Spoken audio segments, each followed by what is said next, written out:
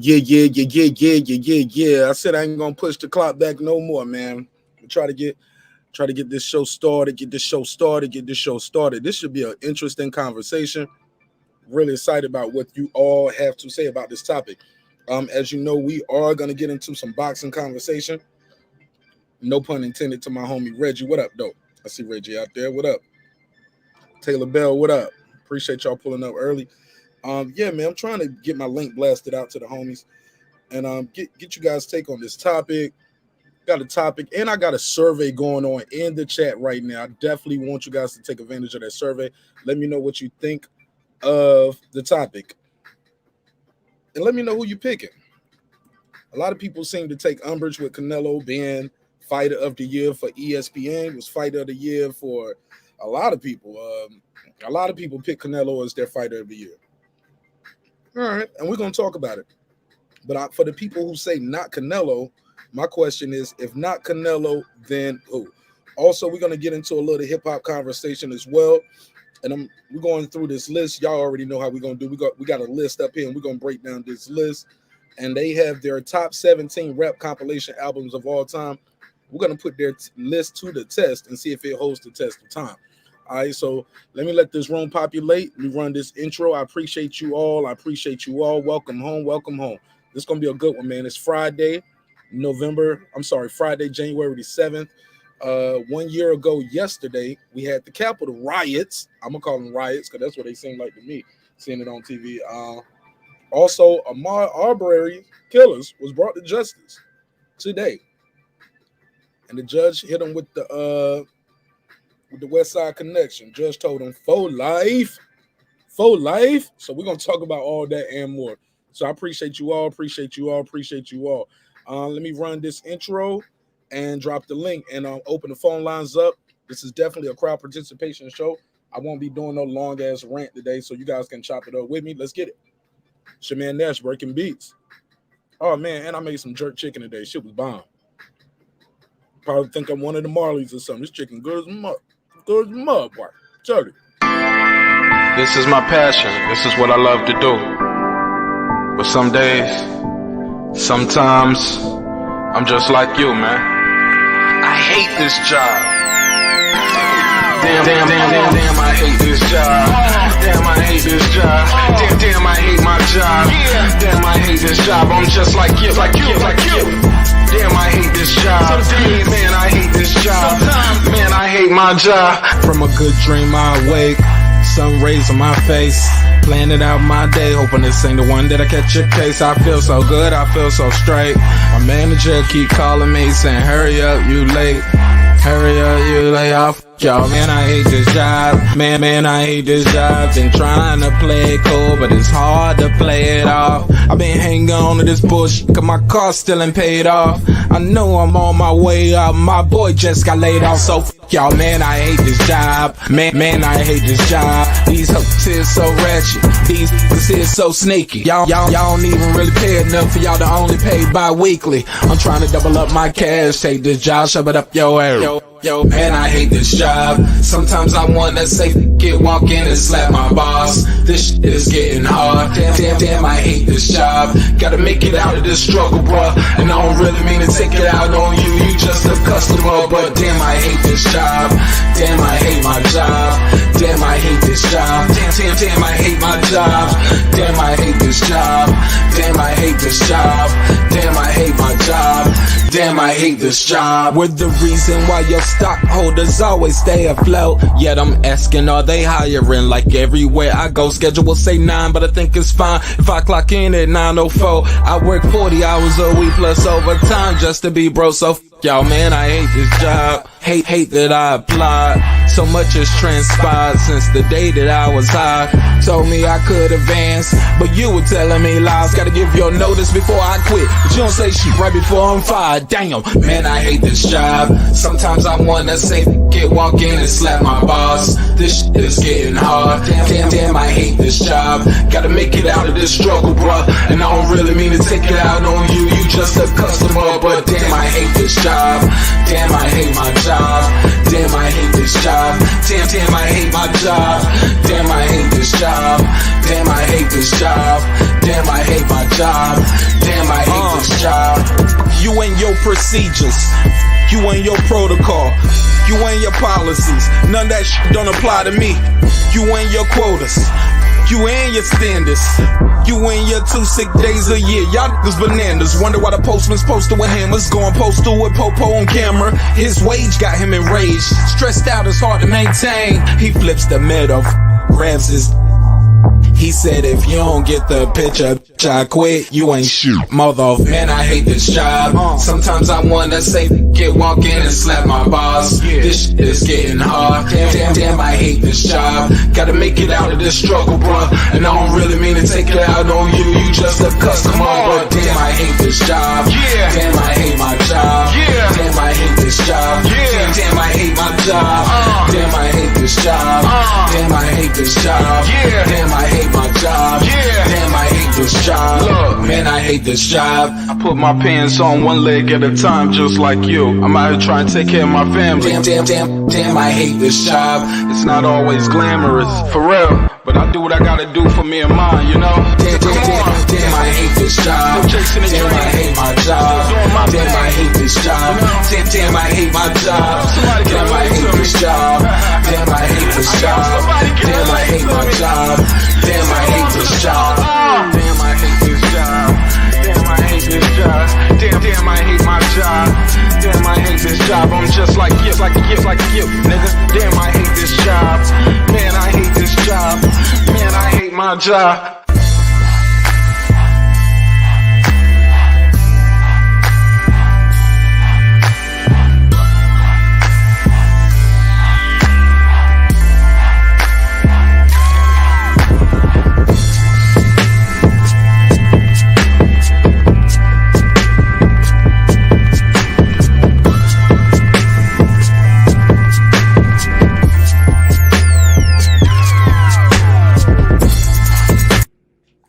The views and opinions expressed in this program are those of the speakers, commentators, experts, and or the hosts.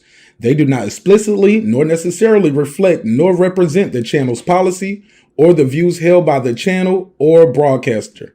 The broadcaster or its channel cannot be held accountable for all or any views expressed during the program. Basically, if I didn't say it, don't come for me. You come for the person who said it. And please don't sue me for somebody else's words. With that said, let's start the show, motherfucker. This that squad sound.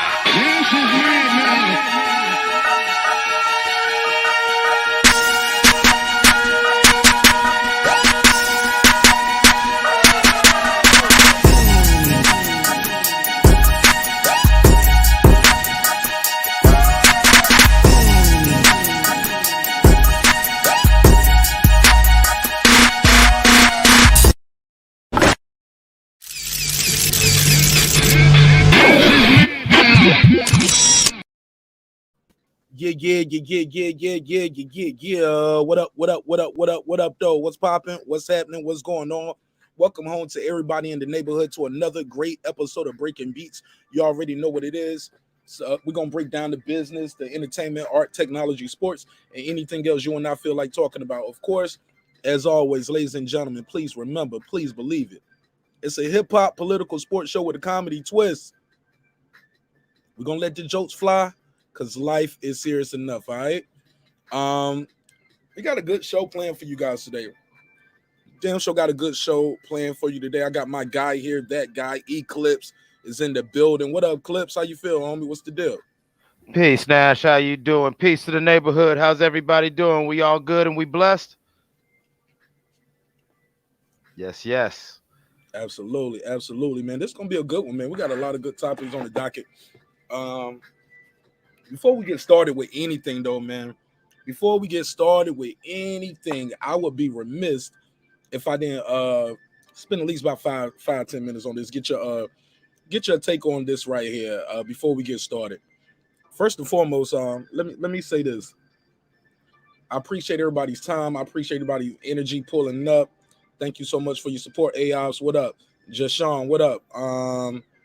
Taylor Bell, Clips, Reggie O, my guy Andrew Charles in charge. What up, homie? What's popping? I'm gonna open the phone lines up as well. and we're gonna talk about this thing. I got to spend a couple minutes on it. We ain't gonna go too long on this pause, but let's talk about it. Let's talk about it. Amar Arbery's killers were sentenced today. Travis McMichael, his father, forgot his father's name. Regardless, Tweedledee, Tweedledum, the three stooges right here. These guys got life, full life. The two on the outside, the father and the son, were the guys with the beards. Travis is the shooter on the far left. Were given life without possibility of parole. The guy in the middle, he was given life with possibility of parole. I think the wheels of justice did their job. They definitely turned slow. Wheels of justice definitely turned slow, but I think the right thing happened. Clips, give me your take on this case right here, and what is your take on the verdict before we start our regular show? Once again, I want to send prayers to the Arbery family. That was a terrible, terrible tragedy they went through. And I would like to give actually a shout out to the state of Georgia. Believe it or not, Georgia is the heart of Dixie, but in recent years, Georgia has really been very active in trying to right the wrongs of the past and correct some of the social norms and mores that have continued things. And so this was a good step. Thank you to the state of Georgia for stopping that citizens arrest law, which was the law that these three convicted criminals were trying to Murder. use. Yep. These three murderers were using to justify their crimes. And thank you to the state of Georgia for saying no, that's trash, and they just got that up out of here. And to Tweedledee, Tweedledum, and whoever else that guy. Hey, don't he look like that one dude from the Colt back in the day where they was all wearing the Nikes? Remember that in the '90s? He do got that Colt look. But anyway, shout out to them. Hey, don't drop the soap. Don't eat the bologna sandwich, man. And, go on and get comfortable because you're going to be there for a while. For life. This is definitely, even if they gave it to him with the possibility of parole, many thought this was pretty much a death sentence for these guys, a life sentence, and rightfully so, in my opinion. I know, look, man, I get it. I saw a lot of people out there saying, well, these guys were just trying to protect their neighborhood. Nah, homie. Nah, they committed a murder, homie. Respectfully. That's what the judge said. That's what the court said. And I agree with their decision, especially knowing the facts as we know them now. Truly unfortunate what happened to this young man, Amar Arbery. And I wish his family nothing but the best. This ain't something that just goes away, even though these guys will spend the rest of their life in jail. That does not bring this young man back. And these families are going to need some kind of counseling, some kind of grief counseling to deal with this kind of adversity. So I wish them nothing but the best. Truly, truly unfortunate. You got anything else before we get to the main topic? Lastly, about that, may all the other 49 states in the union pay attention to this case, and hopefully the other states of Commonwealth within this great nation will follow their lead. And when we strike away some of these laws and everything, and when we've really got to attack this sort of vigilante mob mentality. And this was a step in the right direction, but hopefully this ain't the only step. Absolutely. My bad. I had you playing over here. Hey, look, man, I got this other story I want to talk to you about, and I want to know what you think of this. Have you heard about our boy AB? Not that AB, the other AB. I know both ABs be kind of on some AB, but on some bullshit. You know what I'm saying? But AB, not AB. You talking about Cincinnati AB? You talking about Cincinnati AB? Yeah, that guy, man, that guy right there, that guy who be out there doing his thing, man. Have y'all heard anything about this? Do you know where I'm going with this? Say no. Say you don't. Say, please tell me. I don't know. Go on, tell it. What happened? Let's play. Let me ask the chat. Before we do that, I'll shout out to Taylor Bell with the donation, $4.94. I'm gonna round that up to $5. He said he got 5 on. He said start the night off right, man. That's right. He putting his money behind the content right. But let's give him a $5 drop. I got 5 on it. Bro, our boy, our boxer. Just your boy, because he an Ohio guy, right? Adrian Broner. Yep, Adrian Broner has gotten so bad. Things have gotten so bad on the PBC side of the game. Ladies and gentlemen, Mike, give me the drum roll, please. Adrian Broner has started his own OnlyFans.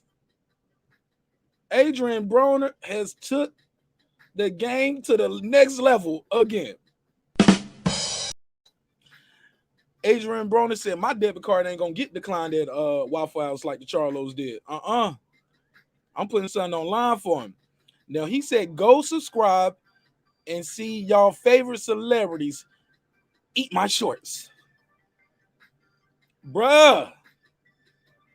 Adrian Bell, Uncle Kenny, what up? I said Adrian Bell. Damn, I don't made him your cousin, Taylor Bell. That's your folks now. Called him Adrian Bell. Adrian Broner got an OnlyFans. I can't make this shit up, homie. Now, with all due respect to Adrian Broner, I'm going to let y'all hear the sound effect because this girl is doing some damn work. Now, Adrian Broner's charging $50. Now, this comes off the heels of Adrian Broner being a part of an extortion attempt last December 2021. And Adrian Broner is on some Eminem 8 Mile, Papa Doc, last scene, last battle. I'll expose myself before I let you expose me. So that's where we at with it. He's charging $50. Charging $50. Let's hear the audio. You can't see the girl's face, but the sounds are immaculate. Like if I was in prison, these sounds would get you through the night. Let's hear it. Not from other inmates, nigga. Like sounds in your memory of this. You having this done. Shut the fuck up, Taylor Bill. I already know where you going. Oh shit. Oh shit. Yeah, I can stop right there. Sound like she eating spaghetti and want to catch all the noodles, respectfully. Oh my God, you can't make this up. For more on this story, let's go to my guy Eclipse. Eclipse react to Adrian Broner starting his OnlyFans. Let's go. Okay, man, it is a dark, dark day in the world. This pandemic has changed everything. This is a brave new world we live in where millionaires are now selling peen on the internet just to go ahead and get by. I don't know. Maybe, maybe he still got some payments on some of that jewelry or something he got to work out. But shout out to old girl. I swear that sounds like a shop vac. That sounds like a sump pump or something like that, boy. I'm trying to tell you she say she a celebrity. I wonder who it is. Yeah, I need to know. Because if she's in movies, I need to watch that movie. If she's a recording artist, I want to follow and buy the album because I'm a fan. Because them sounds right there, that shows commitment. That shows somebody who's committed to what they're doing, and she was gonna get what she wanted. Her rent paid. That's what it sounds like. Yes, sir. Like she got bills due, homie, and she trying to get everything paid. Everything. And I ain't mad at her. But look, I am disappointed in Adrian Broner, man. I'm disappointed in Adrian Broner. Why is Adrian Broner doing OnlyFans, homie? Why is Adrian Broner, superstar boxer, right, doing OnlyFans? We're gonna get into the Canelo and the hip hop talk. I gotta give y'all these hot topics first. Talk to me, Clips. Why do you think Adrian Broner is doing OnlyFans? Chat, I want y'all to talk to me out there, neighbors. Shout out to the neighbors. Y'all tell me. I'm gonna open the phone lines up too. But what's going on with AB? Why do you think you're doing OnlyFans? Well, not to go into too much in-house business, but I do know prior to the Maidana fight that when AB was doing his rap thing, cats in Ohio was hearing about him, not necessarily living within his means. And so, yeah, man, hey, shit, woo, that shit, I just hearing that made my toes curl. That shit crazy. Yeah. Let's get. Go ahead. But yeah, I don't know, man. I don't know. Now I'm gonna shoot him this bell. Maybe he, like you said, maybe he's doing the Eminem. Maybe somebody was trying to blackmail him with videos and pictures, and so he's like, you know what? If anybody's gonna come up off any sex tape or stuff of mine, then it's gonna be me. But still, it's a crazy look. And with some of the other things that AB's had going on in the past or whatever, I mean, damn, this is a crazy look. Like, I would rather be talking about AB in the ring than AB on OnlyFans. Like, I would have swore it would have been Ryan Garcia who did this first, but damn. Yeah, this is crazy. I'm gonna open the phone lines up. Let's see if anybody want to call in on this before we go to the next topic. Let me see. Let me close this out. Sorry about that. No, I'm gonna leave this open. We're gonna leave that one window open. Can y'all believe AB pushing this shit? Let me see what he's saying. 470-705-9507. 470-705-9507. The number is scrolling at the bottom of the screen. You guys let me know, why do y'all think our brother Adrian Boner is doing OnlyFans? I'll take the call from the chat. I mean, I'll read it from the chat, but also we will open the phone lines up and make sure everything copacetic over here. So yeah, we good. I got the phone line open. Hey, look, man, is times that hard over there? Like, is it AB? Is it the cases? Is it him just saying, yo, Alice, like you said, doing the full, B Rabbit thing? Because this is another way to do that. Like, Kevin Hart went a different way. Remember, Kevin Hart just got the feds involved. Like, nah, I ain't paying you shit. Yeah. And then we found out it was Kevin Hart's homeboy. Remember? Yeah, I remember that. Dude finally got acquitted from to where nothing came of it from that. Oh, he beat it. Yeah. There was not enough. Like everyone knows he did it, but it's like he's kind of in the clear. But he already he burnt Kevin Hart and who basically gave him life, so he's got to live with that shame. That's crazy. Let me see what he's saying. He said, Jashawn said, I remember that jacuzzi scene from About Billions. Uncle Kenny said, salute to Reggie, Case of Void, my guy. He said Adrian Boner. Adrian Boner. Yo, y'all boys wild, man. Y'all wild. Let me see. All right. Well, let's move forward. Because you know what I'm saying? What can I say about this, man? What can I say? It's AB, man. AB is out here AB in it.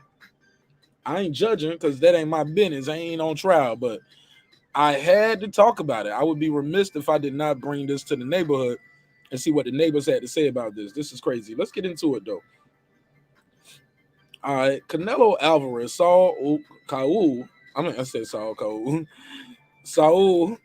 Alvarez has been named Fighter of the Year by multiple people. Ring Magazine. I think The Zone got him as their 2021 Fighter of the Year. ESPN Magazine. You name it magazine. Canelo is officially, quote unquote, the Fighter of the Year. What's your take on that? Is Canelo Fighter of the Year? Also, before you answer, we got a survey going on in the chat, and I'm asking the neighbors, if not Canelo, then who? If it ain't King Canelo, then who? We got a couple choices in here, courtesy of my guy, that guy Eclipse, gave me a couple choices, and he said, hey, Nash, Kambosos can make an argument. Fury can make an argument. Crawford can make an argument. Usyk can make an argument. Make it. Give me your thought. Who is Fighter of the Year, if not Canelo? All power and praise to Canelo. I love you, Saul. But you was Fighter of the Year in 2019, and you definitely did your thing this year. I think though, I definitely do think though that I would have picked a fighter who either their fight dominated the boxing world's conversation or they reshaped the landscape, and that's why I went with George Kambosos, with honorable mentions to Tyson Fury and Alexander Usyk, because Tyson Fury dominated the conversation with all the Wilder stuff, and then that fight was a great fight. And Alexander Usyk, everybody was already like, yeah, the boy's the real thing, and he went in there and he put the paws all over AJ. Like, let's not make no excuses. He won that belt. But I'm gonna go with Kambosos. But no, I can't take nothing away from Canelo. Canelo's Canelo. Why do you think people to give Canelo a hard time, bro? I don't get it. I mean, I don't think he's the best thing since sliced bread, but he's going in there and getting the job done. I feel like he gets a Canelo. I feel like Canelo gets he's like the Tom Brady of boxing. He keep winning, so you got to give him credit for winning. But he has like a halo over his head because it's kind of got in some trouble. Same thing with Brady, and it's more about, it's not what he's saying and doing. When you see him, he's always pretty cool for the most part, except for with that Andre shit. But Andre asked for that, right? But I think it's more of how the media portrays him is why people give him a hard time. People don't like the fact that the media lift him up. That ain't his fault, though, right? No, I don't believe that's his fault. I think some of the Canelo pushback is more or less towards the institution of boxing, and with Canelo being such an institutional darling in boxing, that he's taking a lot of those hits for the sport, being the face of the sport, and all kid. He's very much a face of boxing, if not the face of boxing. And so I think a lot of people's frustration with the sport gets translated into Canelo hate. The Tom Brady analogy is actually very apropos. That's very spot on, because just like Tom Brady, you can't take away from the numbers that Canelo's putting up, but there have been some things that make you say, are those numbers juiced? Interesting. Like a nice wordplay right there. Because here's the deal, like when I hear people talk about Canelo, all I hear is he's ducking Charlo, and I find that laughable at minimum. That's the equivalent, and you and I've spoken about this several times. To say Canelo is ducking Charlo, that's like saying Errol Spence is ducking Josh Taylor, and Charlo ain't even undisputed in his weight division. But you get what I'm saying? Oh no, I get everything you say. How's he ducking a guy who's 8 pounds lighter? He don't went up to fought guys at 75. How is he ducking a guy at 160? The guy at 160 is not up there looking for him. If anything, you can make a case for Benavidez, but you can get that out of here too. If you really think about it, it ain't his fault. Benavidez lost his title on the scale, got it back, then lost to the cocaine. I can't remember what came first. Was it the coke or the weight? But regardless, or was that coke? Or was it a weight? Or was it a weight of coke? Or was he have a coke and weight? I don't know. He bought some weight. He ain't buying no nickel bags. That was champ. He getting champion size bags of coke. Oh yeah, that was more than coffee. In that satchel, he hitting real speed bags, homie. Respectfully, that boy being a Vita. I don't care. They like he's got. Good, yeah. They like he got great stamina. I wonder why. Right. But that's my thing. They say the kid ducking this dude, but I'm like, how you ducking a dude that's 8 pounds lighter? It don't make sense to me. It doesn't make sense to me neither. Like that guy running through the division, beating up and knocking out everybody anyway. Yeah, right. And then in the immortal words of the great Ric Flair, to be the man, you got to beat the man.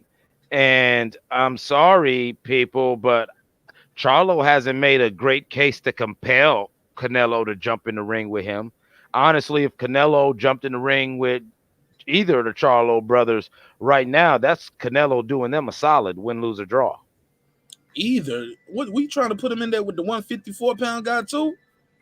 That's what I mean. Any of them cats. Like you said, the only real person right now that's got a viable Canelo what's going on is Benavidez, and Benavidez put the asterisk on himself. Facts. Here to there. What up, my G? Got my guy Ty Boogie. Ty, what up, though? What's cracking? Ty back in the building. All the kids love when Ty come out to play. Everybody in the neighborhood say yay. Ty, what's popping, man? We talking a little boxing before we get into this hip hop talk. Let me ask you this, man. Canelo Alvarez was named Fighter of the Year by ESPN, Ring Magazine, The Zone, Sports Illustrated, and several other publications. What's your take? Well deserved. Canelo Alvarez 2021 Fighter of the Year. Well deserving. I mean, he ain't the brother, but you know what I'm saying. The man had 4 fights in a year. I mean, he moving the way a cash cow should move. He should fight. My bad. There we go. I'm looking for that one. There we go. He should fight often. He should, you know what I'm saying, clean up a division like he should. He went undisputed. So, I mean, he was deserving of it. You know, but he had 4 fights in a year. So, I mean, shit, he moving like a cash cow should move. Got guys paid. Got them belts. Facts. What's he going? I don't think he's going to have that cruiserweight fight. He probably going to go back down to 168. You know what I'm saying? The word I heard, he's probably going to fight Benavidez, and you know he's probably got some some issues making that weight of 168. And Oh no, don't say that. hey, Don't say that. I mean, it is what it is. I mean, when you the cash cow of the sport, you can move how you want to move. You can make calculated moves. So Benavidez, he gonna struggle to make that weight, and No, don't say that. I mean, He better get his shit together, man. He can't be going in there struggling to make this weight, did all this talking shit. He got to beat this guy. nah. He gonna get Canelo next, and I mean, Charlo talking all this shit, so he may as well come on up to 168 while Canelo down there for the next 2 fights, and while Canelo age out. Let Beterbiev get a little older because he 37 now. He'd be 38 by the time Canelo get to 175. Joe Smith too, and Canelo already been to 175, sir. But you know what I'm saying? By the time he go back up there and you know what I'm saying, he sit there, he stay there, and he try to clean that division now. You know what I'm saying? Because he gonna go ahead and fight Benavidez, and he might go ahead and knock out Charlo. So by the time he get to 175, but Beterbiev would be like 38. Joe Smith, he probably would fight Callum Smith in another fight. So he'll go ahead and get them two out the way. And B-Ball, he's probably the biggest threat to Canelo because of his mobility and the way he boxes at long range. So it's a calculated move by Canelo, but nevertheless, he's still taking the toughest route in boxing. You know what I'm saying? And he's moving like he should, but he's taking, he understands the risks that are ahead of him, and he's, putting them in order so he can knock them all off. Why you think so I heard a lot of people saying Canelo don't deserve this, they don't give him credit. I just keep asking people, if not Canelo, who can you give fighter of the year to 2021 to? Errol Spence, man. Just like King Asia Malcolm comes and said, Errol Spence, the big fish, man. You know what it is. Nigga didn't even fight the whole year. And they want him to be fighter of the year. He didn't fight the whole year. Nigga been drinking moonshine with a pirate patch on his eye. Shit like that. Let me give you the drop for that. That's big fat. Big facts right there. Yeah, I just don't see I don't see the hate on me. Like, I just don't get it. I don't get it. And when it comes, because the arguments of the duck and Charlo is mainly what I hear, but I can't express it enough. How do you duck a guy who's a division lighter than you? Yeah, he gonna have to come up. Boo Boo Andre he don't want the Johnny Beck fight, so I guess he about to drop that belt at 160 and try to beat Canelo. No, he not. If the dude wouldn't fight you when he was at the division, like you ain't gonna have no leverage at all. You going up there? Yeah. I don't think that's you're not even gonna get the bigger paydays because you don't have the title to leverage for a bigger payday. True, but you guys need, like, that's why I don't see Charlo moving up from 54 to 60. Because who he gonna fight? His brother? He ain't gonna fight. He already said he ain't gonna fight Boo Boo. Triple G ain't fighting y'all. Who you gonna fight? Well, shit, Charlo and Andre may as well fight then. If they ain't gonna come up and get this Canelo, the fans have already given him a way to duck him. He said he ain't gonna fight him, and they said okay. All right then. Well, shit. It's like, okay, Daddy, whatever you want to do, and they just left him alone. Like, I'm like, nah, he did all that wolf ticket talking, all that ish, and then just gonna let it go? Nah. Well, what other money is out there for him then? Shit, I thought his debit card was getting declined at IHOP. Yeah, man, the man couldn't afford They said he couldn't afford a Baconator. He was trying to get a Baconator, son. Damn, it's dry times out here, huh? Yeah, he was trying to get that All-Star Special at the Waffle House, and they said, "Sir, we can give you the waffle. You can get the All-Star Special, but you cannot get it scattered, smothered, covered, chumped, and chopped." Oh, he couldn't get cheese, huh? Nah, he couldn't get it covered. He got to get his hash browns plain. All he get is ketchup with his. No onions, no peppers, no ham, no cheese, no nothing. Just some ketchup. All right. They made them crispy though, from what I heard. They did make them crispy, but yeah. I just don't get it, man. I think Canelo's a phenomenal fighter. I think he's doing great things for the sport, especially now that you get what he's saying now in English. English is picking up. Hell yeah, I think he's great for the sport. Oh yeah, indeed. Now, some people just be saying he doesn't take chances, but I'm like, every time you step in that ring, you taking a chance on me. Every time. Even Errol Spence with facing Ugas. He's taking a chance going in there against Ugas. Man, I hope Ugas. It's not a foregone conclusion he's going to beat Ugas. Go ahead, Ty. Man, I hope Ugas go in there and bring the smoke, man. Because I mean, Ugas got to know he cannot win this fight on points. He can't win this fight on points. But he beat Manny on points, so that if he can beat Manny on points, why he can't beat Spence on points? Man, you know Spence is the fan favorite over there at PBC, man. Okay, Pacquiao is a fan favorite around the world compared to Ugas. He beat Pacquiao on the cards. Man, you know he can do it. Pacquiao was ready to hang it up, man. He had 1 foot in the grave. He was ready to retire. Go ahead, Clips. What you want to get in on this conversation or what? Oh yeah. I'll just chime in and just say that I don't know. I think both the Charlo brothers they've got to do more to make themselves relevant, and that's in the ring. The outside of the ring stuff, like you said, you can't woof like that. Like honestly, we're entering a new day in the sport because we're tired of the cap. And I know these fighters got to promote themselves, and so they're trying to build up their social media profile. But when all I see is tweets and posts, but I don't see you in that ring, like Todd pointed out, Canelo fought how many times last year? 4, I believe. Exactly. And then to all those who say Canelo doesn't take chances, remember, Canelo fought Floyd Mayweather at a point in his career where nobody would have said nothing had he would have just kept doing his thing and let Floyd be Floyd and not cross that bridge or even approach it. And it would have been no shame against him because of the difference of where they were at in their careers and his age. And he went up there and did that. Yeah, he took the L. But you see, he's learned from that. You know, we even see in his fights after that Mayweather fight moments where he'll start implementing little flashes of Mayweather's defense and head movement. And so, yeah, he takes chances because he's willing to, learn. He's willing to do the on-the-job training. And some of these cats, they want the promotion, they want the job, but they don't have the qualifications, and they're not willing to do the on-the-job training. People's like, oh, he fought Callum Smith. That was easy. Hey, man, Callum Smith, he had to come back down and wait to fight Callum Smith. He fought Danny Jacobs. But Danny Jacobs, man, y'all was rooting for Danny. Y'all wanted him to do it. And he just couldn't do it. You get what I'm saying? Like when he beat Callum Smith, it was 2 belts on the line. It was the vacant WBC that Benavidez lost. That's not his fault that Benavidez didn't have that WBC.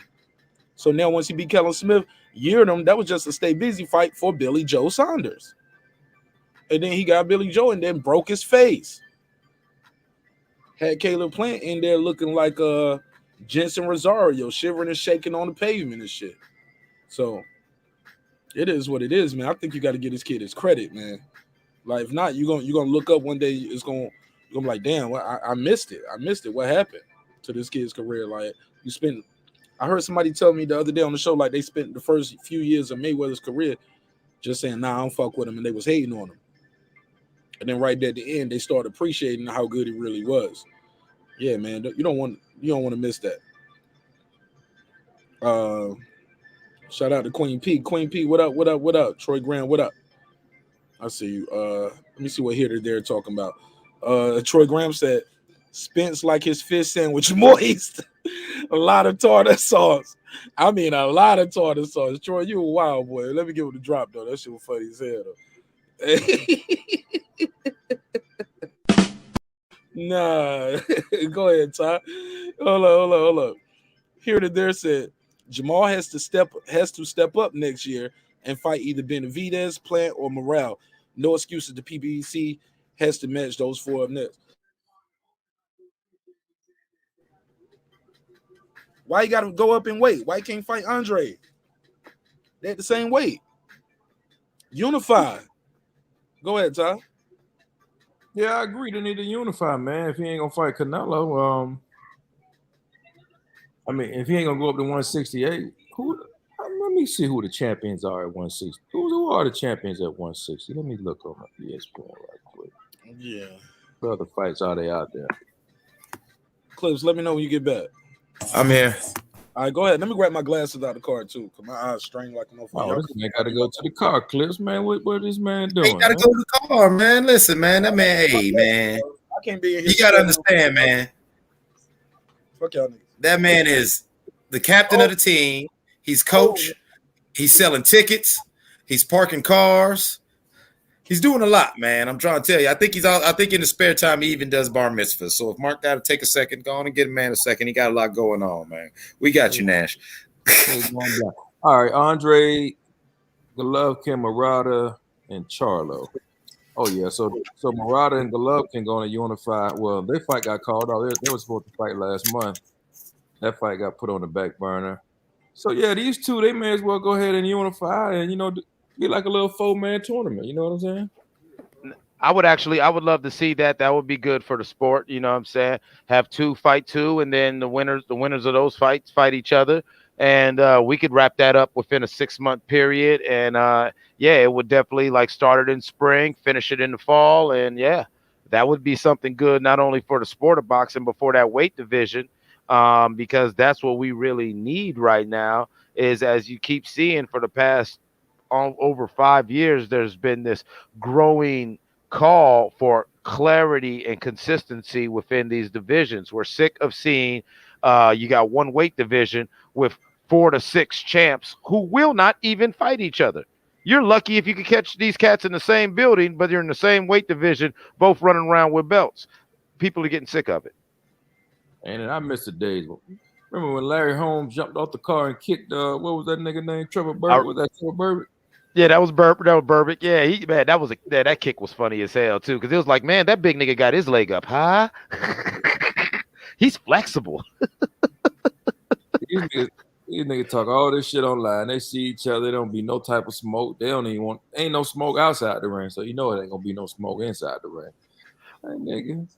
No, you're 100% right, Todd. Now listen, I'm all for civility and especially professionalism because this is a business. But remember, this is boxing, and especially for an 80s baby, it's crazy because I'm from the generation where we demanded certain fights because these two dudes don't like each other. You'd catch them, they'd be in a store or be in whatever, and there was no internet. It would be on the news, like, yeah, these two boxers are getting into it, to where it's like, damn it, put them in the ring because they're gonna fight one way or the other. And like you said, nowadays these guys, they just want to be friends.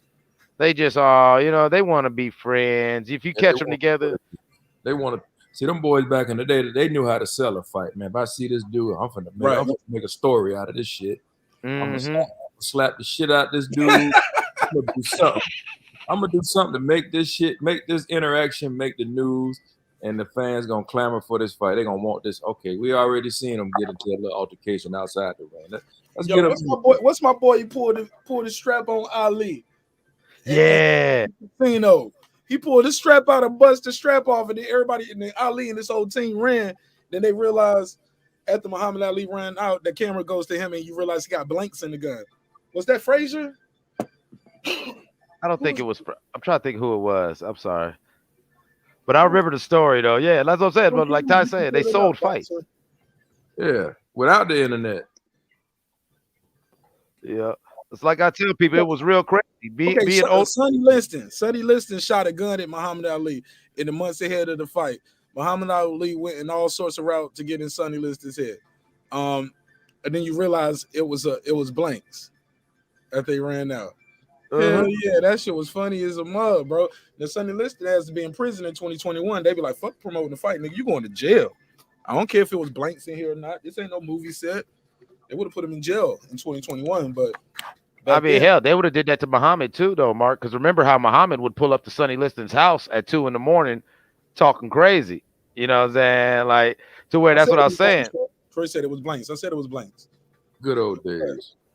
Yeah, the good old days where it was real. Like, remember how? Remember when Jack Johnson? You hear the story, boxing story. Jack Johnson, when he first got the belt and he wasn't fighting other black fighters, how other black fighters would follow him city to city. To where, yeah, if Jack Johnson's in the club or in the little speakeasy, they got to shut it down because this other boxer he's gonna make a scene.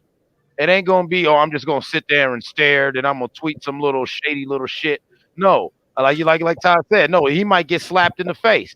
You gonna want to fight me. I'm gonna make you want to fight me. What did Roberto Duran say about Sugar Ray Leonard's wife? You know what I'm saying? I'm gonna He make said, you what that want to. mouth do? Respect. Exactly. You know what I'm saying? Like, no, you gonna fight me. Ain't gonna be no respect. We gonna take this like it's the yard because I'm gonna say and do something so disrespectful that you might want to get the scrap. Hmm. Let me see what he said about his wife. Oh, that Like Juanita. Yeah. Oh, he told her. He said, "I'll kill your husband. I'll kill your husband." He was telling her shit like that. Yeah, he said, "I'm gonna beyond that and fuck you" or some shit like that. Oh, he gonna Yeah, kill he said a lot because it got Sugar Ray completely out of his mind, and that's why he lost the first time. Because, like Sugar Ray said, he's a boxer, but he was so mad he wanted to go in there and knock Roberto Duran's head off, and that was right to the Roberto Duran's game plan to make it a slugfest, and that's how he lost. Like, we just don't see that no more. The closest we got to that was Sweet Hands and Canelo, when Sweet Hands slapped the shit out of Canelo, and well, he paid for it. Nah, I think Bernard Hopkins did a better job when he threw down the Puerto Rican flag with Tito Trinidad. And I thought he broke it. Yeah, he broke it. Yeah, that was disrespectful as fuck. Be Hopper Savage. And they was in Puerto Rico pushing this shit. Yeah, they were pushing the fight in Puerto Rico. They probably had to sneak Bernard ass out of the country, homie. Them Ricans don't be playing that. They had to get him out that stadium quick, but B Hop knew what he was doing. He sold that shit and he beat his ass. Beat his whole ass. He beat the shit out of him. That was a beautiful performance. Yeah, that was one of them get the strap fights. That almost reminded me of that Mayweather Zab Judah where somebody need to jump in the ring and intervene because goddamn it, this shit got to stop. This shit got to stop. Prince, because remember he had I said Prince. He had Brother Nassim. Brother Nassim said them raps that old boy had was not legal in New York, and they called him on it. And I think he got in his head almost how Brother Nassim called what's the other boy from called him. And he wanted the same. You could just see it in the ring walk. It was like they lost their superpower. It was like they knew they was going in that shit with kryptonite. Superman about to meet his kryptonite tonight, and they knew it, but we didn't know. Mm-hmm. And it was never the same. Troy said Troy had a couple good ones in here. He said, listen. Troy so real, he even wrote listen, or either he might be doing talk to text. He said, listen, if McDonald's, Checkers, and Wendy's can make money in the same blasted shopping center. Who says blasted? That's my old man talk.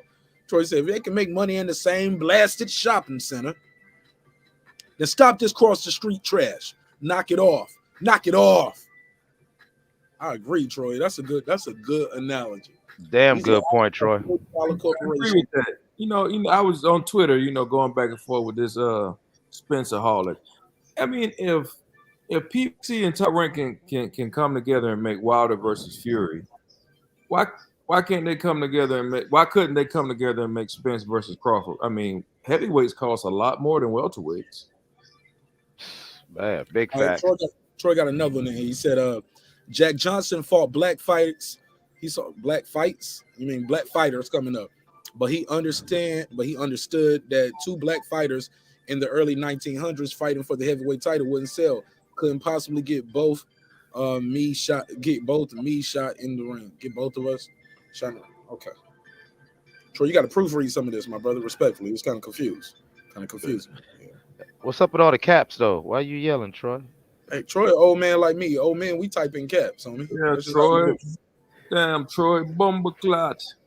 Troy, what's with the blasted capital letters, man? Bumbleclot, bye. With the Rossclot. Let me see. All right, let me see another one. He said, here to there, said Troy preach. He said, true, Troy, my point is made with the build up for the fight back in the days. Hopkins snatched Tito's flag and stomped on it. Then he had to be helicoptered out the country immediately because they would have killed Hopkins. Probably. Man, come on. Puerto Rico? Listen, man. Listen, I'm gonna get some people mad, but they black too, man. They, you know what I'm saying? Like, that's a whole island of people. That's a whole island that you just disrespected when he did that. And yeah, get on that helicopter, Bernard. Get on that helicopter and don't say shit. Put your head down and let's just leave. Whew. I bet you that was rough. Well, yeah, motherfucker, got to get the hell up out of there. He farted on Tito's flag. Let me see what they're talking about in the survey. As you know, we got a survey in the chat. The last time I looked at the survey, I'll put it on the screen. The survey was asking you guys, if Canelo ain't the number one fighter of the year in 2021, who is? The choices that we got on the screen are Kambosos, Fury, Crawford, and Usyk, all because they did something this year that nobody pretty much thought they were gonna do. Well, I guess Terence Crawford and Tyson Fury, because Fury was the favorite and Crawford was the favorite. Yeah, Usyk probably had. I mean, Usyk. He was an underdog. Kambosos was an underdog. Probably had a bigger upset than Usyk. I mean, more belts were on the line with Usyk, but I think Kambosos was probably a bigger underdog than. But Usyk. let them tell it. Kambosos is undisputed, so it was more belts with Kambosos. He got the franchise and all the other belts too. Oh yeah, it was 3 belts on the line. I'm tripping. Yeah, he's baby undisputed. Yeah. But I still would go with George Kambosos because remember, Tio was this unstoppable force and almost a mythical figure after beating Lomachenko and was still undefeated. But this ain't the biggest upset though. This ain't the biggest upset though. That would be a biggest upset in my opinion. But go ahead. I'll let you. Yo, you're 100% right. But I remember my criteria for a fighter of the year was who dominated the conversation and who changed the landscape. That's how I would rate something like that, me personally. And then on those lines, yes, I love what Alexander Usyk did, but AJ losing wasn't something that people just couldn't see because we've seen it before. Tio, like, come on. And when he knocked Tio down in the first round, come on, Mark. You saw that playback. You remember how loud you was like, oh, shit. Down goes Tio. Down goes Tio. Actually, no. I pulled up on that one slightly late. I missed the knockdown. on that one. When I pulled up, the knockdown had already happened. Hey, I'll be right back. I got to do a marqnash. I need to refill my drink. All right, you got to do an arrow spins. Yeah, arrow spins. My bad. You got to do the arrow spins, homie. Now let me see. Go ahead, Clips. Go ahead. I got this next thing I'm gonna go and pull up while you do that. Go ahead. But yeah, hold on. Oh shit. Everybody got something going on. He getting a drink. You coughing up a lung. Shit, I'll keep it rocking. Let me keep it rocking. Medic. We got another topic on the docket, man. I want to let y'all give me your last take on this before we move to the next one. But it was the best rap compilation albums, and I want to jump right into it. This is another list, Jack. Pause. But we found somebody's list, and we go through their list. Had the best rap compilation album ever. You talking to me? Oh no, I'm sorry. Thought I was muted. My bad. For sure. So yeah, let's get into this next topic. Let's get into this hip hop talk. Y'all ready to talk about some hip hop in the chat? Let me see what the chat talking about. Y'all ready to get into this hip hop, or did y'all have anything else on the box? Well, I guess if they had anything else on the box, and they would have pulled up or called in. Let's keep it moving. The phone number is out there, 470-705-9507, 470-705-9507, 470-705-9507. Scrolling at the bottom of the screen as well. Let's get right into it, man. Best rap compilation album all time, Craig, of all time. Clips, you ready? Ooh. Yeah, I'm ready. Ooh-wee. Ty, you ready? Damn, Ty, how big of a drink you getting, homie? He filling up that big cup. Yeah, that nigga went in there and make him a 32-ounce margarita. He's doing the arrow. Hey, Mark. I'm sorry. Go ahead. No, I said he's doing the arrow spins for real and just pouring it all in the fishbowl. You know, like the girls do at the club. That's that Captain Morgan drink that comes in the fishbowl. Yeah. Look at the screen. That's the big fish. You see how that? You see that other fin? How that other fin just got his wrist bent, just over sitting on the hook with his wrist. That wrist bent. That's that arrow spin fish saying, "Hey, Guppy gang." That's that. And look at his wrist around Yellow Beezy's neck, and then go back to how it's on the hook. That hook is Yellow Beezy, and the drunk fish is the drunk fish. Absolutely. He put his arm around everybody like that. He had his arm around the other nigga when he was announcing his fight. Yeah, he love Yeah, hugging niggas, boy. boy, come on, He a man. nigga hugging motherfucker, boy. Never heard of it. Never heard of it. Let's get into this rap topic. So Double XL had a list out. This list is them going through their best. This it was their top 17 best rap record label compilations. All right. I put that on the screen so you guys will know what I mean. Let me share my screen. But before we get into it, clips, who are some of your favorite some of the ones that you like, yo, this is like the best compilation album? Because it says record label over here, so I guess they're not counting soundtracks. It don't look like, unless the record label made the soundtrack for the whole thing. Okay. So if the record label made the soundtrack, we definitely got to go. The Top Dog one is still on the list. Then. That means Okay. that still counts. Jay-Z Streets is watching would count. But I don't want to just count soundtracks. I think that would be too easy because we already did a soundtrack show. You know what I'm saying? I hear you. And so if we want to just go straight true compilations, I think I mentioned it to you early today. I'm gonna give a nod to the South and the West Coast because OG Miller, aka Master P, he them West Coast bad boys and them true compilations, that shit slapped. And being a military brat who was traveling from sea to shining sea all in 1 year, depending on what was going on that year. Though when those CDs was popping in the late 90s, yeah, you heard them no matter where you went. I didn't care if I was in Florida, I don't care if I was in Arizona, Cali, niggas was bumping it. So I give that an honorable mention. Bro, that list of honorable mention is crazy. Who they got up there? Straight Outta Compton, NWA 10th anniversary, DJ Clue, Professional 1 and 2, Tommy Boy, Greatest Hits, Wu-Tang Killer Bees, the Belly soundtrack, the Slam sound. Bro, it's too many to name. I'll show you on screen, but it's way too many to name. That Belly soundtrack was crazy. Need some joints though. But let me I'll blow the screen up. Let's go through that list first, and then we can go through their honorable mentions.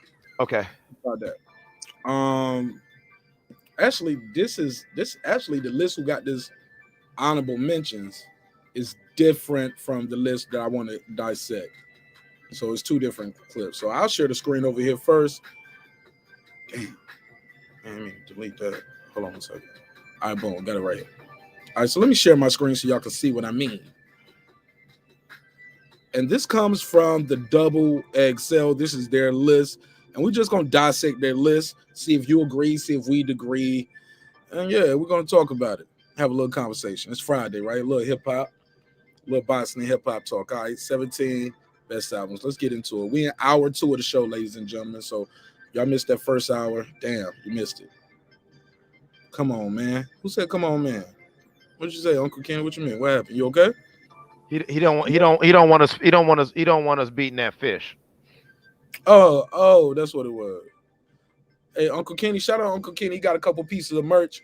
Uncle Kenny, when you wear the merch on the show, I promise I won't crack no jokes on fish. And I think Uncle Kenny got one of the YouTube Daddy shirts too, so that's gonna be dope. I can't wait to see him pull up on the show wearing that one. It means a lot to me. Let's get to it. Let me take this off the screen. Boom. All right, let's go through this list, man. Let's see if we agree or disagree. These people know what they're talking about up here at WSL. Does Peter A. Berry know what he's talking about? All right, and this is a list from 2020. So let's go through it. Let's scroll it down. All right, he's starting off wrong for me. I see 17 of the best. So he got this. This can't be number 1. I mean number 7. Okay, yeah. All right, so he started with number 17. What's that number 17? All right, yeah, here we go. Number 17. Hell no, Peter already. I think Peter's a white guy, respectfully. He got Eminem Presents the Re-Up Game. Nah. First of all, that's not even the real Re-Up. That's the Re-Up album, the real Re-Up Game, them boys from Virginia. I remember when this came out. I said Re-Up Game by SN. Eminem Presents the Re-Up. I'm sorry, go ahead. 2006. And this is, let me set it up. Shady Records Eminem presents the Re-Up 2006. Eminem's first and only Shady Records compilation album is a project with a high octane raps, blah blah blah blah blah. Who's on it? Okay, they got Eminem, got 50 Cent on it, and they does that You Don't Know. Nah, this ain't no mine, bro. Respectfully, go ahead though. I'll let you cook up. Yeah, this is definitely not worth mentioning. I mean, it was big, but to keep it real, like it was big because of Marshall's fame. At 50, it just came out, so naturally, they, any label worth their salt when you've got an icon and then you got a burgeoning icon. With their hot, you want to try to use both of their success to bolster the rest of your roster. So this was like a no-brainer. This came out at that time in the early 2000s when that's all people were doing. But as being having a lot of Detroit cats, I remember this. Well, this wasn't even big with my Detroit cats, and that's no shade. It was an album. Okay, it's not one of the best compilations ever, in my opinion. Not by far, in my opinion, not by far. Let's see what the chat talking about. Ty, you still there? Hey man, I'll be back. I'm about to play this video game with my son, man. I'll be back. Talk to you later. All right. Cool. Nigga there getting drunk playing video games. All right, it's all good. I ain't mad at him. Shit. Gotta do what you That's gotta called do. good parenting. Yeah, man. Take care of the kids, man. Let's get it. Where we at with it? Let me see what they're talking about in the chat. Do y'all got this on your list? I don't have this on the list. Uncle Kenny said he got 25 on it. Thank you so much, Unc. Let me give him the drop. Let me give Uncle Kenny the drop. Let me give him 2 drops. The $20 drop. We call this here a little twin. Wow. Nigga. Uncle Kenny, let me give him the I got 5 on it. Appreciate you, Uncle Kenny. He said best show on YouTube. Respectfully. They know what it is, Uncle Kenny. They already know where they at. They know what we doing over here. That's why they swagger jacking. Respectfully. It's all good. Let me see what they talking about. Troy says Spencer's coming out with a new line of fish seasoning. It's called duck sauce. C. Jones, what up? Here to there, what up? Deshaun Brown, he said facts. That guy Eclipse. Yeah, man. I ain't gonna lie, we gotta move forward. I can't be up here all day with the re-up game. Let's move forward. Ludacris presents. They got Luda up here. Ludacris presents Disturbing the Peace. Now I remember this album. This album did have that it had that sample. It was like we was trying so hard and trying to survive. Was that on this? Yeah, that was on this. Yeah, or either that or it was on that Golden Grain. One of the two. Okay, Ludacris and Phil Mobs, Georgia and Shauna. Okay, yeah, we on our mind, George, all the time. Yeah, he had that Georgia sample. Yeah, that was big. They played that a lot down here. I just moved down here, I think, too. Around the time. Shauna getting some head, getting some head. Oh my God. That was a big record, man. So yeah, he got some joints up here. Is it on the list? Yes. Is it on the list? And where do y'all rank it at in the chat? What do y'all rank it? What do you rank it?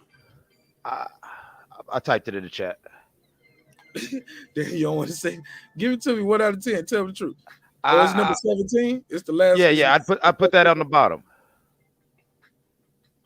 But it should be on the list of the two. The last one didn't even belong on the list, so we'll just move this one down, and we'll go on and we'll move some things around, and then we'll fill in the blanks because I'm sure there'll be 1 or 2 spots that we could fill in because this guy obviously he obviously missed a few of his shots, you know. Yeah, man, definitely. Yeah, man. I don't know. Let's see what they're saying. It's on. Jashawn said number 18. It's only 17. Oh, so Jashawn said get it off the list. Okay. Damn. Cool. All right. He said get it off the list. All right. Let's go to the next one. Kyle, what up? Young Money. All right, this Young Money album. I remember this. Yes. 2009. Make Your Bed Rock. That's the main one I remember. What else was on this? Every Girl in the World. Yeah, those are the only 2 I remember. They had some They had Roger That. Roger Roger that was a decent. They had a couple joints up there, but those were the two: Bedrock, Every Girl, and I was just looking for any song that had Drake and Nicki on it with Wayne, Drake and Nicki. Like a lot of these guys, I really couldn't get the flows. I wasn't a Lil Twist fan. Mac Main, Gutter Gutter was alright. Yeah, but that's about it, man. They had Jay Mills, who just did not sound like Jay Mills as we knew him before. So I really couldn't get into it. But it's all right. I don't know if it should be on this list though, with just 2 records. What you got?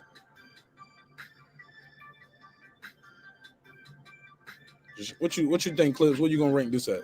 I would definitely rank this one. I'm gonna stick with what I was doing, so I'm gonna put this at 16 because it definitely gets an honorable mention. It had some hits. Actually, I'll put it at 13. 13. All right, scroll it down.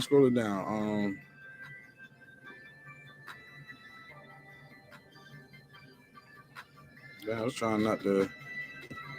All right, this right here is called Good Music. Good Music's Kanye West presents Cruel Summer 2012. Yes, sir. This had that Lamborghini Mercy. Yo, you so 30, right? This was on that, right? Yes, sir. Mercy was on or was that on part 1? Hold up, that might have been on Cruel Summer. They never did part 2. They never did it. Okay, so this is Cruel Summer 2012. It had Creep. I don't see Mercy up here. I see New God Flow.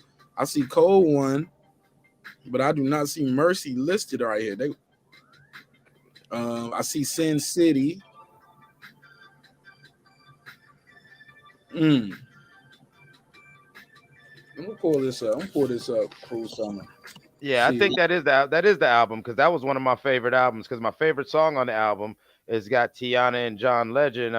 You're a Bliss. Oh yeah, Click was on. Ain't nobody fucking with my mom. Yeah. This is definitely in my top 5. This was in my top 5 personally. Yeah, Lamborghini Mercy. Yo, she's so thirsty. Yeah, that shit broke Big Sean. That broke Big Sean. Click was hard. Big Sean was on Click, Mercy. That New God Flow featuring Ghostface Killer was crazy. The Morning with I remember this with Common, Raekwon, Pusha T, 2 Chainz, Side of Prince, Kid Cudi, and oh my God, that was crazy. Yeah, this was one of my favorite albums. I still bump. Actually, I was bumping this 4 days ago, talking to my son. Yeah, that John Legend with CNC. Oh yeah, man, this is crazy. Yeah, this could be on the list, homie. All right, what you gonna get us? I told you this is definitely in my top 5. I'm gonna actually write that down on a piece of paper, so as we go through the list, I could see where I really want to put it. Because this is really one of my favorite albums of the last 10 so years. I was literally playing it a few days ago, talking to my son about how when I was trying to explain to him when I work with other artists, he was asking me how come I don't have songs with this one friend of mine who's always around me, and I was just explaining to him how our styles don't blend well, even though me and him are cool. And I was playing this album talking about using that as an example because all the different people that are on this, because this even had the remix to Shit I Don't Like with that Il Jadakiss verse. This was a cold album. I remember this one too. Yes, I remember this one. Kryptonite. I'll be on it all day, straight up. And if you want me, you can find me. Hey, I'm on it. I'm on it. Okay, yeah. This ain't on my list though. Respectfully. Nah, get the fuck up out of here, yo. Nah, you can't get on my list for that one single, bro. I'm sorry. And I'm in Atlanta right now, homie, but I gotta be honest. I can't have this. This ain't the best ever. Like Kenny said, this show is the best. Appreciate it. Respectfully. But yeah, first of all, man, shout out to General Patton. He is I love him so much, but no, this one doesn't need to be on the list. Because it was a good ride, but there's only about one song that you took away and kept. The rest of them were just things that you bumped as you listened to the album. And once that shit stopped, I can't think of a song that I was going like, yo, play number 7, yo, play it number 8. I'm sorry. It didn't have that. He didn't have it, bro. He didn't have it, and it didn't last neither. No, it didn't. No, it didn't. Nah, I'm off. I'm off of it. I gotta go to the next one. Next. All right, and this shit right here was dope. I can't remember what this right here. This self-made, volume 1. This introduced us to Rick Ross having Maybach music instead of that Triple C's. Remember, he tried Triple C's as a label. That shit didn't work. Yeah. Came back with his Maybach music. Got Meek Mill. Got, street kid, battle rapper from Philly. Mill cleaned Meek Mill up. Told him, cut them damn nappy braids off, homie. This dark season. Wale, tighten up them locks. And Peel just fell off. Peel, I think he got Peel from somebody else in the label. I got a crazy story about Peel I'll tell on the show one day. How I met him before he was Peel. I was getting ready to ask you who the hell is that because I forgot all about Peel, and that is no cap. I completely forgot about him. Peel already had a deal, and I guess same thing like with Dr. Dre had Eve already. Similar, well, I ain't gonna say same thing, but similar thing where when Ross got his imprint over there, they kind of just gave him that artist to see maybe he's a better fit for you. All right, so here we go. Maybach Music Group, Self-Made. I remember Big Bang, Running Rebels. I don't remember that. I remember I'm a Boss. I remember 600 Benz. 600 Benz. I remember My Bitch Bad Looking Like a Bag of Money. Or is that on the second one? But, I think that My Bitch Bad is the second one because I think I like the second one more than this one because the only thing that I truly remember about this one was that was our first time getting, like you said, a real industry, not the mixtape shit, a real industry look at Meek Mill. You feel what I'm saying? Because Wale, we was getting, at least me, I was getting a little bit because I know some people who know him through DC, so I was very familiar with him. Bro, he had work. songs with Lady Gaga. This nigga was exactly, out of here. Yeah, they exactly. had Tupac back. Right. Tupac. Okay, he had 600 Benz. He had Pac-Man with Peel and For Each Raw by any means. Fitted Cap. Excuse me. Fitted Cap. Nah. Roz. Nah. That Way. Jeremiah and Rick Ross. Nah. I'm a Boss. That's the one. Jahil Beats. Holler at me. Now I be riding through my old hood, but I'm on that new shit. That shit got that album out of here. It broke Meek Mill and got the album out of here. They had to open up the budget after that. He had that Don't Let Me Go, Pandemonium. That shit wasn't that big. Play Your Part wasn't that big. Big Bank, they had Meek Mill, Peel, Torch, Rick Ross featuring French Montana. No, Running Rebels, Meek Mill, Stolly, Teacher Mosley. Nah, that wasn't there. The big records on this was I'm a Boss. And Tupac back, and that 600 Benz. Those were the three. Yeah, and it's great. It's a good album, but I don't know if it's on the list. I'd put it in the 16-15 range. I'd put it at the bottom of the list. Me personally. Let's keep it moving. Yep. All right, QC, Quality Control Music. This was Quality Control Music, Control of the Streets. What you think of this one? What you gonna get this one? I would put it at the bottom of the list only because I really didn't fuck with this album too much, but there were a lot of hit songs, and I will always give this album its props because of how the artists that were featured on it and how big they became. And this was, like I said in the last one, it was our first industry look at some of these artists who now we see every day. But no, this one of the first times you really got a chance to sit and chill with their styles was on this album. Let me see what they talking about. Let me see what's on this. See what was on this album. I'm trying to remember. I'm terrible for remember songs. I gotta see it. See the track list. Right. I'm the same way. Unless it's like that Cruel Summer, because as soon as you showed me that album cover, everything was just coming back to me because it was like, yeah. And that's why and that's the criteria that I'm gonna actually judge the top 5 and even the top 10. So it might sound repetitive, but some of these I'm either gonna take off the list or put them in that lower the lower 11 through 15 range because it's got to be as soon as I see that album cover, I just recall enjoying the album. You know what I mean? Like, you ever had them albums that you really enjoy, like you pulled up to your house, but you sit in the parking lot because you want not only that song to finish, but you want to hear the next song afterwards too, because you just like the way they blend together. Am I the only one who does that shit? Yeah, I don't know, but I'm not qualified to answer on this album. I'm just looking right here, looking at the track list.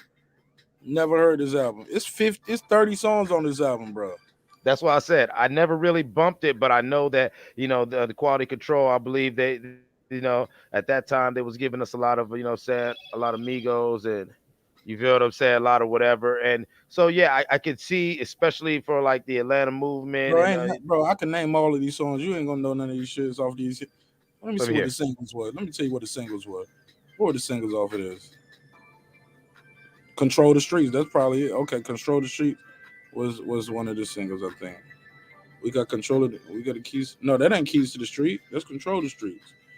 All right, the singles was Too Hottie, On Me, My Dog Remix, Ice Tray. Nah, homie, and fuck that nigga. Nah, yeah, this off my list, homie. Respectfully, I gotta get it off the list. Gotta get it off the list. Wait a minute. So there was King Ice H Tray Meth, was. what up, King H Meth? Nah, I don't know. It ain't on this list, homie. We gotta get this off.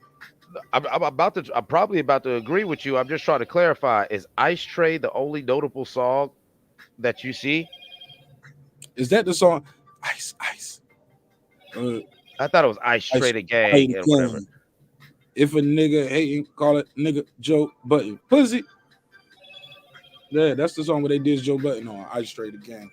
Yeah, Ice if that's Tray. all they got, I don't Yeah, know. I gotta get it off the list. yeah, this was before Bad and Bougie, I believe. Yeah. I don't know. I don't think they took off. Matter of fact, this was after Bad and Bougie. Because they said if a nigga hating, call a nigga Joe Button pussy, and then they saw Joe Button. Or did I can't remember what came first, but I know this was right around the time. Do it look like I got left off Bad and Bougie? Nah, Bad and Bougie wasn't on this. I don't, because that would be the first thing they named. Because Bad and No, Bougie that was was on their album. Yeah, that was their shit. Yeah.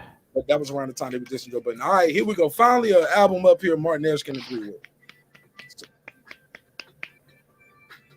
Yes, sir. I gotta give this one. They got it as what, number 5, whatever, could have been number 1 to me. Streets is Watching soundtrack was fire, bro. This one Jay-Z took off the suits, took off the damn fedora, put on the leather jackets, put on the leathers, and took that shit back to the streets. This soundtrack is phenomenal. I love the movie, how it tells the story. I always wanted to do videos that way where they all connect like a movie, and yeah, didn't get it done with Edith, but maybe the next time. Yeah, that's so crazy because I'm about to be really Mr. Me Too because I love this. I feel like this is when you realize that Jay-Z is Jay-Z. It was a moment, and I respected him. One of my first big joints was to the Dead President's beat and everything. But this was the album, and I always told people where Jay-Z just sold me for life because, like I always told people, I loved how that when you watch the movie, how him and Dame would talk shit to each other. It was very natural moments. They weren't trying to be funny, but some of the moments we see were why funny. now, though. Yeah, exactly. Yeah, exactly. We see why. Yeah, that's what I'm saying. We saw the fact. I love the fact. Like, I love the fact that what I'm saying, it was very real to where I felt the authenticity from this soundtrack and the visual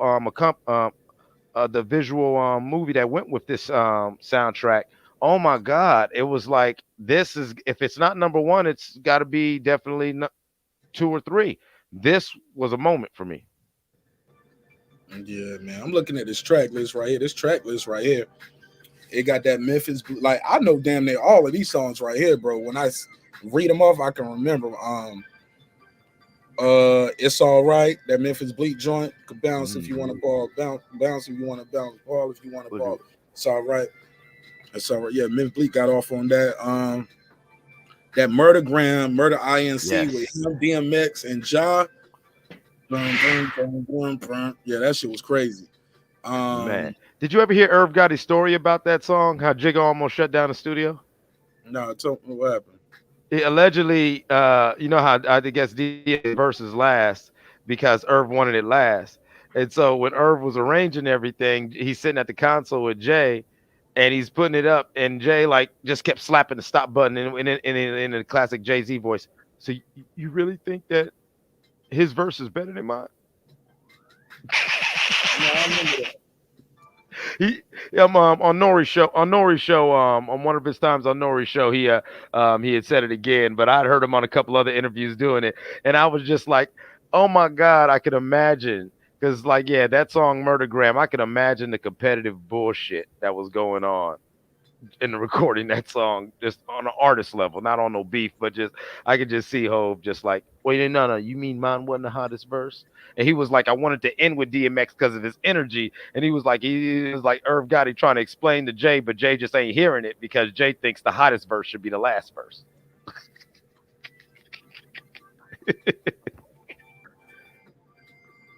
Nah, DMX always had to do the closing.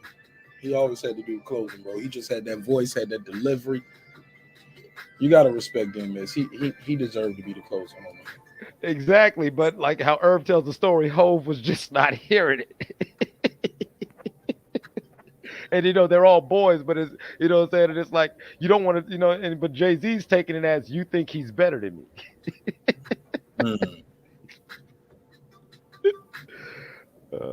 Yeah, man, but a great soundtrack. Definitely could have been number one for me. It could have been number one. It could have been number one. Let me keep it moving. Let's keep it moving. Let me see where we at with it. Hold on 1 second. We go to the next one. Scroll it down.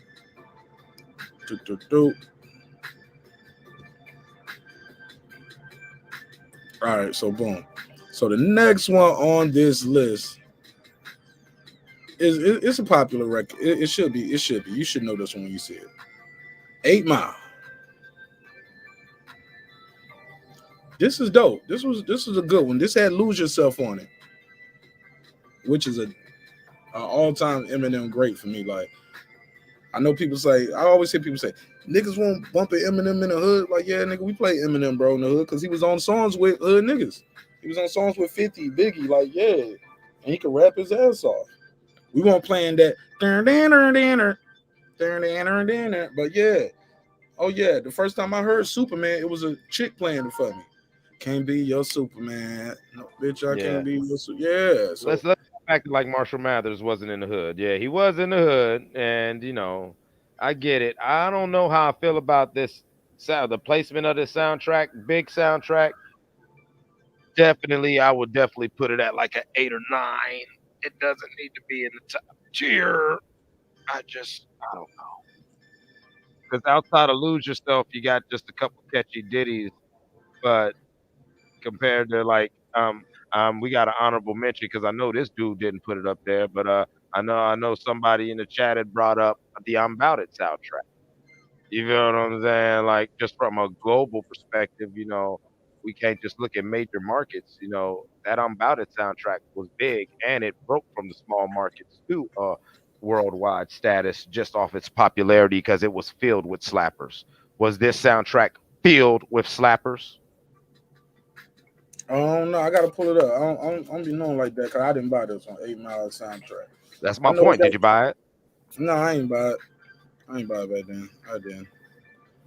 That's what I'm going. Remember, like when we was talking earlier. That's what I'm looking at. I'm looking for. I did have that movie though. I did buy that damn DVD though. Yeah, that movie was the shit. The movie was the shit. Lose Yourself. It got Love Me with Obi Trice. That's a good one. 8 Mile by Eminem. Adrenaline Rush by Obi Trice. That's another one. So 1, 2, 3, and 4 is great right off the gate. Places to Go. 50 Cent. Rap Game. 8 Miles and Running. Jay-Z and Freeway. I did have this. Now I'm thinking about it, I did have this. Because we know all of these right here. This was up here. You Want to Be Me, Nas, Spit Shine. Yeah. Yeah, we had this. This also had Wangsta on it. Wangsta was a single for this. Oh, okay. So yeah, never mind. Let me rescind some of what I'm saying. But I'd still probably I would take it from an 8 to 9 to bring it about to a 7 to 6. Jay-Z went off on 8 Miles and Running too, homie. I remember that. Yeah. Eminem, this was a good record. You Want to Be Me, Nas. That wasn't one of Nas' best. He had Gangstar on this. Rakim, Rakim. Yeah, this was alright. I don't know if it's gonna be number one. Shouldn't have been that so high on the number one though. I mean, so high on the list. All right, Rough Riders, Ride or Die Volume 1.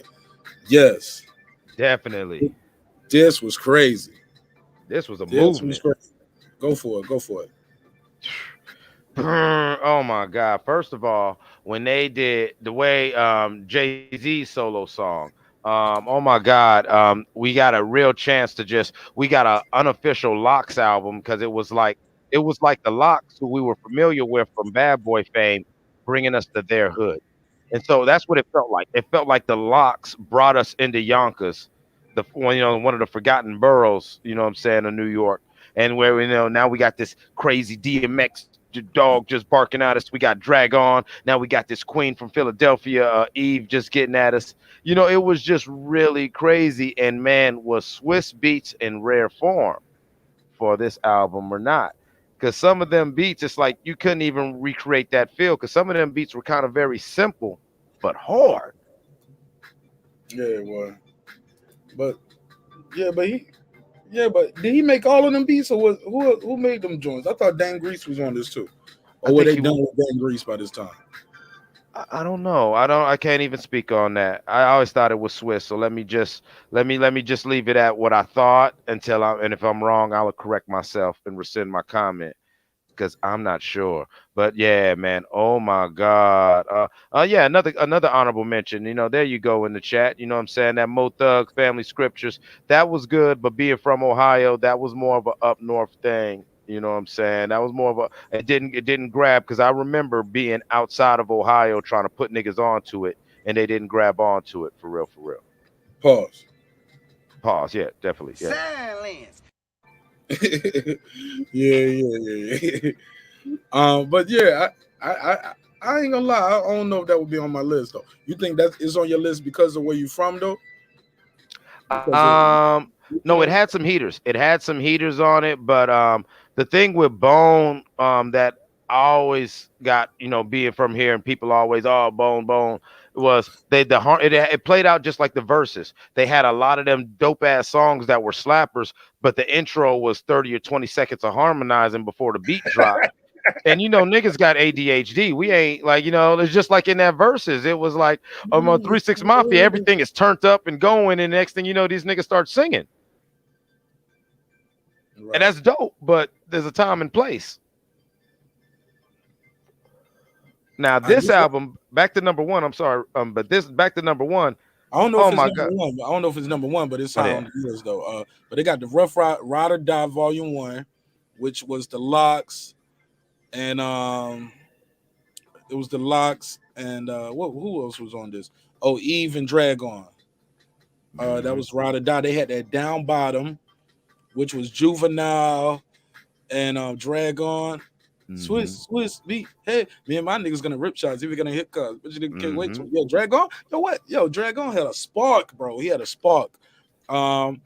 Eve had that. What? Yeah, it was one. Can't touch. Got her out of here. Got her out of here. She ain't never came. She ain't never landed. She been in the air since. They had that Jigga. What's my motherfucker? Jigga. Oh man, bro, that shit had Hove. Man, this Still, album was a monster, man. This album was a monster. see Hove perform. He still performs this. That Dope Money, Jada and Styles. I'm a Rough Rider. Parlay no, that won't there. I'm gonna tell you what I'm looking for. Bug out. Where's my boy? My son? Yeah, that the hood. Is this the one with my son and infrared? It was like my son, lefty, gun up in the bright palm, popping niggas in their sleep so they die con, killer be killed. That's the shit that I'm on. Desperado style, shooting at them side on. Like that shit crazy. Had Infrared Cross. They had Infrared Cross were all like 2 songs. Shout out to them. You know what I'm saying? Good solid dudes. You know what I'm saying? But yeah, man. That was like I said. Like this album. Where would I rank this album? That Jada Kids had that Kiss of Kiss Death. of Death. Yes, and he'll still do that. He'll still do that song because those are quality bars. Like some of them songs you named right now in 2022. If that song dropped right now, the clubs would react. So that I'll talk about the energy.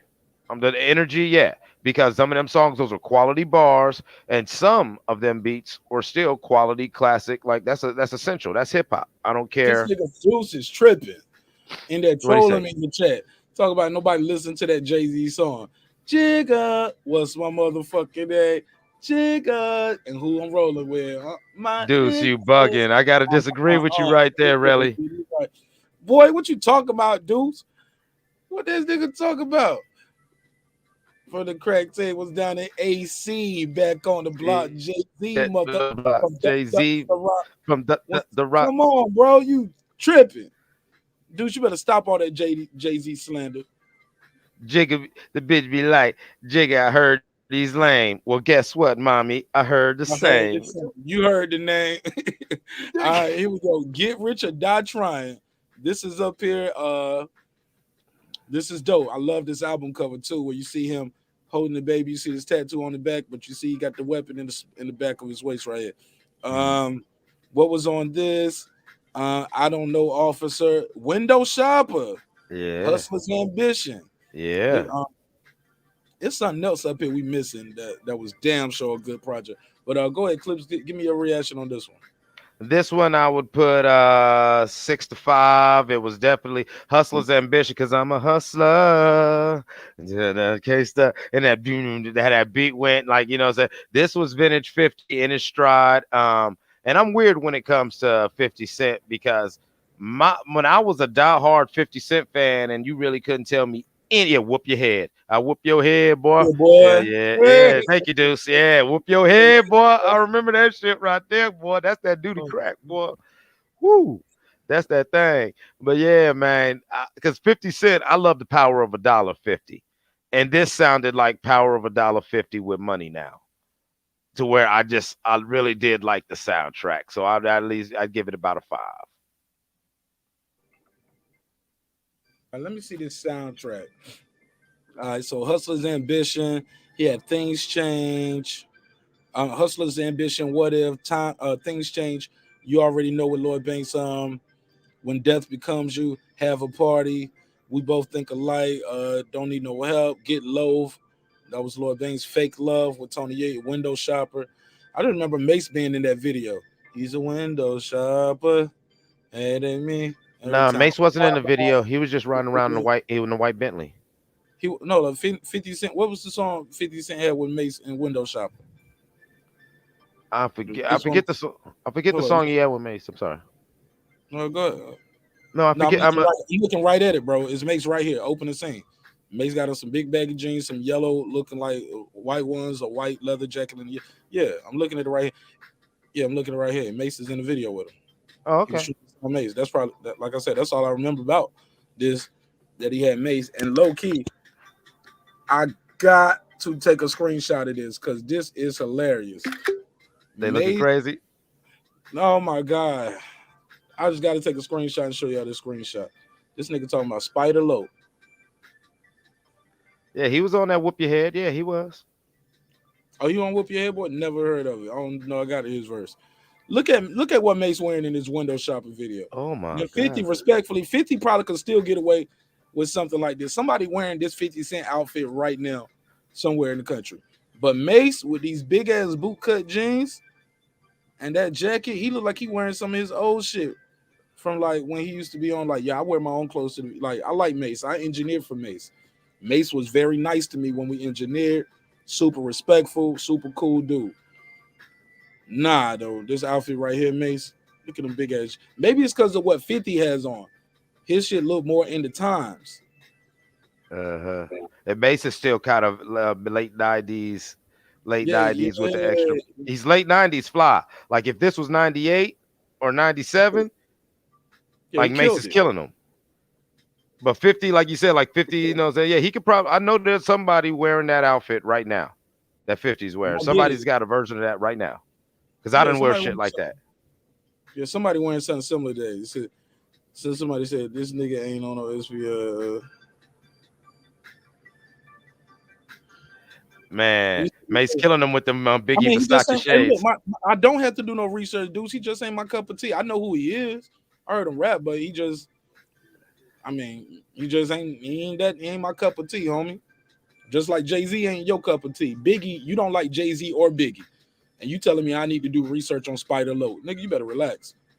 And you know I got love for you. I say that with nothing but respect. And the link is out there, or you can call in, homie. He said he got on Jinkos, though. Not Jinkos. I remember that shit. Nah. Hey, little nigga who don't like Big, Nas, Hove, telling me you need to do your research on Spider Load. I'm good. Hey, shout out to Spider Loke, though, on my mama. You know what I'm saying? Shout out to Spider, you know what I'm saying? But yeah, he's definitely it ain't for me. I never bought one of his albums, but I do Not love the one. Loke, but I never not bought one of his albums. Cuz on the phone right now, talk in the chat talking that shit. He probably never bought no Spider Loke album. Stop playing with me, Deuce. You know you my boy, homie. It's all love, but you ain't buy no Spider.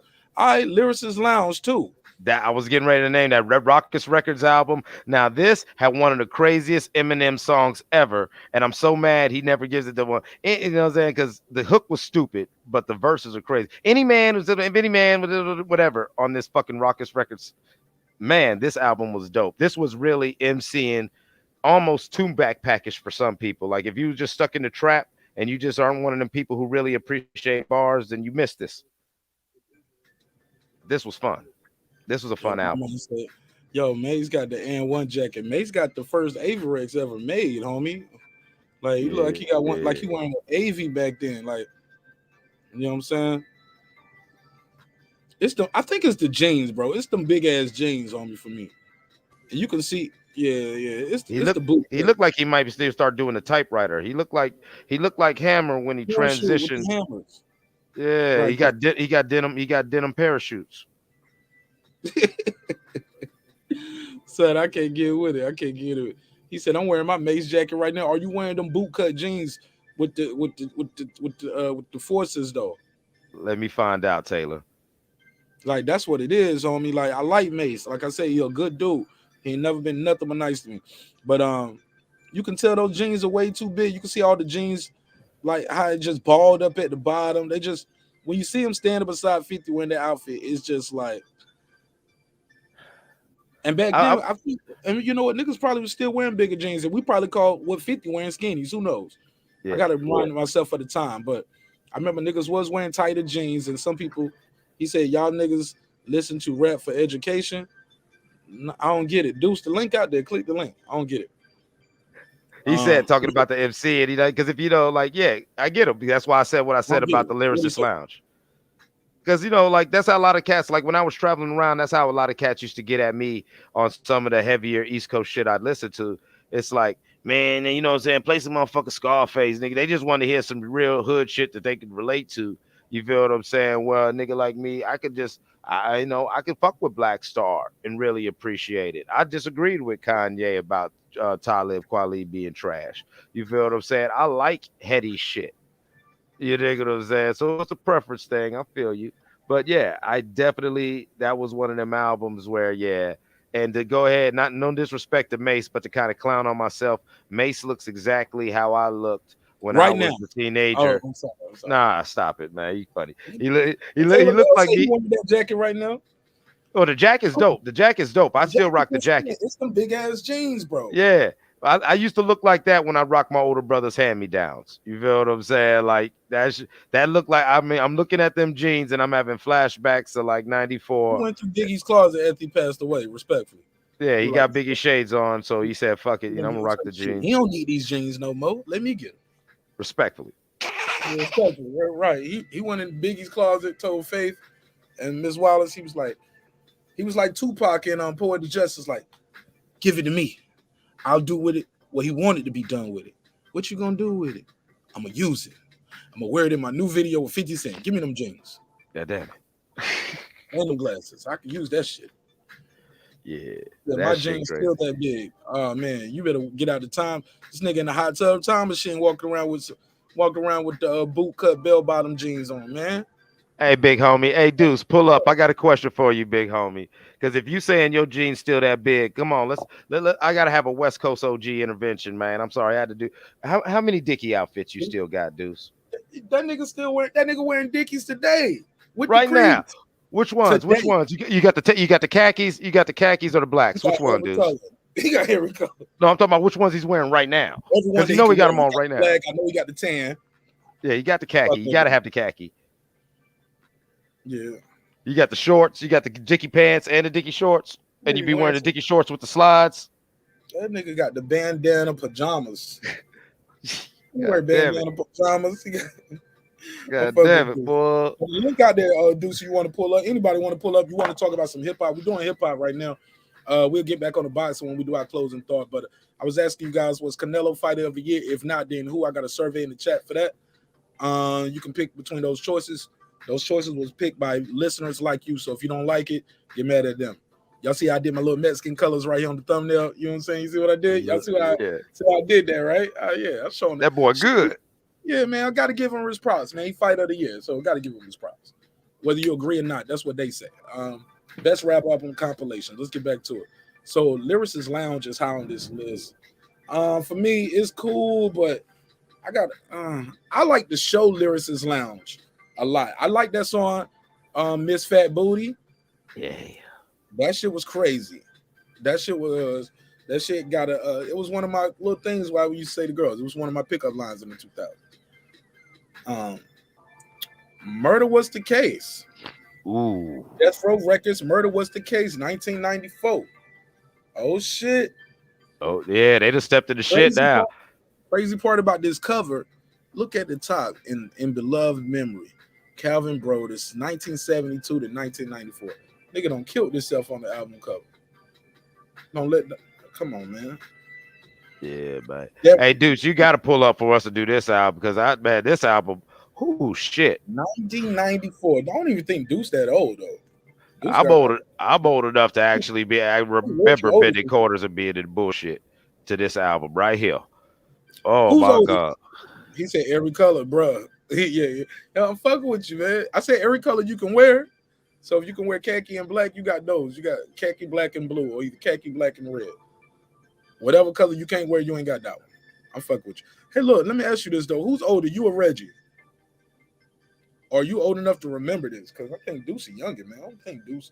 You got to be almost 40, man, to be on this shit right here. You got to be 40 and above, man. I don't think no nigga 32 was riding around listening to this shit. This shit was when this shit dropped, because you remember how they debuted this at the MTV Awards with the I'm innocent when he did Murder Was the Case, the song, and then they had the commercial for the album coming out, and then you found out there was the movie, but they said the movie got held back for the trial type shit, and then once he beat the trial, the movie dropped, but the soundtrack was already in the streets for months. Asking you shall receive. What's up, Relly? Big Deuce. All kids love when Deuce come out to play. Everybody in the neighborhood say yay. Deuce about to cuss me out. What's up, Deuce? Nah, man, I ain't cussing nobody out. What's happening with y'all, bro? I see y'all talking about some real shit tonight, so I had to slide up in here on y'all. What's up, Deuce? What's up? What's up with it, man? Nah, man, I seen y'all pumping that Jay-Z song off of that damn Rough Riders album when he bit Snoop whole shit off that song. Nigga bit the 9 shit. Right? Hey, no, that was Jay-Z just giving Cuz a nod, because people forget that Jay-Z and Snoop really fuck around real tough. That's how the rumors of Jay-Z being a sneaky Crip started circulating around, because Snoop and Jay was real cool for a long time. He started off with his first part though, Deuce, like from the crap tables down in AC, back on the block. Jay-Z went solo on that ass, but it's still the same. Brooklyn be the he just started. Then from there, my niggas went up to the Birds That Came. Then we got the hustling, murdering things. I dipped in my stash, splurged on the chain. Now Titanic, Iceberg's the name. Come on, bro. He was wilding out, bro. That was a slick punchlines. Titanic was out at the time. Kind of cheesy line now in 2022, but it still resonates. And when you see him perform, he still does that. That song, Jigga. It's an easy song to perform. The crowd gonna sing it for you. You said y'all won't fucking with that in Cali? No, man. That nigga Drag On was getting all the love out where I was from. Drag On blazed that whole soundtrack or compilation or whatever it was. So niggas wasn't bumping that Jigga My Nigga shit. That Switch B sound got old real quick.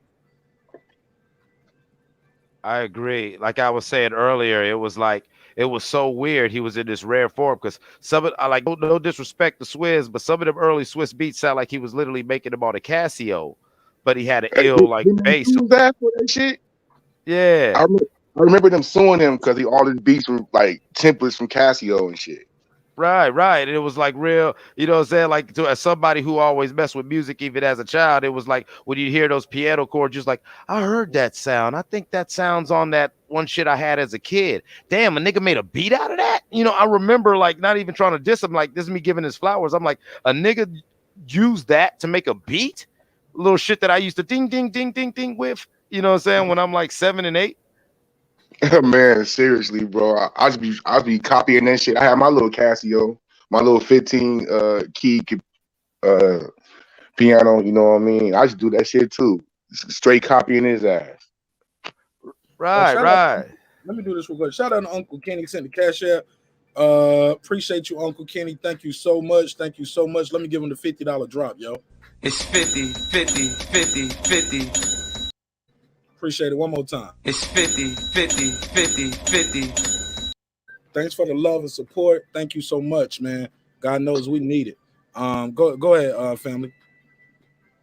Nah, yeah, man. But this murder was the case, bro. It's about 10, 12 songs. It's kind of unskippable. You know, a lot of shit on there, bro. Man, that's like one of the greatest little compilations ever, man. That's how Death Row was doing it like that. They had platinum album after platinum album ready to go. A lot of shit Pac got on All Eyes on Me was shit from the Murder Was the Case. Them niggas they had it going in, bro. Good times. Great times, man. It was like he said. I mean, let's give them all their flowers and love because it was like, yeah, you would get a Snoop album, then you'd get like an Above the Rim. A Murder Was the Case. They had all these different things. Like there was solo albums, there was group projects. A lot of like you said, a lot. The reason why Tupac was able to come out shitting the way he did was because Tupac was a prolific writer, and they had just so many backed up beats and songs from the Dog Pound project to leftover stuff from The Murder Was the Case that all they had to do, they had the hook already in place and everything. They just didn't record their verses, or they had 2 verses already. They just needed a 3rd verse to where Pac was able just to come in and just cook because these niggas was on fire. That kitchen stayed open. Like, oh my God. And yeah, this has got to be. This is if it ain't, I ain't gonna give it number 1, but it's gotta like be 3. It's right up there. Like this thing was real crazy. Do y'all think it's because of nostalgia, because of your age? Like I think somebody said that in the chat. Like if you have a certain age, like Deuce, how close are you to 40? If you don't mind saying, you don't have to say your exact age. How close I'm are you? 37, baby. I ain't no female. You can know how old I am. Well, shit. I'm telling you my age. I'm like, nigga, I get young every year. Hey, it don't matter to me. I take my hat off. You can tell. Yeah. Motherfucker might be looking for you, and then they be like, I remember he said on the show, this is him, because this age is this age. This is him. We found him, nigga. Like, nah, you can't find me. That ain't me. But yeah, man. So do you think it's the age and the time you were raised in and grew up in for what the record means to you? Kind of, man, because, you know what I mean? If you from where we from, bro, you was living that shit. So that shit spoke to you. So it's kind of shit that you can't forget. You know what I mean? Murder Was the Case. Let's go to the next one. This is, you had one more thing on this one, Clips, before we move on? Oh, yeah. I just had one more look. Like, to answer your question, it's not like nostalgia, because similar like what Deuce was saying, this was still a time when in hip hop, the rappers were emulating what the people in the streets were doing. That's why we love them, because we do that shit. You dig what I'm saying? We do that shit. So here a nigga on a track making millions of dollars talking about the shit we do and the shit that we're, you know what I'm saying, seeing and dealing with day to day. Not only was that therapeutic for us to let us know that I'm not crazy, I'm not the only one, I'm not the only one that's seeing this, but you know what? There's a way out. Fair enough. You feel what I'm saying? It was a weird time. Absolutely. All right, let's go on. Let's go on to the next one. Let me ask y'all this before we move forward. What was up with putting the Murder Was the Case, and they got this shit looking like an obituary, like he died? Deuce, West Coast, talk to me about this. How did in the story, he sell his soul to the devil. So you know what I mean? He eventually dies. Like in the video, he eventually dies and shit. Right. But we didn't have to put this on the cover though, did we? Well, remember, Let me let Deuce go first, and then you can go, Clips. No, I was saying that's that Suge marketing. You know what I mean? Probably make grab more eyes that way, more of a shock value. I would say. Go, okay, Clips. I Were you just trying think to that add that on was the this? Oh yeah, that was just the album cover. That was the era. Just like a Crazy Bone always said, like Bone didn't even learn about the occult or get into symbolism or anything until later in their career. But you had a lot of the record execs who, you know what I'm saying, they would do provocative, sometimes even satanic album covers that these dudes are just happy to be making money doing Right, music. right. They ain't making the art. They don't. They didn't go to art school. They don't know what the symbolism and shit mean. Right. All right. Revenge. Seriously, man.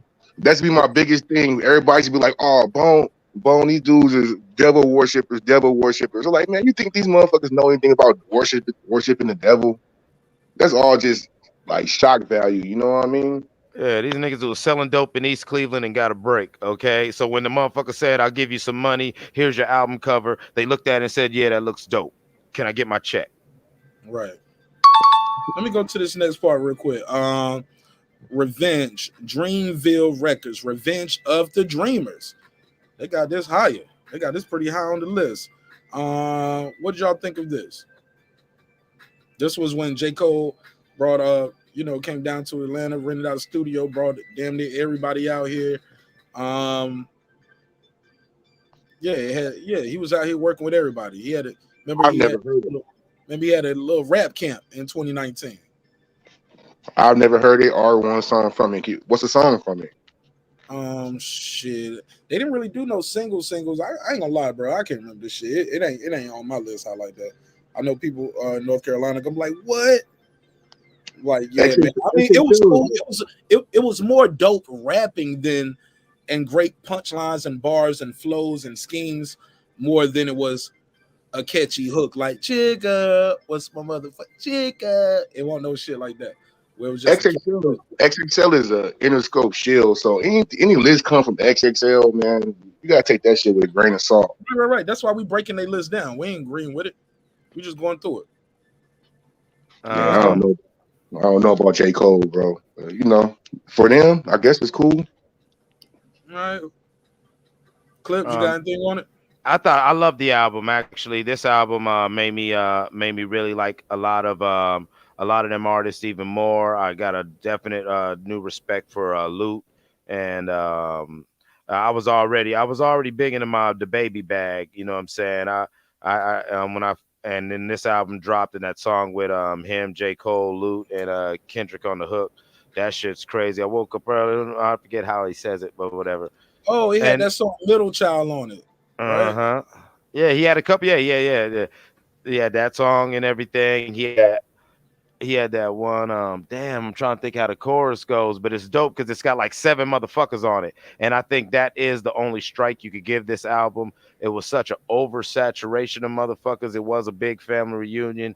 It's That 33 different features, or right. 35 different features. So, I mean, let me roll through some of these names: J. Cole, Boz, Cos, Omen, Luke, Ari Lennox, Earth Gang, JID, Vince Staples, Black, Vince Staples Mariba, is fire. Vince Staples is fire. yeah, Ty Yeah. Dolla Sign, Dreezy, Samino, Saba, Guap Dad 4000, T.I.'s on it, Henny the Business, Hollywood JB, Ellie, Bink, T Minus was some of the producers. He went up here to Tree Sounds in Atlanta and basically said, let me get this.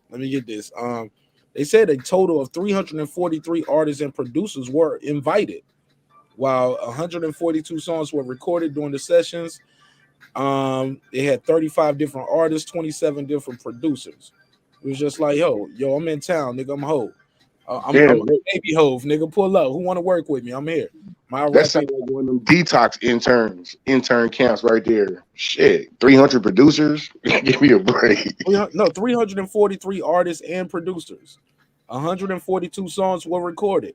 There was 35 different artists and 27 producers that made the final cut for the project. 35 artists, 27 producers. Yeah, that sound like how Interscope do things. Yeah, it sound like it. I mean, it was dope to me. It was dope to me.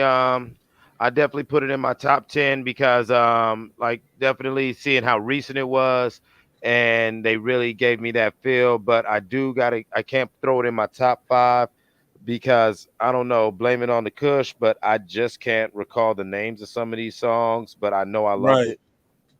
Right. Let's go to the next one. Self-Made 2. All right, this was the Rick Ross album. This now it ain't no more Pill. Now it's Omarion. This when they did the rebrand and got Omarion up there dressed in all black. They had a press conference. They got Meek Mill, Wale is still there. Now they got Stolly instead of Pill, and they don't picked up Omarion. Shout out to What you Stally. think of this? Yeah, shout out to Stally. What you? Not really though, not really. But I guess. Him alone, man. That's my guy. I guess. Ain't from Cleveland? He's from Maslin. Oh, my bad. I don't know the difference, bro. Right. Yeah. He from 330. He from 3030. So what y'all giving this one, man? Should this be on the list? Should it not be on the list? No. It's got to be in the lower. It's got to be in the teens. It would have some good shit, but it's got to be in the teens. Let me see what they talking about. Yeah, I ain't got it though. I ain't got either. I'm gonna put one on the list, but both of these shits ain't on my list, homie. They tripping. Like you said, this is some Warner Music Interscope shit. You got anything on this one, bro? You want to go on move forward? Yeah, we can move. Deuce, how about you? Oh, we can skip this, man. I don't know one song from there. I fuck with Omarion though. Yeah, I like Omarion's music, man. I think he can. He like I like that song Icebox. I still love that song. Gonna fussing and fighting, we back at it again. I used to go to middle school with Omarion. Huh? I used to go to middle school with Omarion. That was our boy. It was crazy, funny shit. He always used to tell us that old boy from Immature was his brother. He was like, yeah, right, nigga, you lying, blah, blah, blah, because he was broke like us. But sure enough, we grew up. That nigga sure did pimp up. He was grinding. I ain't mad at him. I like Omarion, man. I think Omarion showed the most poise I ever seen from a nigga who had their homeboy smashing their baby mama. I ain't never seen a nigga be that cool about it. That nigga give a fuck about that bitch. You know how many bitches Omarion got? Yeah, bro, that's the mother of your kid. This your homeboy, and then they doing it publicly. I'm just saying, I thought he handled it extremely well. You see, it's one thing to handle it well, but then to get interviewed about it and just to sit there like it's all good. It's cool. But he already behind the scenes making chess moves. Don't kick that nigga off the tour. Like, yeah, the tour over, homie. I ain't doing it with y'all niggas no more. Pause. Man, big boss move right there. Hey, what was I talking to you on the phone? We'll talk about the stuff when I worked at the country club, Mark. Hey, look, that nigga came out and had to do an apology. You ever seen Lil Fizz do his public apology when they was on stage? Mm-hmm. And Omarion was like, hold up. Before you go, we got to do this one right here, man. You know what I'm saying? It was all set up. But yeah, he was like, I'll let you get some money. I'll let you get a couple dollars. But that shit is dead, homie. And you gonna stop playing with me out here. Stop doing interviews about me. If so, this B2K shit for you is over. I'm gonna be all right. And he is. Omarion gonna be all right. He's the talent. He was the talent of that group. All right, let's go. Let's keep it moving. Nah, it ain't on my list neither, homie. What they got right here? Above the Rim soundtrack. This shit could have been higher on the list. They could have did more of this and less of the other shit. Above the Rim soundtrack was crazy hard. March 22nd, 1994. Wow. What Same year as Murder Was the Case. What can I say? Right, because I didn't read that part, but that was part of the liner notes. This right here, Murder Was the Case, released 1 year after Snoop's debut album, Doggy Style, while he was sizzling hot, and 7 months after the Above the Rim. So he did Doggy Style, did Above the Rim, then came with this Murder Was the Case. Yeah, Snoop was sizzling, homie. Man, and they have Pain off of there too, bro. Pain like a top 10 Tupac song too. Man, this Pour right Out here? a Little Liquor. Was on this? Regulate. Yes, this is all on this album. He had Pour Out a Little Liquor and he had Pain all on this one. Tupac did. They Regulate on this? I thought Regulate Yes, was Regulate was from this soundtrack, brother. This was one of the craziest shit. I don't know why I keep trying to. I meant some Regulate with Straight Up Menace. Okay, boom. Yeah, Regulate. Yep. Regulate was the shit, homie. That sample. Still is a shit. And That, it was a true story, they said. wow. Nate Dogg saved his life. Yeah, man, that's a Can't normal thing believe in LA, bro. he said they took my watch, they took my chain, they took my Rolex. I looked at the homie and I asked, "What's next?" Like, nigga, we want your life too. That's how that shit be. You know what I'm saying? That ain't enough. They don't want the money no more, bro. They had that loyal to the game on this shit. I'm looking. Pain by Tupac was up here. Damn. Dog Pound for Life. What else was up here that I know when I see it? As soon as I see it. Oh, Gonna Give It to You by Aaron Hall. I remember that. Regulate. Who This else? was a monster. H-Town, Part-Time Lover. Anything by SWV. That was my shit. Yeah, SWV. I was about to say that shit. That was the SWV. opening track. They opened the track with album with SWV and H-Town. Big Pimpin', The Dog Pound. Yeah, man. This was Old Lady of Rage. Afro Puffs was up here. Oh my That god, was my shit, homie. that was was the my album shit. that Afro Puffs came out. Yeah, this was hard, bro. This was a hard one. This was a hard one. Let's go. Rage was huge, man. They scrapped Rage for Pop. That's why she got mad. She was next. She had the Dre beats, Daz beats, and everything ready to go. Then that song I Got My Mind Made Up, that was Ray's song that she had with everybody. I knew she was on it. I didn't know it was her song though. No, that was her song, bro. Them dudes used to work. Daz had so many beats. You know what I mean? Just go to work. Whoever here in the studio rhyme to him. Then when Pac came around, they gave it all to Pac. Yeah, Pac got priority, and that did cause some stuff. Hey, look, yeah. he get the best beats, and he taking niggas songs. Mm-hmm. And Snoop was cool with it. Snoop was cool with it, but that's why him and some of the Dog Pound cats started having their little whatever. But it was all, it was still all in house. But yeah, it was basically when Pac came over to Death Row, they pretty much gave him the keys to the vault and let him listen to any unreleased project they had. And if he said, "I want to fuck with it," he would either get that beat or, like I said, he would just jump on the song, that I want to keep this hook, keep this nigga verse, but I'll do this, then they literally gave Pac the run of the mill. Yeah, Troy Graham joins the panel. Troy said something interesting in the chat, and I agree with Troy. He said, music has nothing to do with age. Music is spiritual preference, not age. I agree with on that, but I think certain music, some people relate to it more because they lived through that time. They lived through that moments when the music was hot, so it might mean more to them than somebody who didn't live through it. But I wasn't even probably thought about when Let's Get It On came out, but I get it. I enjoyed the song. Yeah, I get it. I get what you mean, Troy. Sure, I know I want around for that James Brown Big Payback or Get Up Off of That Thing, but them shit still hit. You know what I'm saying? Them Temptations songs still hit. Stylistics, them Bet You By Golly Wilds. I get it, Troy. You got a good point right there. Go ahead though. What you think though? What you got on your mind, bro? You talking to me, Mark? Yes, sir. Go ahead. You got the flow. Okay.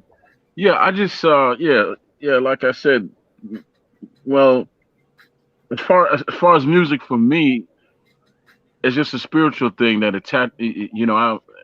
I got a way of feeling things out, man. And I was taught that by my uncle. He was signed to Motown at one point. He was like one of the best singers coming out of Jamaica at one point, and he taught me a lot about music. I even listened to Frankenstein on wax, like the entire movie, and he taught me about different things and all that. So it's all spiritual. It's not age, because I was born in '71. I don't know anything about them. I don't know anything about Motown, but I got to listen to it and I started studying it. Same thing with Cuban jazz, tribal music, blues, all of that. That's stuff that I just studied because it attached itself to my soul at that moment. And then there's times that I come forward and I listen to hip hop and I listen to who's hot right now, and I just keep it moving. It really don't have anything to do with your age. Because listen, I grew up in a time where you could hear, rap on the same station as Boy George, right? Mm-hmm. And you can't hear that right now. Hold on. You definitely can't hear that right now. So don't. All right, so I guess they got number one on the list is the Black Panther soundtrack. Number one is the Black Panther by Kendrick Lamar, X by 2 Chainz and Schoolboy Q, Oops, Vince Staple, Pandemic, King's Dead, Redemption, Big Shot, Travis Scott. I think the main song everybody knows though is All of the Stars by SZA and Kendrick Lamar due to how popular it was during the NBA Finals that year. They played the hell, yeah, that was everywhere. During the NBA Finals, All the Stars. They actually won a Grammy for that, if I'm not mistaken. Might have been nominated for an Oscar for that, but I know they won a Grammy Award for Best Score on a Soundtrack for visual media. So congratulations to them for winning the Grammy on this. Let's Pray For Me with Weeknd and Kendrick Lamar. Super dope. Damn, Mozzie was up here on Seasons. Damn. Yeah. This SOB too. They had that shit on there too. The paramedics. Shit. The paramedics, the SOB. That's my shit right there. Absolutely. That was number 7, track number 7. SOB and RBE.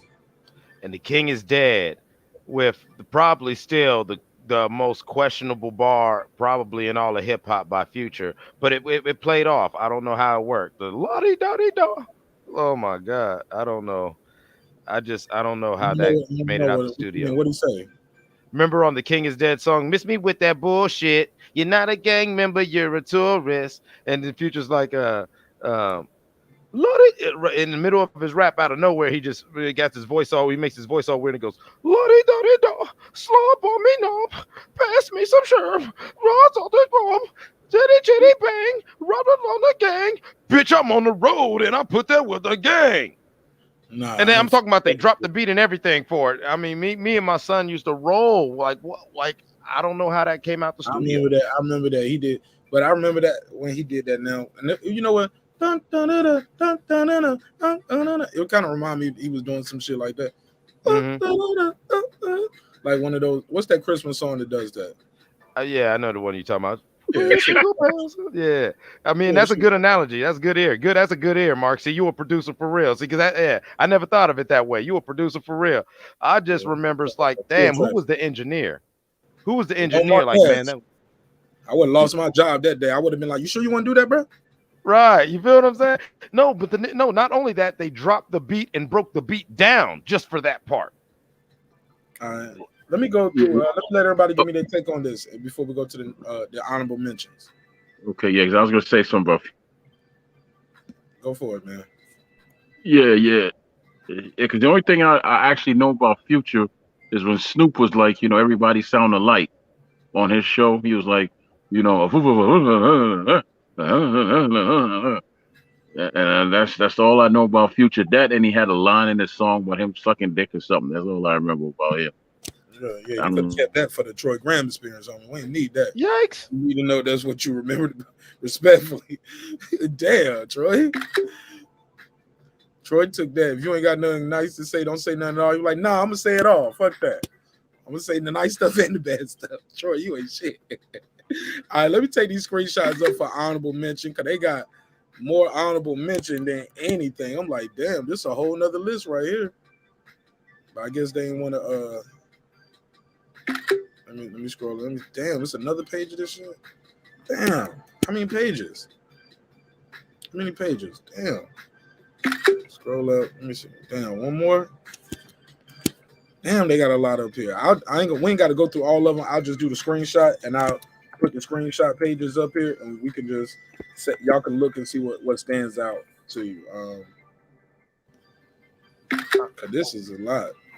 Honestly, damn. But in all honesty, Mark, I the list wasn't that bad. Out of 17 that they listed, I saw only about 3 to 4 that. I saw about 3 or 4 that probably should have been off the list, but you know what I'm saying? And I just wasn't sure about the placement. But yeah, some of them, yeah, you got to put them on that list. I don't know if Self-Made would have been on the list or let alone Self-Made 1 and 2. But yeah. All right, 1 and 2. Let me see. So let's go right here through. See, these are their honorable mentions right here. Let me stop. Stop sharing the screen. Here we go. All right, no, that ain't the first one. Let's go take it from here. First, like, they got Crush Groove, NWA, and the Posse Color soundtrack. Wow, that should have been up there. Rhyme Syndicate. See, it's like they put the real shit that all the shit like Deuce said that ain't Interscope that they know should be on the list. They just put in an honorable mention. You get what I'm saying, Deuce? Yeah, man, that's how XXL work, bro. All right, talk to me about this. Talk to me.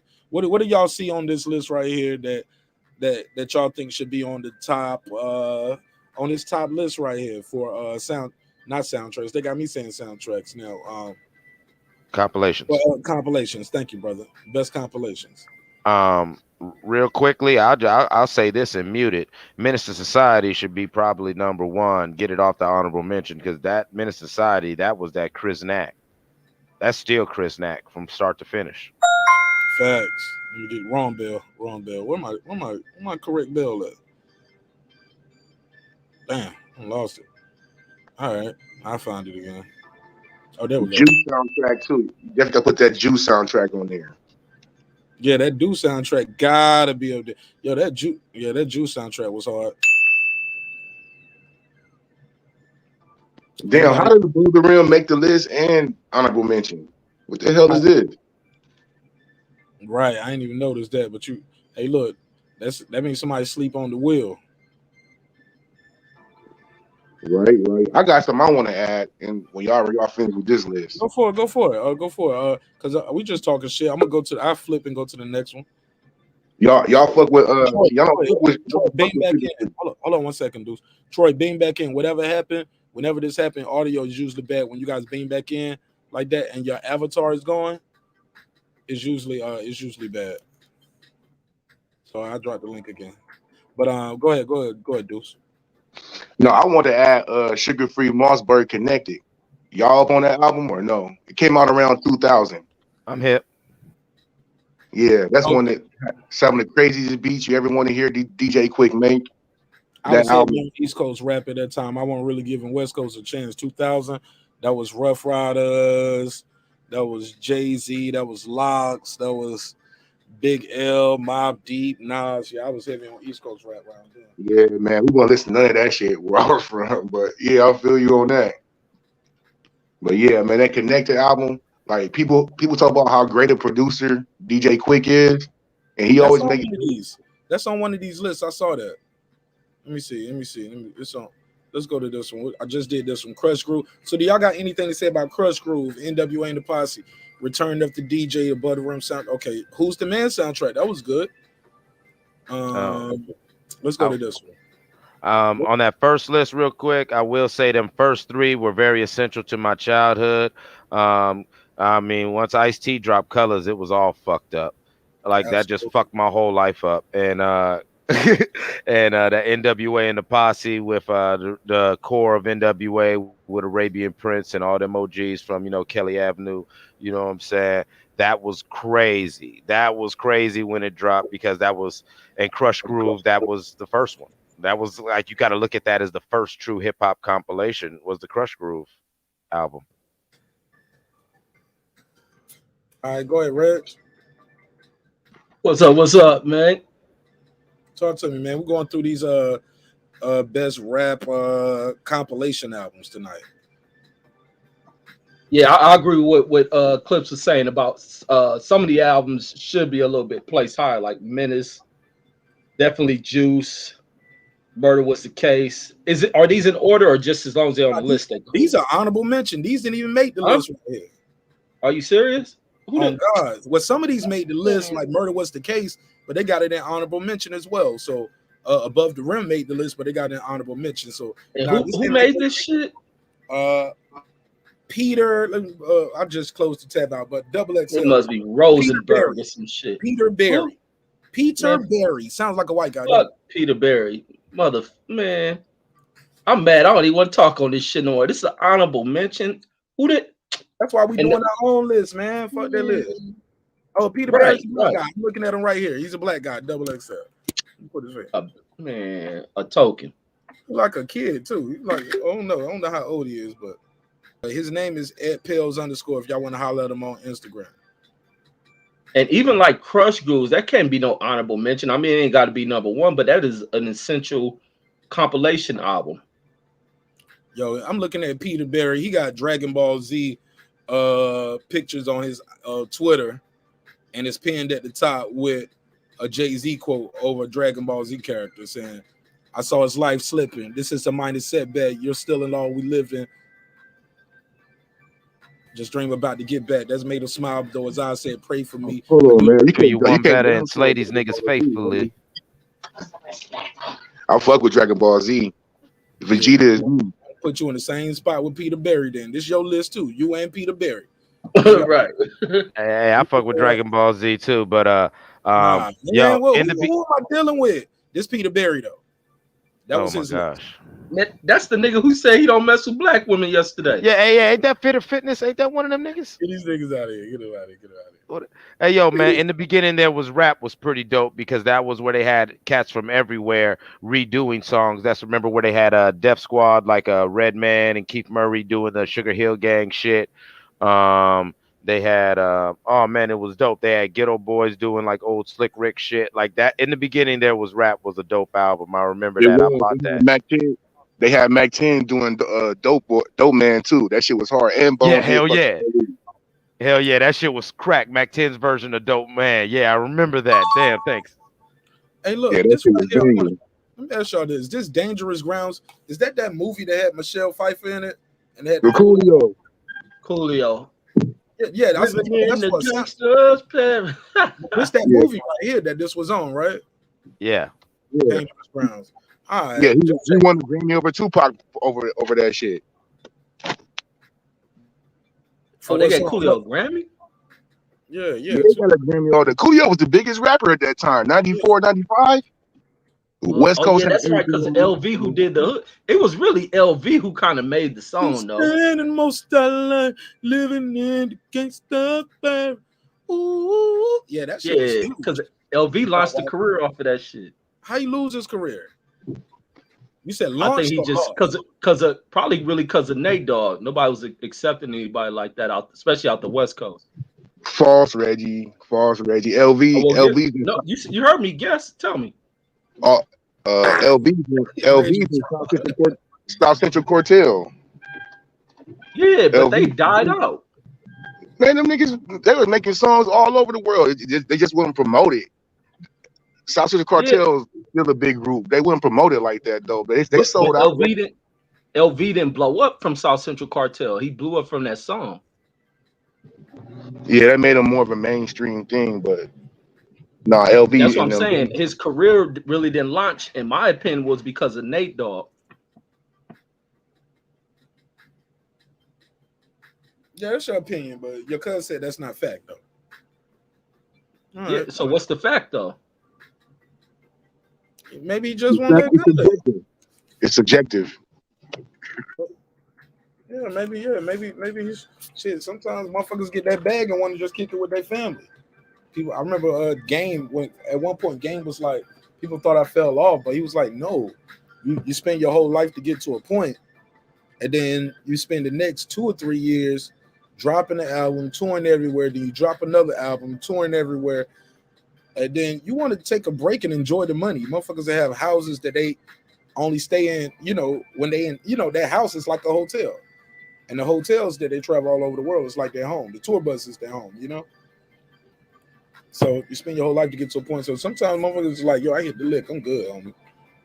Like, I remember that dude, OJ the Juice Man.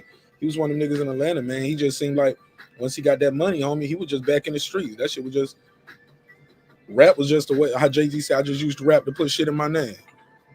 Funk Master Flex right here. Mixtape, I think that 60 minutes of funk could have been the better mixtape up here. I think that was better.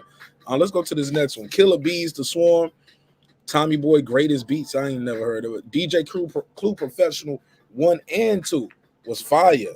That's what Fabulous. The Professional 1 and 2. Oh my God, that shit was crazy. He had that remix to that DMX. My dogs go, your dogs go, and then we go. That was on Professional. Man, he gave a seasonal vibe with that shit. That shit really made 98 feel like summer on some real shit. I'm trying straight out of comment 10th anniversary tribute. I don't remember that. NWA Legacy Volume 1, 88 through 98. I don't remember that. The Black Mass soundtrack. I gotta look that up. What was on the Black Mass soundtrack in 99? Y'all remember watching the Black Mass? That NWA album, that was all like remakes and stuff of all that stuff, and like a lot of shit that Priority put out. That shit was cool. We had like a couple of rappers. They were doing remakes. I mean, Master P was doing a bunch of remakes. Other people was. It was pretty cool though. Nah, this one right here can't be on my list. Black Mass soundtrack. I'm sorry, yo. Nah. I ain't even gonna read it. Okay. Black Mass, 701 Squad, Wild West, the Deadly Snakes, Get Yours Digging in the Crates, The Attack is On by DV, Alias Christ, Fire in Hell, Half a Mil. I remember Half a Mil. Fuck you, fuck all y'all bitch ass niggas, Screwball, Painkillers by Everlast. Nah, homie. I can stop right there. Willie Stubbs, Pimpin', Cardin, Who You Lovin'. Nope. Firewater, Crooked Letters. Sound like a bunch of West Coast artists. You know any of these people, Deuce? Nah, man, these sound like some backpack bullshit to me. I don't know. I ain't heard none of that shit. I got she get no bump in my ride. Reggie, you know any of those shits? Hell no. I'm gonna laugh at Deuce. Hell no. Deuce is straight raw, man. I like Deuce, man. Deuce don't hold no punches. He ain't trying to be cool with nobody. Nothing But a Gangster Party. That was a compilation. Y'all know that one? That sounds like some West Coast shit. Wait, Nothing But a Gangster Party. Wasn't that like one of them party damn albums? That was that one album that had that Roscoe song on there. That I Love Cali in the Summertime. That wasn't nothing. Remember that shit, Reggie? Roscoe, I Love Cali. Yeah. I'm trying to picture the cover too. Okay, I can give you the cover right here, bro. I got you. You know your boy Nash got you in the audience. Here we go. Let's put it on the screen. This cover though, basic as hell. This looked like the first version of Now Music 24 or some shit. Like, respectfully. Here you go. This is what the cover look like. Look at my girl legs right here. Golly. Yeah, that was more like a party album and shit. So this is like a Now Music type shit, right? Or is it all rich? Okay, I think it was some corrupt. It was like a corrupt thing. Yeah, it was released by Priority Records in 2000, composed mainly of pre-release songs on the label, with the exceptions of the first two tracks, which were previously unreleased. So Everybody Knows, which is Fred Reck's House Party. That's Corrupt, featuring Fred Reck, and I Love Cali. Other than that, everything up here was re-released. So yeah, this should not be up here. So they did right by this one. Let me see what else was up here. Ghost Dog soundtrack, Rule Crump. Nah, B. Nah, let's go to the next. What else they got up here? Nothing But a Gangster Party 2. Priority Records did it again. Now, DJ Clue, The Professional 2. Okay, that did make it. Anybody see anything up here that they was like, yo, this should have been on the list?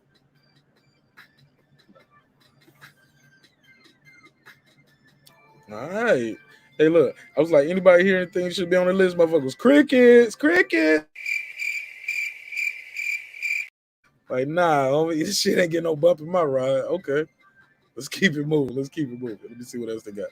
All right, Raucous Records was definitely doing a lot of that backpack rap.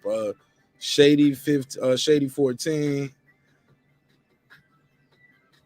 No, that's Shady 15. I'm sorry. Shady 15, Helpless, Dreamer, DJ Premier Presents Get Used to Us. Nah. Mathematics present. No. Professional 3. I don't think Professional 3 would have been up here, but 1 and 2, yeah. Yeah, that's all I got, man, on this one right here. I don't see nothing up here that should have been on the list. Chamber music is dope. You said who?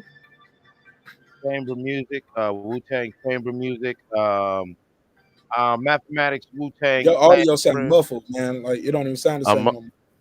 I'm muffled? Yeah, there you go. Say it again. Yeah, I thought Wu-Tang chamber music was very good. I thought that I'm a Wu baby, so I did the Wu-Tang Clan and Friends, but it wasn't, it wasn't up there. The definitive Death Row collection, that was, I mean, that's more of an, I don't know if that's a compilation or just an anthology. Like, we got to really think No, about that these. Bro collection. That's one of my favorite CDs, bro. They got so many banging B-sides on there. They got that Let Me Ride remix, the 8-minute one, bro. They got that Dre Day remix, bro. That's one of the best CDs I ever heard. I can't find that shit nowhere. Nowhere, bro. You can't find that CD nowhere or album. It ain't on iTunes, nothing. YouTube. It ain't nowhere, bro. That shit bangs so hard. I do remember now that you're saying it that they had on the 15 years. That's when they had the alternate versions of a lot of songs. Yeah, I thought it was just an anthology. What's the They name had of it? the 15 years. It's called B-sides and all kind of shit like that. But it had that What's My Name remix, what it had from the Funkin' from Jamaica sample. Bro, that shit bang. Oh my God, that is right.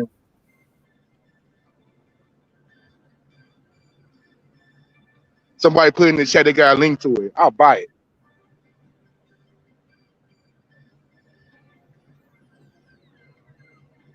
it. Damn. My bad, man. Somebody sent me this leak where a cop ended up paralyzing this man. Damn, that's crazy. I'll check it out. Damn, that's messed up. You can see it caught on camera with a man saying, "I can't feel my legs." That's crazy. Yeah, but I think that's the end of the list, man. I think that might be it. Yeah, that's all they got. Yo, Reggie, what's up? You listen to that Dr. Dre album he put out for the GTA shit? Yeah, I listened to I think he got a song on there with Nipsey that's hard. I've been listening to all of them. I didn't like none of that shit. I was like, man, you paid 10 years for this? Fuck that shit. That shit was whack as fuck to me. Yeah, Dre man got old and phased out of making dope tracks. He getting away from the funk, bro. He got away from the funk. That's his problem. He got away from the funk. I thought that was his bro doing that though. Yeah, exactly. I was just about to say, some could say that his pre-production teams have changed, and now with this newer pre-production team, it's not the Dre sound that we all thought was the Dre sound. If you knew about Mailman, and you know what I'm saying, cats like exactly, Mike Elizondo with that bass. Right. Yeah. Remember Scott Storch. Remember, Dre would get beats off of cats, and then he would just rearrange them, remix them. You know what I'm saying? Do that. Yeah. Yeah, those dim joint niggas he's fucking with, them niggas trash as fuck. They cold on the drums, man, but to me, them niggas beats don't be hit. Well, their melodies, you mean their melodies are bad. They got good drum pattern. But that drum pattern sound like classic Dr. Dre drum patterns for the most part, though, right? Well, it's not really off the funk. They're not really jamming on the one. It's like 1, 2 or something. I don't know. This nigga said jamming on the one. Hey, that's what it's called, bro. Hey, bro, I ain't heard that since that Cosby episode with Stevie Wonder and Theo was like jamming on the one. Yeah, James Brown invented that, jamming on the one. Where how it go? Here, let me hear the audio. Let me hear. What you said about it? Jamming on the one. Jamming on the one. Jamming on the one. Yeah, jamming on the one, man. Got to. Yo, but look, before I let y'all go, man, let me go through and let me get everybody final thoughts, man, on everything we talked about. I had a couple of topics on the docket. We can breeze through them. Y'all can give me your final take. Canelo Alvarez was voted Fighter of the Year according to my chat right here. Nobody has a clear winner other than Alexander Usyk. Got 61 votes on Alexander Usyk. Shout out to Alexander Usyk. Shout out to Facebook. I got 83 likes on this video on Facebook. YouTube, y'all ain't shit. Facebook, y'all where is that? I appreciate y'all. 83 likes on Facebook. Thank y'all so much. Let me put this on the screen. If Canelo Alvarez, if not Canelo Alvarez, who is 2021 Fighter of the Year? Anybody want to give me their take on that? Start with Reggie. Then we'll go to Deuce. And on Clips, you already gave me yours take on this. Let me get their take on it. If Canelo is not, I'm gonna give it to. No, do you have Canelo as fighter of the year? First of all, Hell no, why not? man. Who he fought? He fought to become undisputed. He beat undefeated champion Billy Joe Saunders. He beat undefeated champion Caleb Plant. Man, Billy Joe was A champion, luck. undefeated champion. Man, I give you that, but a lucky guy. You don't got to give me The that. Caleb It's right? Man, I don't give two shits about the belts. It's about the fighters that you're fighting. The Caleb Plant fight was a dope fight, and it was a great fight. It was a great comeback by Canelo. But overall, for the fight of the year for me was Tyson Fury, for the way he was able to go back in there against a very dangerous heavyweight. It was a tough, grueling fight. Him being knocked down twice, facing adversity in that fight, getting back to his feet. They going real deep into the waters in that fight, back and forth, and him being able to finish off Deontay Wilder in the fashion that he finished him. Though, right? Huh? He fought one time in that calendar year. Canelo fought Callum Smith in 2020 of December. Fought Yildirim, who he shouldn't have fought Yildirim. Now that was the bullshit fight, but you got to give him credit for Billy Joe and Caleb Plant. But listen, that same shit didn't apply when Tyson Fury fought three guys, two unknown guys, and then went back to fight Deontay Wilder. They want undefeated champions though. They want champions. Canelo fought undefeated champions. Yeah, but and took their belt. You got to count that. Boxing is so rated, so bullshit. Like I don't even rock with the belt system. Take the belt out though, but you got it. They fighting for belts. They fighting for supremacy. Who was Billy Joe fighting? He Billy Joe. No, he was 30-0. Man, if he was trash, somebody should have beat him. You can pull up the records of these fighters. Like I said, you can pull up Kell Brooks when he was undefeated. You can pull up Dillian White when he was undefeated. Oh, they got some padding now. It's definitely some padding. Exactly. But he did beat Chris Eubank Jr. You got to give him credit for that. Chris Eubank, and he toyed with Chris Eubank Jr. for a little bit. You know what I'm saying? Yeah, good one. But I still give it to Tyson Fury. Even though he only fought one time, I give it to you. Okay. He did have some adversity, and he was the favorite. Does that mean anything? But look how the fight went. He was dropped twice, got back to his feet, and battled all the way through and completed with a knockout. I'm mad at you. Good case. Go ahead, Deuce. I know you don't be fuck with the hypothetical shit, but who was the fighter of the year in 2021 for you?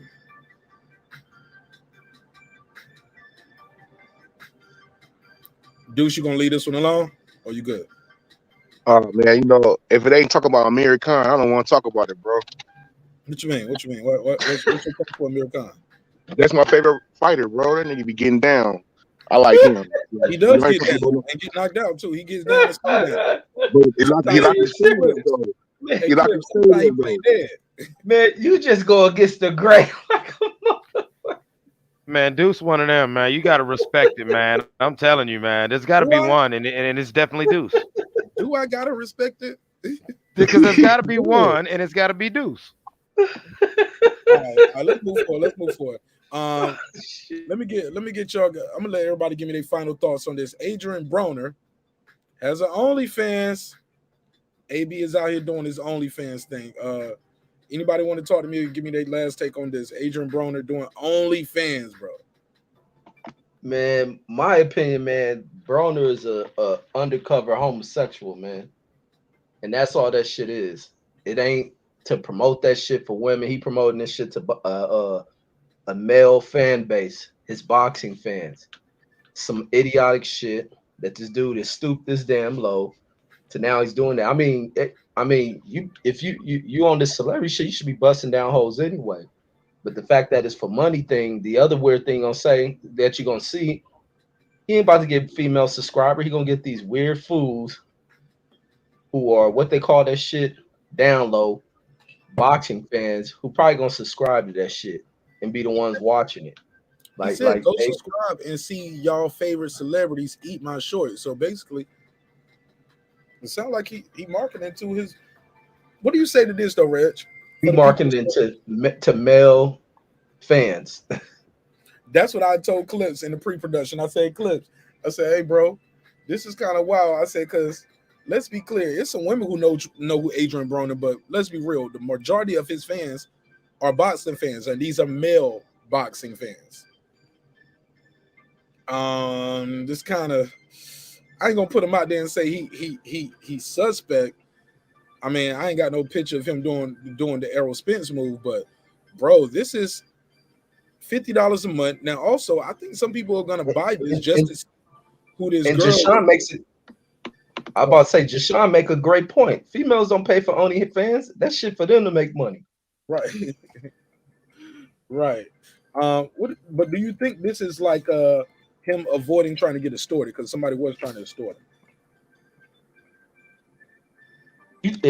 If you ain't trying to get extorted, you just leak your shit. And That's how what somebody I'm saying. That's my look. Listen.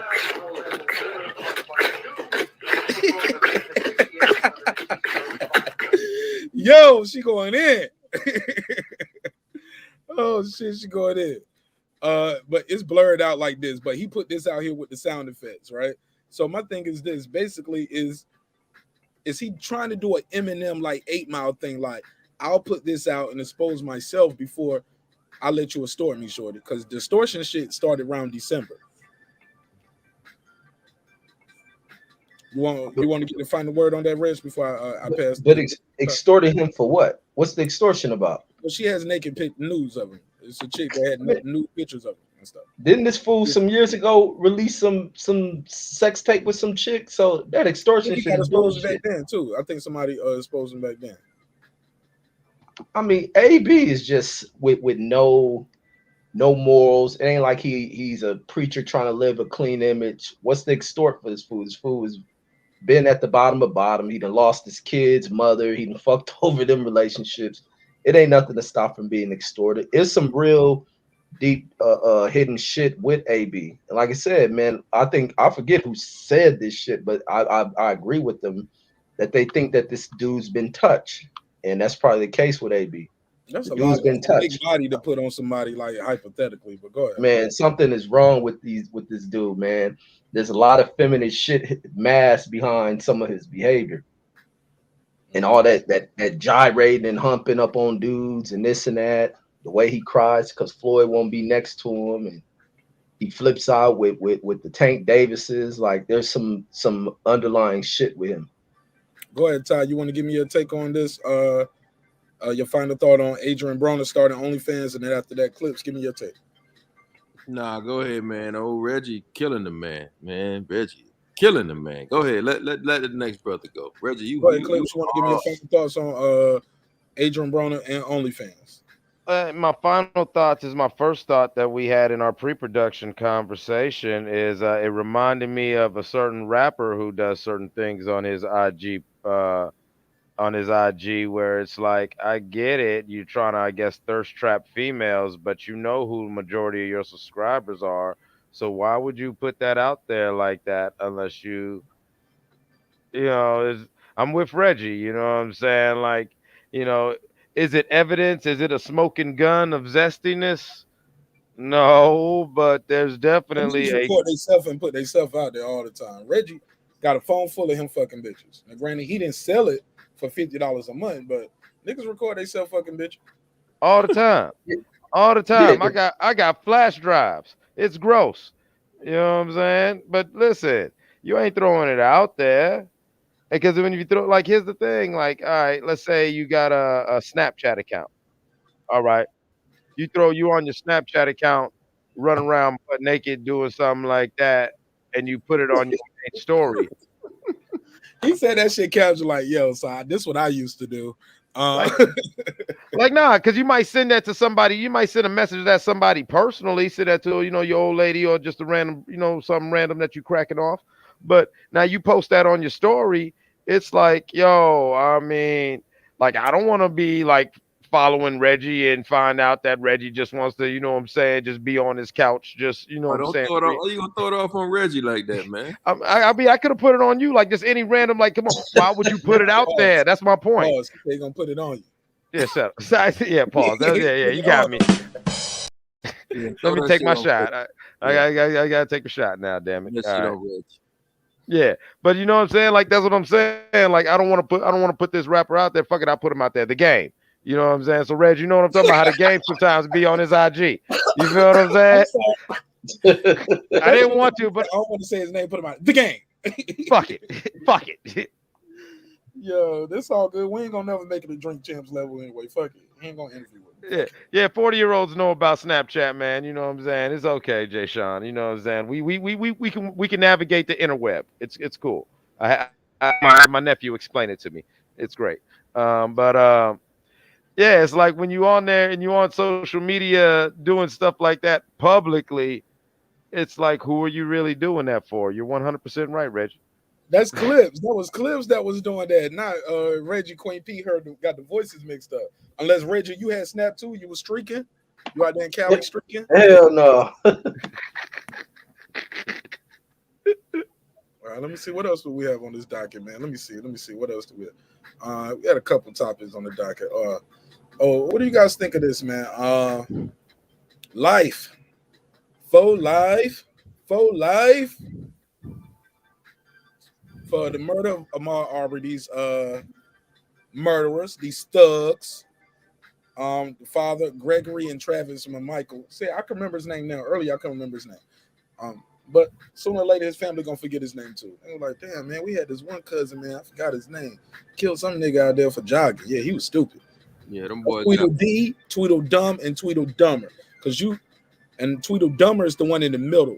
Because his trophy, that's what I'm gonna call it, because they thought they had got away with it. His trophy was getting circulated, and he started feeling like he needed some protection, so he gave it to a lawyer and say, hey, just in case, man, anything happened, man, this is what I did. I ain't really do that. I ain't shoot the nigga, man. I was just holding camera. His lawyer, dumbass, takes it to the radio station, who gives it to the media, and now this can of worms gets reopened, and these guys are now in prison for life. The only one who has a possibility of parole is the one in the middle, but don't worry, your mushroom bowl cut is gonna look like the guys on your left and right by the time you get out, because you're gonna be scratching your head a lot due to stress, or maybe somebody else gonna be scratching your head while you're doing your work. Respectfully, it is what it is. It is what it is. These guys got life. Todd, take the lead on this one first. Go ahead. Yeah, them boys got what they deserve, man. I'm glad that coward did get that tape to that lawyer, and he did the right thing with it. Hopefully they go to Reedsville, man. You know, that's one of the worst prisons in Georgia, Central Georgia. Send them to Reedsville, I know a lot of dudes have been there, and, it's gladiator school up in there. You're gonna have to stand on your own too up in Reedsville. So hopefully they go to Reedsville, man, and get their ass whooped. And you know how they do niggas in prison. So they hope they get the worst of the worst. And no, I think they're gonna go. I think they're gonna go full clan. I think they're gonna go full Klansmen in there, but they soft though, and they come from law enforcement, so they still gonna be the ops. You get what I'm saying? Yeah, it might be in PC the whole time. They're gonna be over there with bitches, with bitch ass niggas getting their hair braided and shit, and got titties. I mean, after you do a crime like that, they might well gonna put you in gen pop. Well, I mean, shit, you already gave you life. Shit, they might well just, you know what I'm saying, let it be survival of the fittest for the rest of your life. Ain't no sense in, you know what I'm saying, putting your ass in no PC. Right, I don't think you're gonna be able to do PC for life, right? Yeah, put him in gen pop. Let's see what they made of. Motherfuckers ain't shit without them straps, homie. Yeah, you ain't going home, so shit, you'll figure it out, or you'll be a boy for the rest of your life. You're gonna be a fish. That's what they go. And if that's it, ain't Tweedledee, Tweedledum, and all like that, they're gonna be the three fish. It's a fish, because the only thing that's exactly. I see it. Looking up. Looking up with their mouth open, just like that.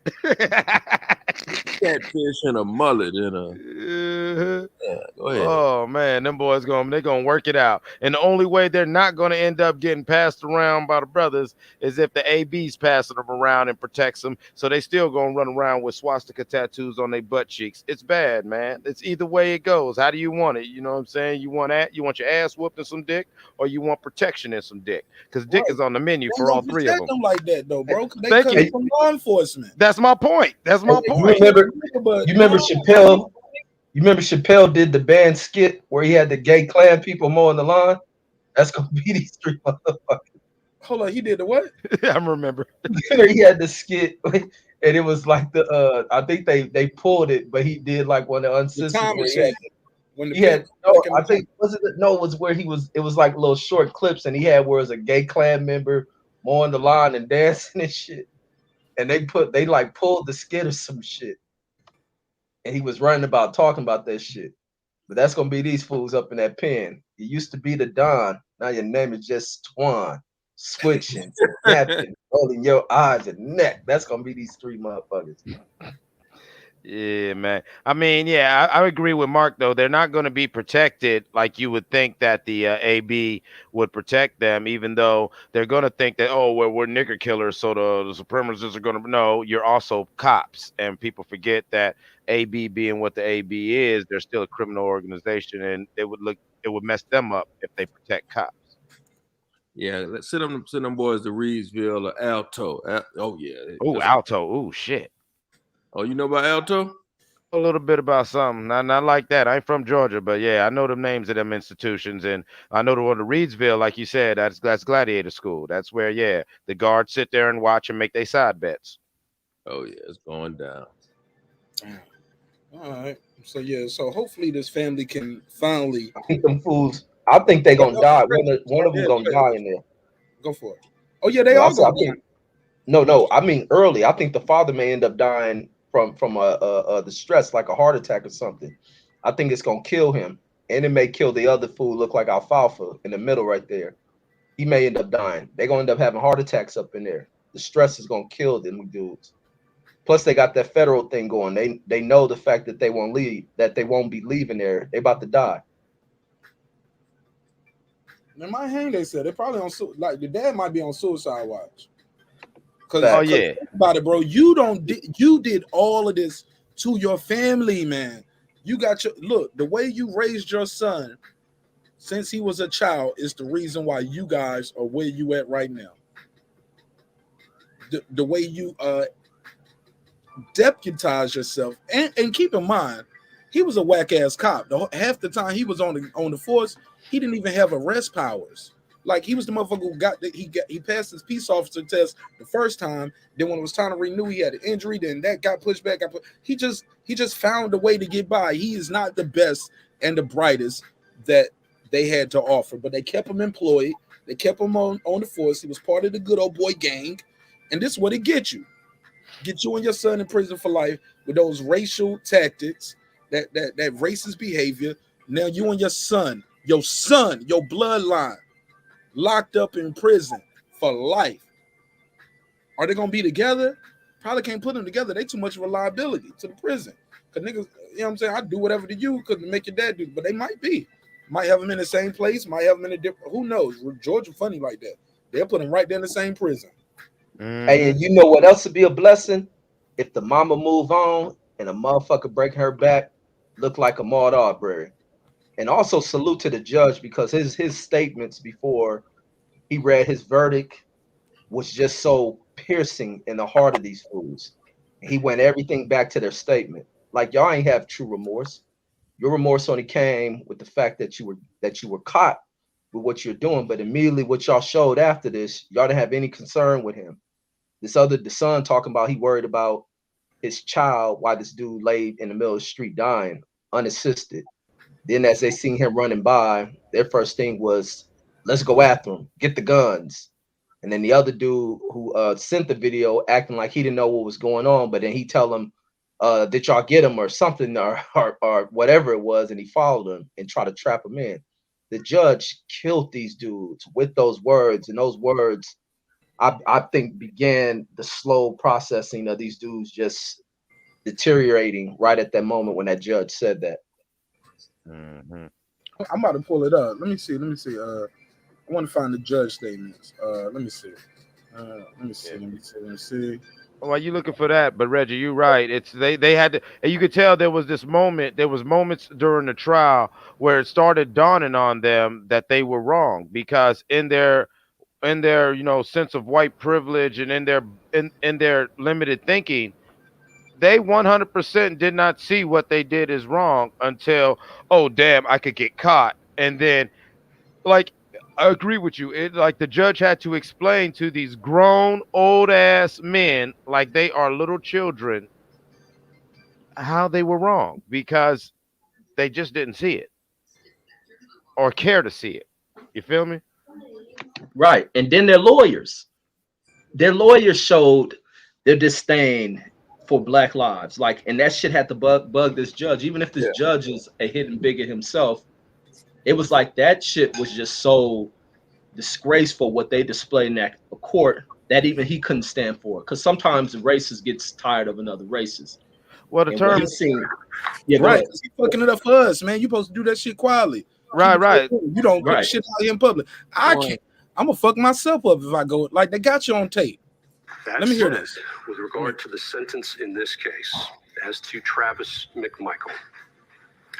Mr. McMichael, Go ahead, Clips. I pull it up. That's the audio sound too low. I need to hear this. Oh no, but the term, like the term for what you guys are saying is called egregious.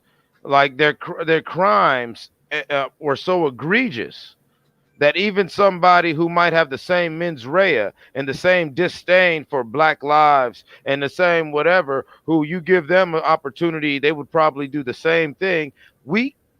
They couldn't stand by him. You like the judges, like, you know, if somebody was a racist, you got to still distance yourself from these three. You feel what I'm saying? Like you can't stand next to this shit because it's so egregious. Like you just saw a black dude, and even when they ran to him surveillance videotape of Ahmad in the empty house, you know, he's allowed to look there. Nothing was wrong with it. Is a man jogging through your neighborhood, and the way you chased him down, you were good old boys on a hunt. This was egregious. All right, there is nobody, especially a sitting judge or any deputized official, who could publicly support what they did without throwing their own neck on the guillotine. Like you cannot support this shit. This was messy. For sure. Let me move forward with this part right here. Let's hear this. I think I got a better. I got the mother's the victim impact statement from the mother. We'll play that. But I want people to hear this right here. This is the. No, that's the verdict. Nah, we'll play this. We'll play this. Yeah. Hey, best. Mark, the judge part is right before he sentenced them. He speaks for like about 3 or something minutes. So you'll find it right before he gives the verdict. No way, he already did the verdict. He did the verdict a month ago. The sentencing was today. No, I mean for the sentencing, he before he gives them their time. Right. Let me hear it. Act thereof of the defendants. I just want to hear the good audio. I've also over again into this day, this court with regard to such treatment. I've also considered any lawful evidence which tends to show the motive of the defendants, their lack of remorse, their general moral character, and any predisposition to commit other crimes. Now, I think in this case, the record speaks for itself, and the defendant's own words, I think, guide this court with regard to sentencing. Stop right there. Before I play that, I want you to hear. Now, this is when he said the defendant's own words. Let me rewind you to when the prosecutor questioned Travis McMichael. He said, "You could have just let him run, huh?" Let's hear this. Time. And fast You forward. could have just stopped, right? I could have. You could have just let him run, correct? I could have, but I also wanted to make sure that everything was okay down the road and see what was happening. I wanted to ask him, at least ask him what was happening and see what he was saying. Can y'all hear this? Yep. Y'all can hear it. Okay. Yeah, we hear it. Despite the fact that you know about the Fifth Amendment, you know that no one has to talk to anyone they don't want to talk to, right? That's correct. And you said that you wanted to know what happened and that you saw Matt Albenzi out in the street when you came out with your shotgun from your house, right? Yes, ma'am. You didn't go down and ask Mr. Albenzi what was going on, did you? I did not. Okay. So at one point in time, I think you said you thought, well, maybe somebody had been hurt or something had been broken into, or maybe Larry English was down there, right? That's correct. But you didn't head that way to see what exactly had happened, did you? I did not, because Mr. Albenzi was pointing down the road. I took it as whatever happened, you need to go that way. You need to go that way. Something has happened. And then trying to ask him to see what was happening. What happened? Yeah, something had happened. Something has happened.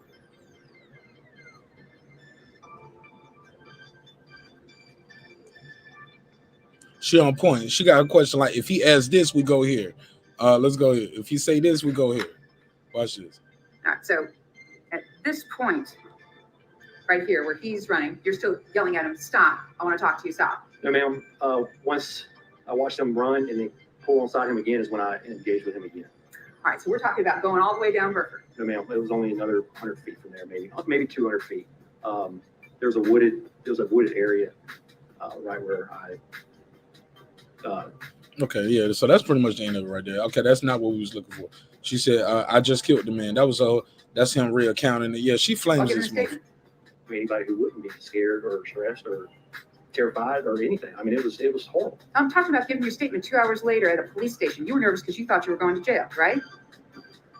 No, I gave him a statement. I mean, if I would have, you don't think you're going to jail. That's what you're saying. I was going through an investigation. I was following an investigation.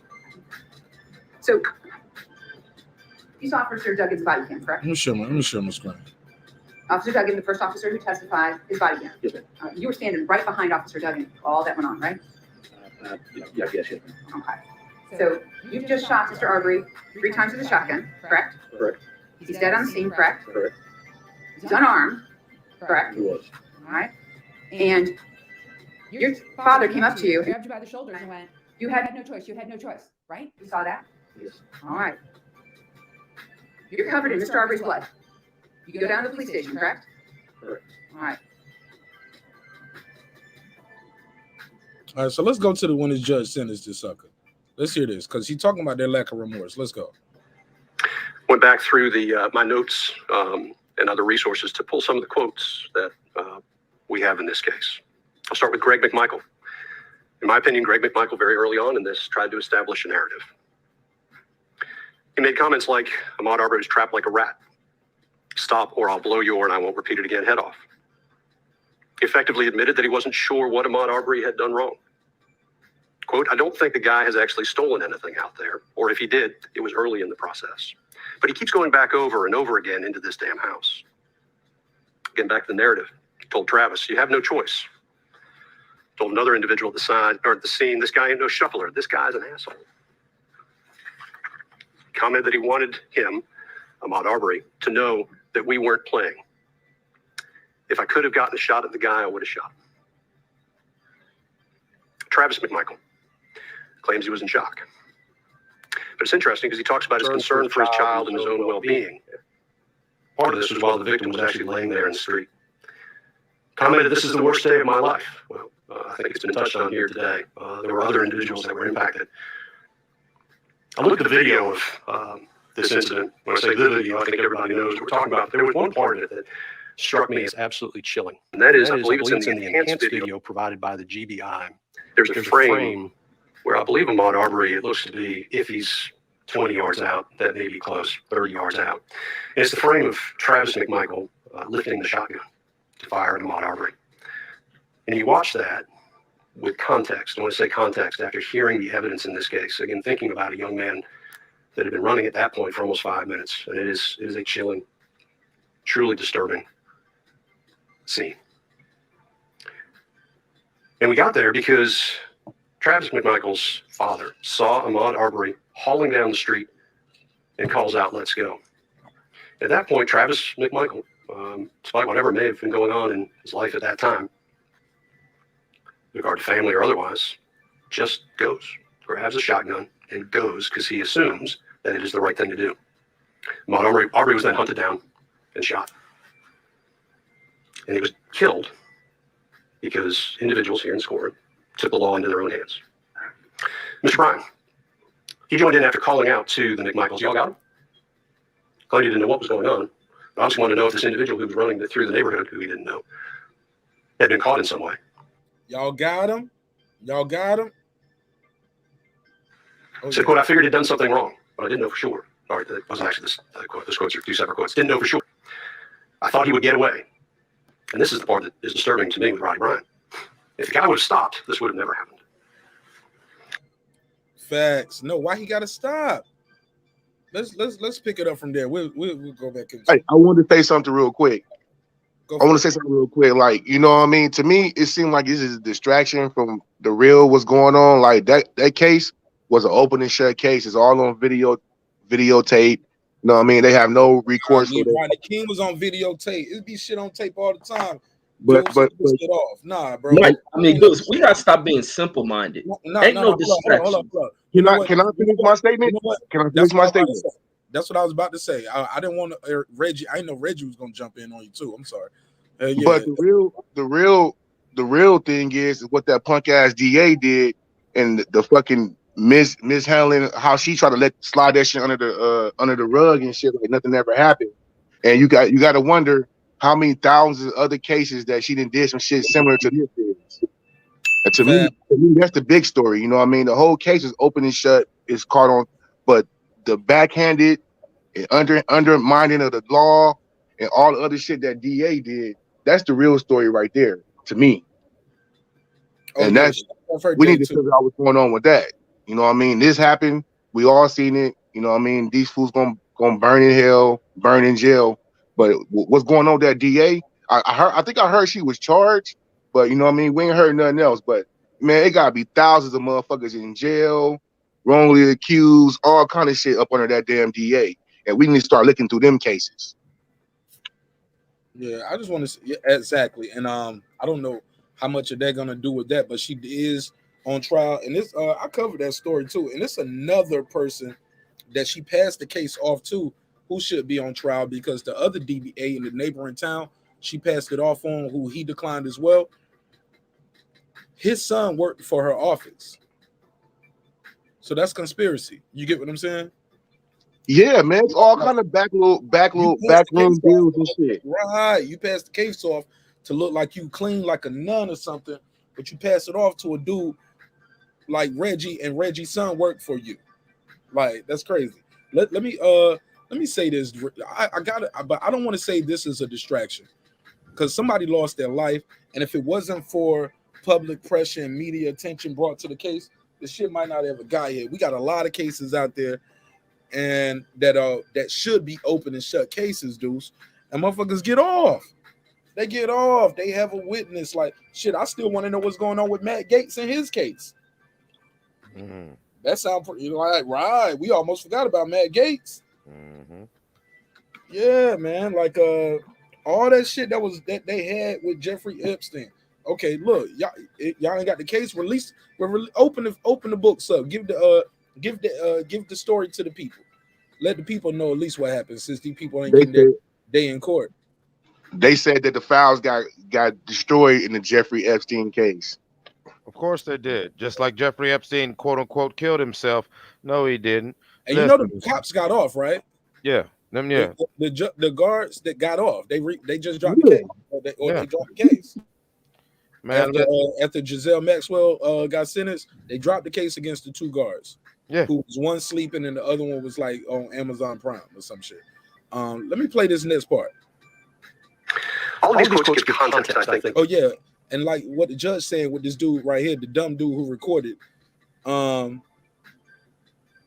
give context, you wouldn't say y'all got him. You would, if you didn't know what's going on, you would say what's going on, what happened, what did he do, or anything, instead of just that's my opinion. But go ahead. The video that we saw during the case, and Miss Monica Cooper Jones this morning made a statement that I think when you look at these statements and you see the videos is very true, and that is, she says when they could not scare or intimidate him, they killed him. It's been discussion about remorse. And I agree with counsel that it is dangerous for defendants who have multiple prosecutions against them to make statements of remorse. But remorse isn't something that is simply a statement of regret. Remorse, I think, can be determined by looking at somebody's reaction to difficult circumstances and the reality of the situation that they're in. It doesn't require an apology. Quite honestly, sometimes apologies are made simply to get past problems. Remorse is something that's felt and demonstrated. In this case, getting back to the video, again, after Marbury fell, the Michaels turned their backs. It's a disturbing image, and they walked away. This was a killing. It was callous, and it occurred, as far as the court is concerned, based upon the evidence, because confrontation was being sought. I think the statement was made during closing arguments. It's interesting to note that the most violent crime in Satilla Shores was the murder of Ahmaud Arbery. Let's stop right there. I think that's part of the reason why the judge had to sentence them the way he did. This doesn't happen. Like the black people who was there protesting, the white folks who were there protesting with him, saying this doesn't happen here. Yeah, we're a small town, we're a small Georgia town, but we don't do this to our neighbors. Anybody want to react to that? I'm loving the way the judge is breaking this shit down. I'm loving every bit of it because, like I said, it hits right at the soul of not just these three suspects, but people with those type of mindsets. And the fact that people did stand up to go about, making this, because the thing with these small towns is they like to keep these things hush hush and shut off from the rest of the world. And it was the fact that his mother had the courage. She reached out to the right people. Those right people used the platforms. That's why social media is such an important place. The internet is an important place. As much as some people complain what they hate about the internet, I love it because you can use it when it's, you can use it for the right causes. You even seen the dude who was sentenced to 110 years out there in Colorado have his injustice reversed. So you getting 10 years, right? Yep, 10 years with 5 years eligible for parole. So you see the way in which the wheels work because within the system, there's flaws. Can you get early release? Somebody say he might get he could get early release for good behavior, even as early as 2.5, 3 years. Man, that nigga deserved about 50 years, man. Huh? That nigga deserved about 50 years for that shit. I got me. Hell no. Hell no. How? How? Equipment failure? What no equipment failure, man. If he was going down the mountain at 85 miles an hour, he should at least downshift or had the engine brake on or some shit, bro. Come on. Nah, if it was that easy, he would have done it. Ty, how long you been driving trucks? 6 years. I don't even think the kid was driving that long though. No, I think he's driving like a year. Well, they said.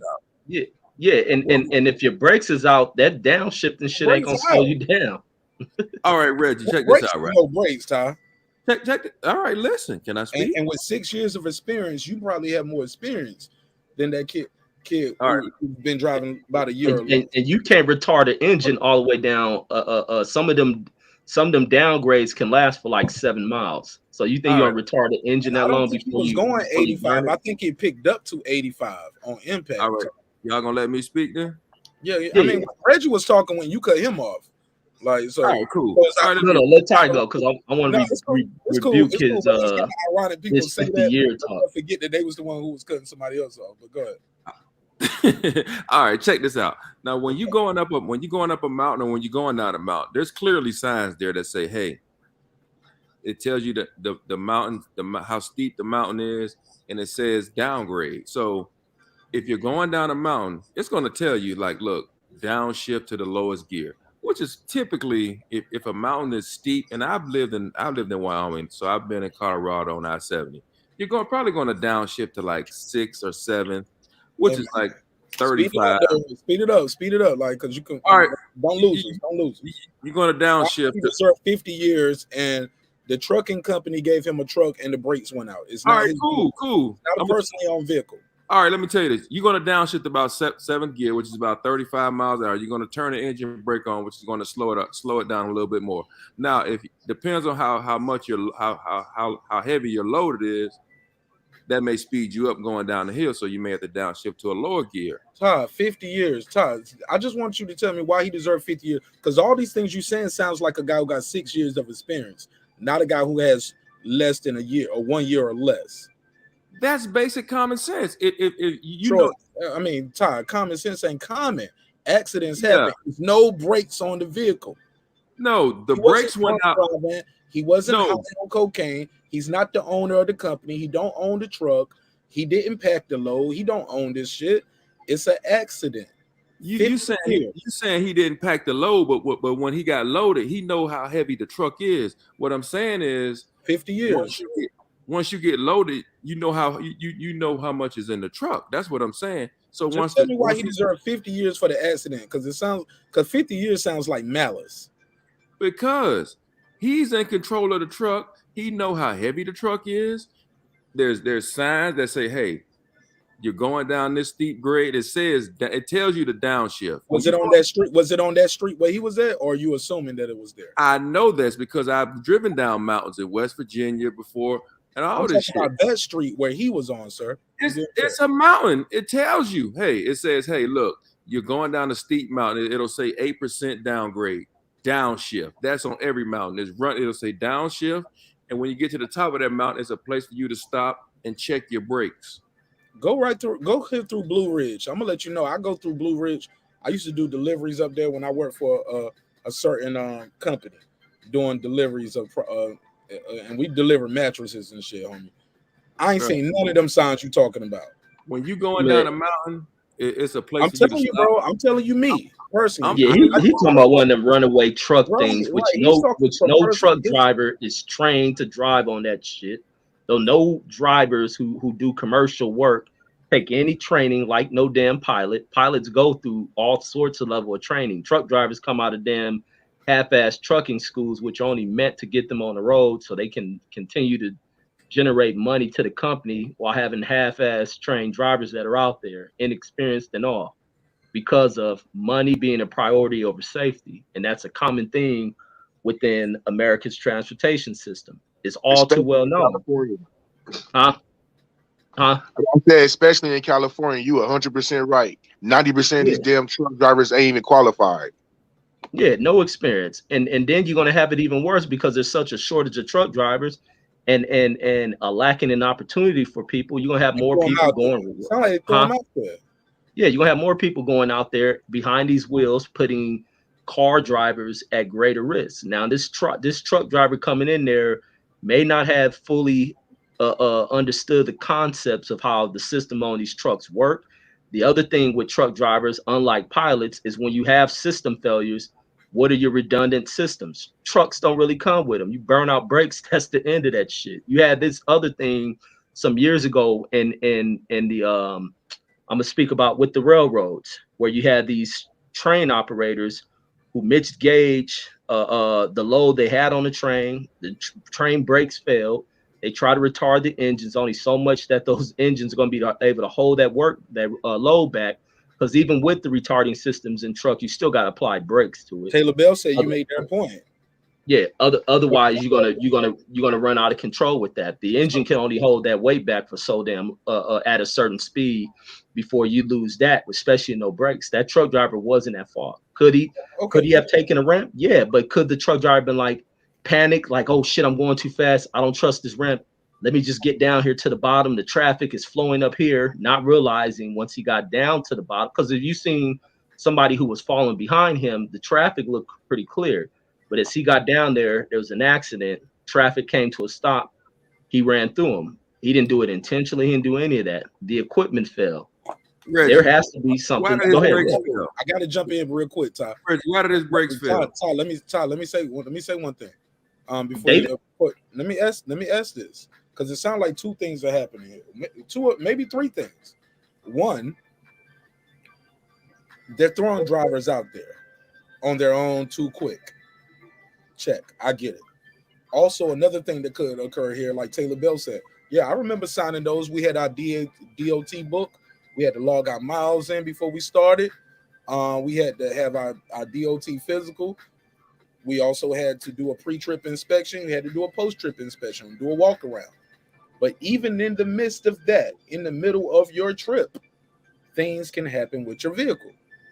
It has happened to all of us. Nothing was wrong when I left. Something happened on the road. And it happened. So I think two or three things are happening. One, the guy was inexperienced. Two, the equipment failed. And three, he didn't know what to do when the equipment failed, like as Ty was alluding to. Go ahead, Ty. Right, I'm trying to tell you the equipment. We kind of going and we don't went all the way from the Mar Arbery right now. I just want y'all to know that we went all the way left. The equipment failed because he was going too fast down the mountain, and he didn't have control of the vehicle. The number one rule in driving, you have to control that vehicle and the speed of that vehicle. The steeper, if the mountain is very steep going downward, you have to downshift. That includes calculate how heavy your truck is and how much weight you're carrying. You have to know this stuff. That's why I keep telling you. Try, but, You have to I'm listening to you, but do y'all do math classes when y'all go through this shit? Say that again? Do y'all do math classes for calculation, statistics? They don't go through statistics and math. Yes, classes. you do. The truck, listen, the truck weighs Truckers 35,000 don't go through none pounds. of that calculus shit. Listen, man, Yeah, the truck they're weighs actually supposed to. The truck weighs 35,000 pounds empty. When you go to a shipper and they load you, they tell you, you get on the scale when you get ready to leave their facility. You know how much they're gonna load. Okay, they're gonna load you 25,000 pounds. You know you 60,000 pounds now. You're going down a 8-degree mountain that's 8 degrees. That's how steep it is. You know that shit. Do they tell you now? Do they tell you what speed to calculate to go like, okay, if you weigh this much, go down? And do they do drills and tests and truck driver training? Say, hey, you should downshift to this much. I know they do following distance and things like that, but do they tell you, hey, at this incline, at this speed, you should go? I just find it hard to believe. No disrespect. I know some smart ass niggas who own their own companies doing this truck driver shit. Y'all know me. I'm out here doing my independent thing too as well, as far as independent contracting. However, I don't do the big trucks. You know what I'm saying? No, they don't tell you that, but you understand at certain gears you go at certain speeds. So if let's say if I downshift to 7th or 6th, I know I'm gonna be at about 30, 35 miles an hour. I throw on the engine brake, that might slow me down a little bit more. What I'm thinking is this nigga would try to learn all of this. Okay, listen. He's been driving. If you've been shifting gears, you know these speeds. What I'm saying, what I'm thinking is that the nigga was probably in like 8th or 9th gear. He was coasting down the highway. He was coasting down the mountain. The shit, it started to speed up. It got up to probably like 50, 60 miles an hour. And at that point, if the truck is 60, 70,000 pounds heavy, you shit out of luck once it gets up to 60, 70 miles per hour. And at that They point, proved this in court. What gear? Exactly. He was shit out of luck. like Reg, but that still sounds like his fault then, though, Reggie. But that's his fault, Reggie. That's what I'm saying. He was in too high of a gear. Now, Ty, everything you said was hypothetical. Is it? No, what I'm saying is true. Let me ask my question. Do you guys have a black box like planes have, where they can detect what you was doing and how fast you was going and all of that? No, but the investigator said it's estimated he was going about 85 miles per hour. If he's in 7th or 6th gear, he ain't going that fast. And he's going about 30, 35 miles an hour. And once you turn the engine brake on, that's going to slow the truck even more. That's what I'm saying. He was cruising down the mountain. He's probably in like 8th or 9th gear. And he was just letting that shit coast, and it just picked up speed. And that was it. He lost control of it. He couldn't slow it down. Yeah, everything in that truck was done. Everything was done. And he didn't walk away here innocent. He's still serving time based on the lives of those people being lost. Like, you can't put that on him. Like, y'all sound as bad as trying to sentence 50 years. No, yeah, y'all sound as bad as these white folks who just unjustly sentence people. Don't say y'all. Put a name on it, Reggie. All right, TY. You should be happy with the way some of these white folks sentence black folks. 50 years is egregious as hell for some accidental shit. That was not accidental. It wasn't purpose. That's let him finish. Wasn't nothing done purposely. Right, wasn't nothing done purposely by that driver to be like, I'ma just go kill everybody, because he could have hit a bunch of cars before he even reached the cars that he ended up hitting.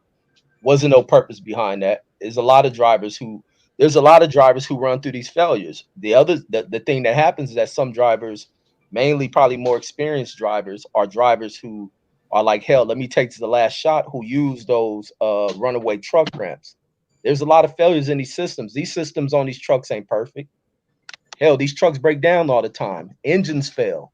So if the engine failed, then his retardating system is going to fail. And the truck he was driving looked at old and outdated. So it probably didn't even have a retarding system on it, or it could have failed as well. Everything, we don't know what all could have failed in that truck. But the thing that people try to get him on is the fact that he drove past that first runaway off ramp. But how often are they teaching truck drivers about that? And are they driving on them? Hell no.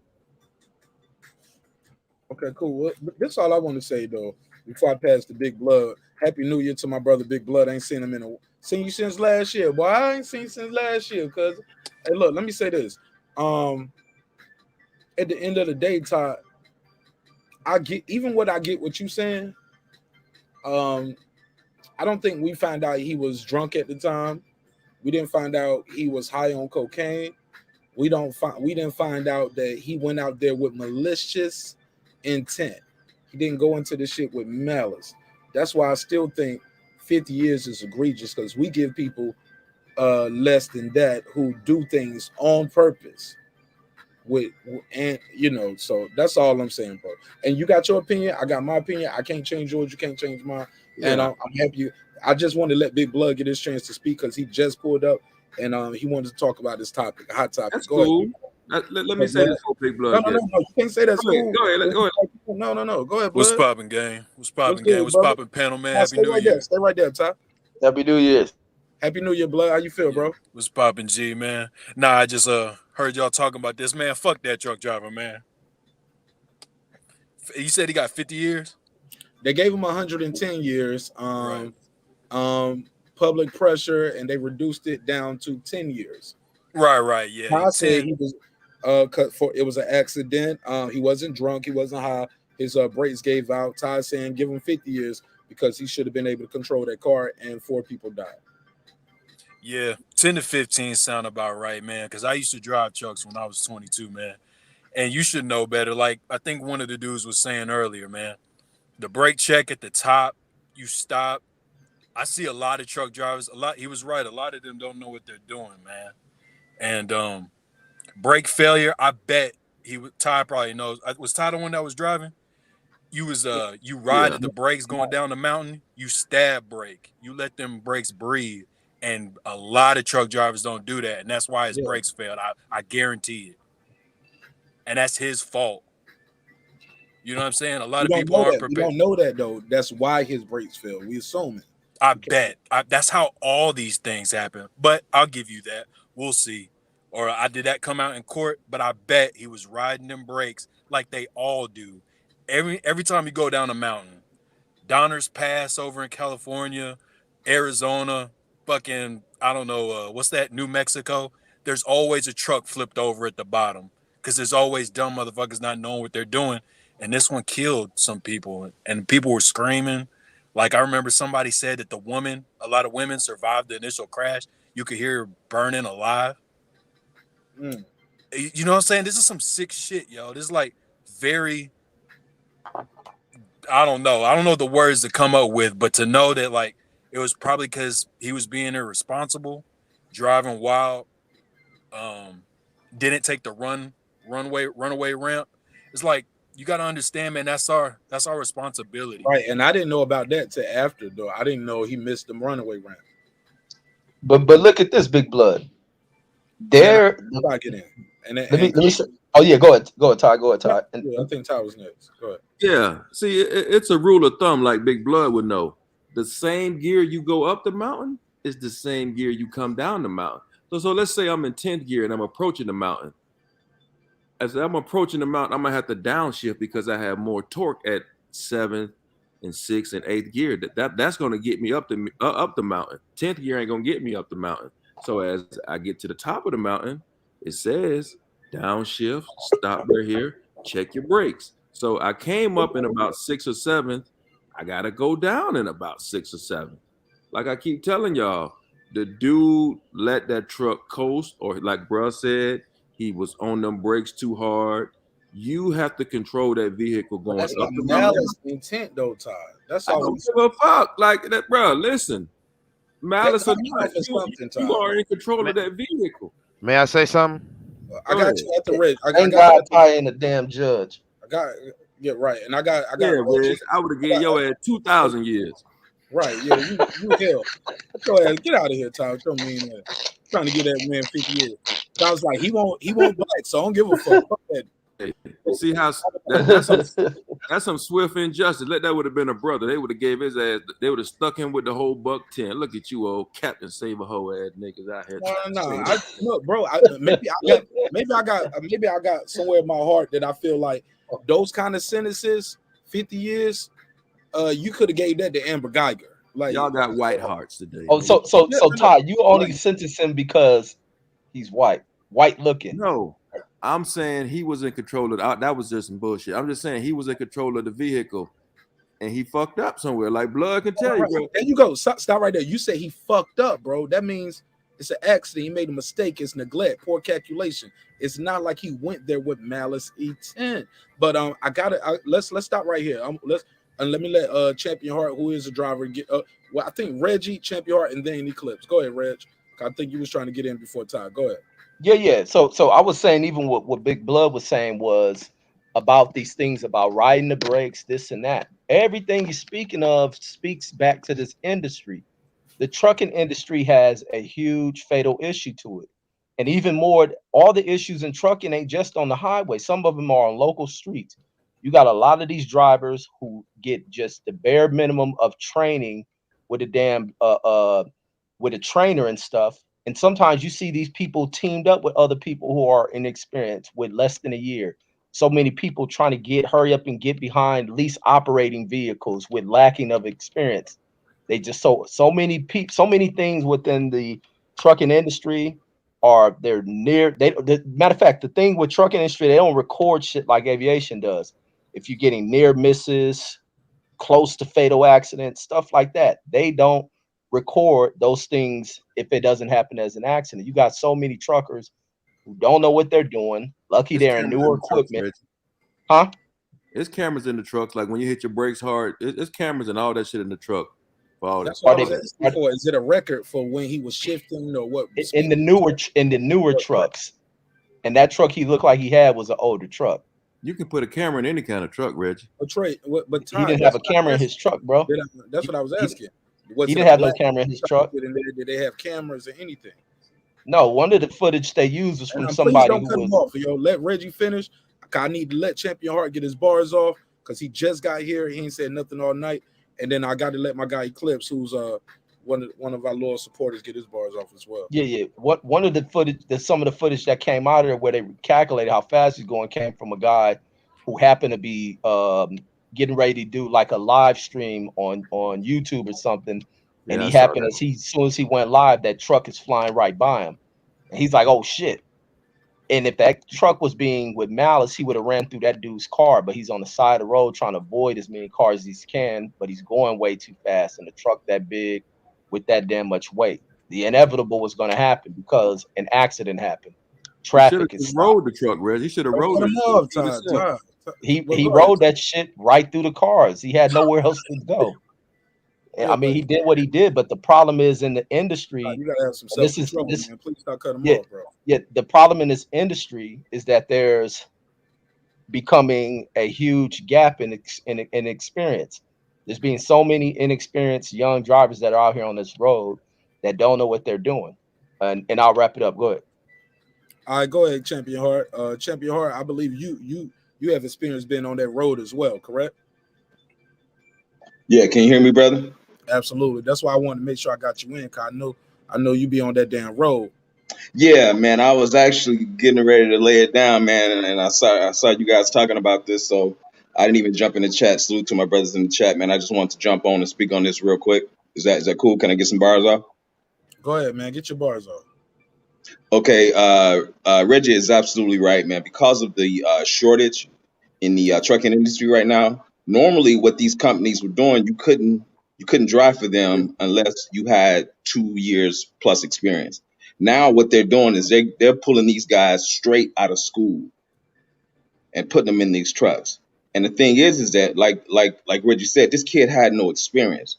I've been driving for 12 years, and a situation like that, I would have been able to stop that truck, but the inexperienced driver with the year of experience panic and don't know what to do. And the thing is that happens, when you come out of school because they don't even teach you how to back up.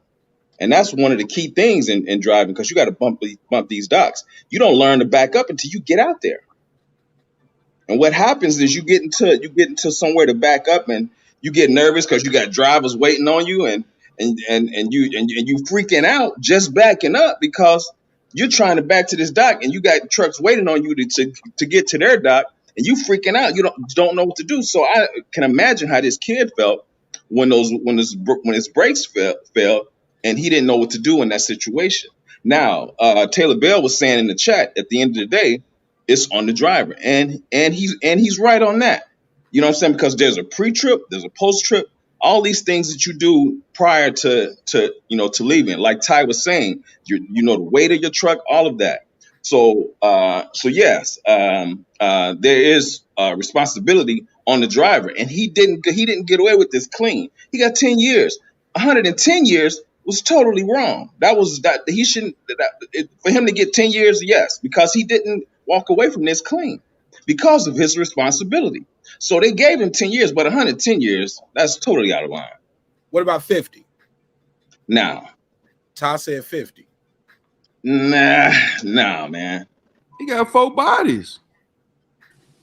It's people who deliberately drive into people and they don't get nowhere close to 50. It wasn't intentional. You know what I'm saying? It wasn't like he planned to do this. Boy, I sure hope y'all don't. If I ever do some silly shit like that, I sure hope y'all my jury, boy. I hope I am your jury too, because you don't deserve 50 years for an accident. Go ahead, Clips. Yeah, Ty, it was an accident. At the end of the day, Ty, it was an accident, man. Right. He wasn't high on cocaine. He wasn't drunk. He didn't go out there. He didn't have a manifesto written saying, today I'm going to use my 18-wheeler as a weapon and kill 4 niggas today, or 4 white folks, or the first 4 people I see going down this mountain. It's an accident. That's why I say less than 50. Ty, hold what you got. Go ahead, Clips. The big blood. To piggyback off Taylor Bell's great points, like as a OSHA certified inspector, the driver or the operator, that's just OSHA. And I don't care if it's if a forklift, a 6-high, any type of industrial equipment or any vehicle or whatever. If you're the driver or operator, you're responsible at the end of the day. Now, do I think he should have got a whole bunch of years? No. His 10 years is fine because he's got to live with that what he did. But what they could do is they could go onto the hiring practices of this company.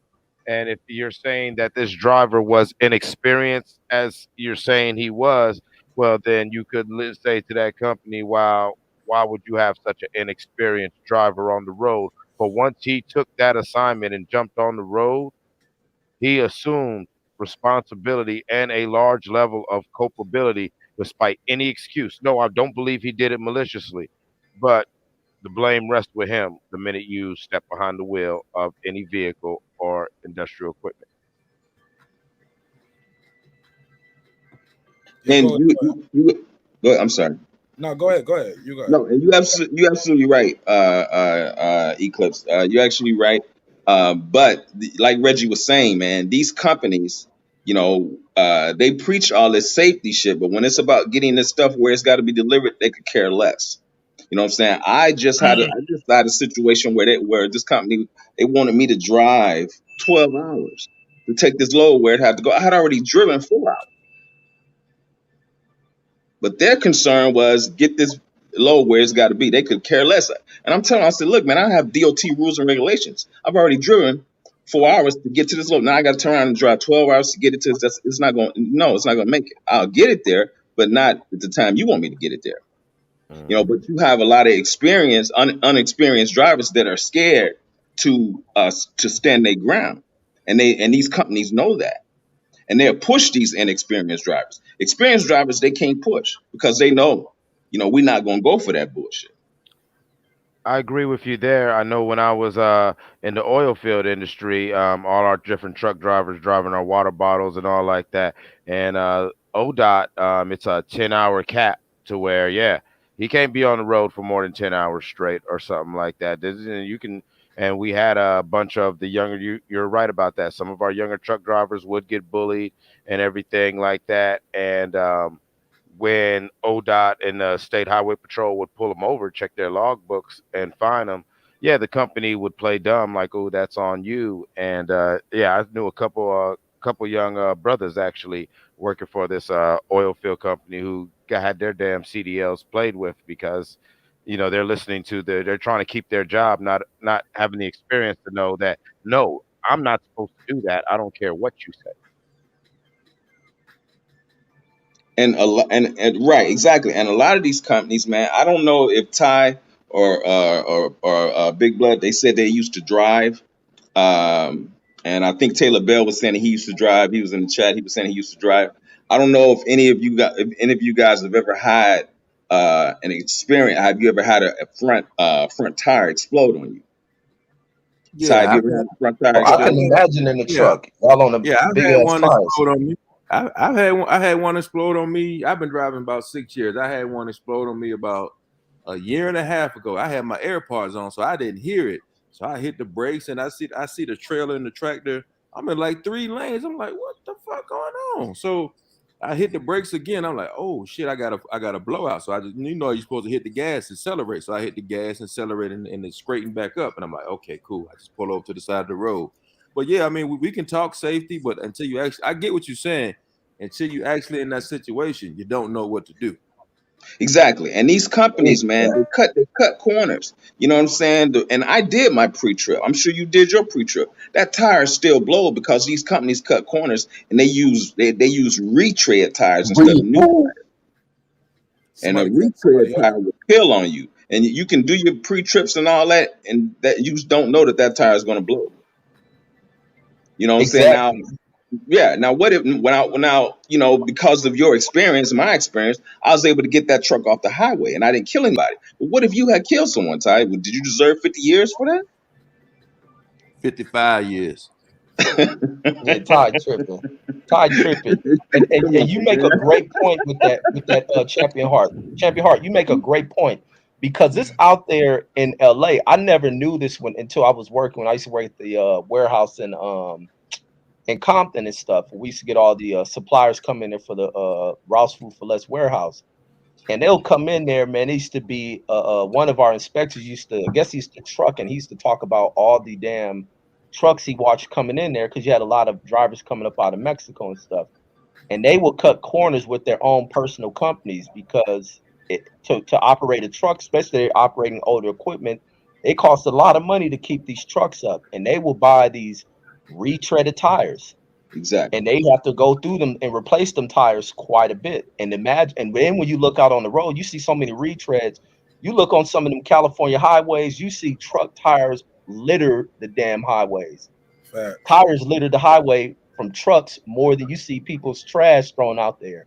I think everything you see on the road is some torn up truck tire, and that's safety issues for regular drivers who may be just driving with their families in these vehicles, and it's a sad thing. It's a risky thing for people that are out there. And I think the problem is within the industry. They have changed the trucking industry so much that it has pushed a lot of the experience up out of it, and it has left the wasteland to so many inexperienced people.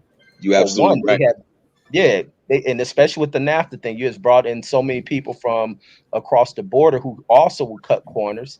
They do things that are so risky because they don't live by the same standards of safety and all that stuff. So now it makes to where the rest of the system has to try to be competitive with people who push price down. And then now I mean, they have just gobbled the hell up out of the trucking industry without thought behind it. And now it has reached this critical point to where everything is so out of whack. Like you can't do this. You can't do this to an industry. And you can't have where you cut corners over here for adding safety into it, which adds in the increase in cost. And then now you're trying to drive a profit. Sometimes you may overlook, maybe these brakes we'll just push it one more trip down that mountain. Yep. We'll use these retread for 5 more trips down that mountain. And on that trip, it breaks apart. You see it in all these industries where these corporations try to cut corners. You even watched it in NASA. NASA was notorious for that shit because sometimes money exceeded safety until something happens. And before I close, that company who we drove for, that company folded up right after that shit, which held them to where they weren't no longer liable for that shit. But go ahead. Yeah, you Y'all right absolutely. about the training. That shit goofy.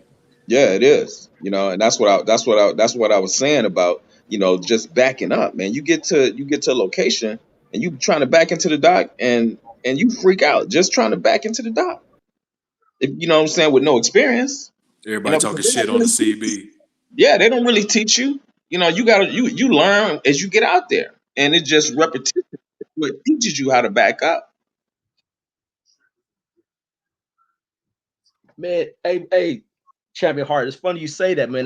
That warehouse I was talking about for Ross Food for Less, we used to sit there and watch sometimes to where they'll get drivers that come in there, and I used to trip because I know all this stuff about the lacking of training to where some of these people be sitting there for about literally 20, 30 minutes trying to back into one of those little docks that they assign them, and then don't let there be a truck in between it. It may take an hour if somebody don't be like, here, let me just do this for you, who has more experience. It used to be crazy sitting there watching it. I should be like, damn, how these people don't know how to back these trucks up? How long they've been doing this? And you see it commonly. They'll sit there for 20, 30 minutes. It'd be nothing to watch a driver struggle to try to back a truck. Yeah. Shit, if I'm real pussy, I wait till everybody leave and then do it. Yeah, I watched the guy struggle. I had to get out of my truck and say, hey man, let me help you out. You know what I'm saying? And at first he was letting his pride, not let me help him. And I was like, look, man, I've been where you out. Let me help you out. Because he was struggling trying to get that truck back into that dock. I had a teammate when I first started, you know what I'm saying? So me and him went out on the road together. So we figured it out. So but I get what y'all saying. It is a lack of training, but in this situation, y'all know how I feel, so I ain't gotta go over it. Yeah, a bunch of people are responsible, man. But y'all made a good point about that training, man. And now I came in passionate. It's still fuck the dude. He got his 10 years, but yeah, somebody else, like the industry, it needs a lot of change. Because when I went through school, I graduated with 10 other dudes, and I thought only 3 of us should have graduated. 2 of them dudes barely spoke English, so I don't know how the fuck they were gonna read the signs. Right. About grade and stop and so I don't know how that shit happened. And I just remember thinking to myself, like, as a kid, when I drive past trucks, I always thought these were the professionals. So I thought we was all right driving next to them. But then when I saw these dudes graduated and we all got A's or whatever, I called all my family and I was like, bro, they letting rookies out on the road. It's like literally anybody can drive these trucks. So I guess I see what y'all saying about how this dude, because I think somebody said earlier that this dude had never even been on a mountain in training. Okay, then that's his fault. Then that's the company's fault. But yeah, that's fucked up. But also, driving the you truck also isn't- got to ask that too. Like, I don't know if my trainer had that plan, but I brought it up to him and I was like, yo, I want to go on a mountain. And he was like, duh. But the fact that I asked that, I don't know why. How come little homie didn't ask for that with his trainer or whatever he was going on, or just, I don't know. I feel like it takes 2 + 2. I lose my brakes. There's people at the bottom of this mountain that are gonna die if I hit them. Lay the truck down, bro. He was driving for miles without those brakes. Sooner or later, you got to realize I am going to kill everybody I hit with this truck. Lay it down. Hit the side of that mountain. Put it in the runway. Do something. Kids, women are going to die, and he didn't. So somebody got to do the time for that shit. I hate saying it, but and we ain't saying look, Scott free. We just saying 110 years is too much. 200 and 50 years is too much. Hey, look. No, I agree with. I'm sorry, Reggie. Go ahead. No, I want to say this because it was this because I be watching these trucking channels on here. It was this one trucking channel on here where this guy is a Spanish dude. He's an instructor on here, and he had this young kid, and he's a dude who is old school and he can't stand to push drivers through. He refuses to push drivers through if they don't know. This dude couldn't figure out how to shift the truck in the gear. He was tearing this dude truck up. He'll teach this dude how to just park in the middle of a parking lot. This dude couldn't figure out anything with this truck. And this guy will constantly, even while he's trying to train him, he's in the driver's seat. This dude's falling asleep. He wouldn't wake up on time. This dude complained, all this stuff. And as you watch this guy's channel, it was just showing like how some dudes just don't pick the concept of trucking, when to turn. So if you're coming on the street and you need to make a right turn, this dude will, based on how he set the cones up, will run over the sidewalk, will damn near hit cars, and he wouldn't pass this guy. He just tried to spend as much time with this dude. This dude ended up quitting, getting off his truck, He went for like to Swift or somewhere, one of these other just rush you through companies. And this dude was out there on the road. And even just watching, he's just like, who in the hell in their right mind, based on what you watch with him doing with this guy, put this kid out there on the road? And it wasn't even within a month. He was out there behind the wheel without an instructor, which is crazy. And that's how fast they're just rapidly pushing these dudes out here. And some of these big companies have continuous trucking classes probably every 2 months, and it's probably less than that. Go ahead, Clips. Yeah, but that is I do want to agree with Big Blood's point. As like there was a conscious choice to not lay the truck down. I literally. What does that mean, Clips, for the people who don't know? You dock it on the side. You crash it, intentionally crash it instead of letting it go. Like I could. Yeah, roll it. It's okay. Roll it, and them, especially the type of 18-wheeler. If you roll it right, you're gonna be fine. Your seat buckled in the cab. Just roll that shit. All right, but you won't. At least the vehicle gonna be fucked. You're gonna be all right, but you ain't gonna kill nobody. At least. Yes. Right. And then when Big Blood had said that, it just brought up something that happened in 2011, where the only reason why they. Yo, hold on. You got a story time for us? No. It's just a no. Let me do the drop. Let me do the drop. We did it all night. Yeah, go ahead. Everybody want to know this how the story goes. Story time.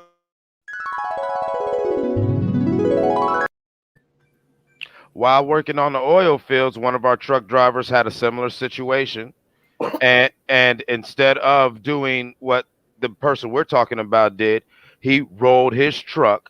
Yes, there was a chemical spill. Yes, we had to go clean it up and everything. But not only did he pass his drug screen and all like that, he kept his job. And a lot of people really thanked him because he rolled it onto somebody's farm and the truck was messed up. And yeah, we had to clean up their property. But had he would have kept going after it was one of them little crazy little Pennsylvania, if anyone knows how Western Pennsylvania is with the Woolman Hills, it was one of them where, yeah, had he would have just kept trying to go and trying to mess with his brake, he would have ended up in a residential area, speeding down a steeply inclined hill in the snow with no brakes. No, roll that bitch. And I will never forget. No, for real. No, when Big Blood said it, the whole incident came back into my head because I remember everybody at the studio 2 nights ago. Niggas saw nigga coming to all the cats. So, man, don't be in here telling me you got all this good weed, nigga. Roll that bitch. You feel me? But yeah, I'll never forget that because everybody was commending this dude because it was like, oh, damn, you crashed the truck. It was like, no, he saved lives, you dick. You know what I'm saying? I'd rather roll the truck than do what the other person did. And so he made a conscious choice. He panicked. I'm with you, Reggie. And I'm saying he wasn't experienced. I'm with you. But still, he's got to put on his big boy pants and be responsible. He made the choice not to roll the truck. That's always an option. Like you keep saying, Reggie, trucks don't have redundancies. The redundancy is the driver. You roll that bitch. That was a good ending. Wait, down the mountain, go ahead. Roll that bitch. Nigga running for office. Yeah, Clips on these niggas. Ain't no rolling on a mountain though, Clips. I feel you though. Fall off the side of that bitch. Roll off the side of that bitch. Die, nigga. Yeah, Don't kill yourself. Don't kill the kids. God damn it. Die, nigga. You gonna be all right. Roll off the cliff. Yeah, Clip. I know y'all ain't gonna do that shit. That's why I'm It's just a little mountain, man. Quit being pussy. It sound good. Hey, just roll this 18-wheeler that got 60 pounds of Well, in my experience, unless it's one of those like a straight drop cliffs where it's like the little rail and then it's just a straight drop. Most of them, like Big Blood is saying, they got their pitches, they got their ditches next to it because saying when you design these in most places they have that designed where if anything, if he can't roll off to his passenger side, he waits for a break in oncoming traffic, goes across the median and roll it into the mountain, the way you don't go off the cliff. These are conscious choices that he did not make, but that he has to have present in his mind if he wanted to sit his ass behind that wheel. I'm sorry, former inspector in me talking. I fired people for shit like this. You hear that, Reggie? You hear that shit, Reggie? You hear that motherfucker shit, Reggie? Man, ain't nobody doing that bullshit. Yeah, Reggie. That would a real nigga would have rolled that motherfucker. Roll that shit. Hey, look, we listen to his ass. We're gonna be in here next month. We're gonna hear that T.Y. drove his truck into somebody's shit. No, T.Y. don't drive on the mountains. That one thing I don't do. I don't retire from that mountain driving. That's one thing I don't. I'm on the flatland. I'm on sea level. I'm at sea level, dog.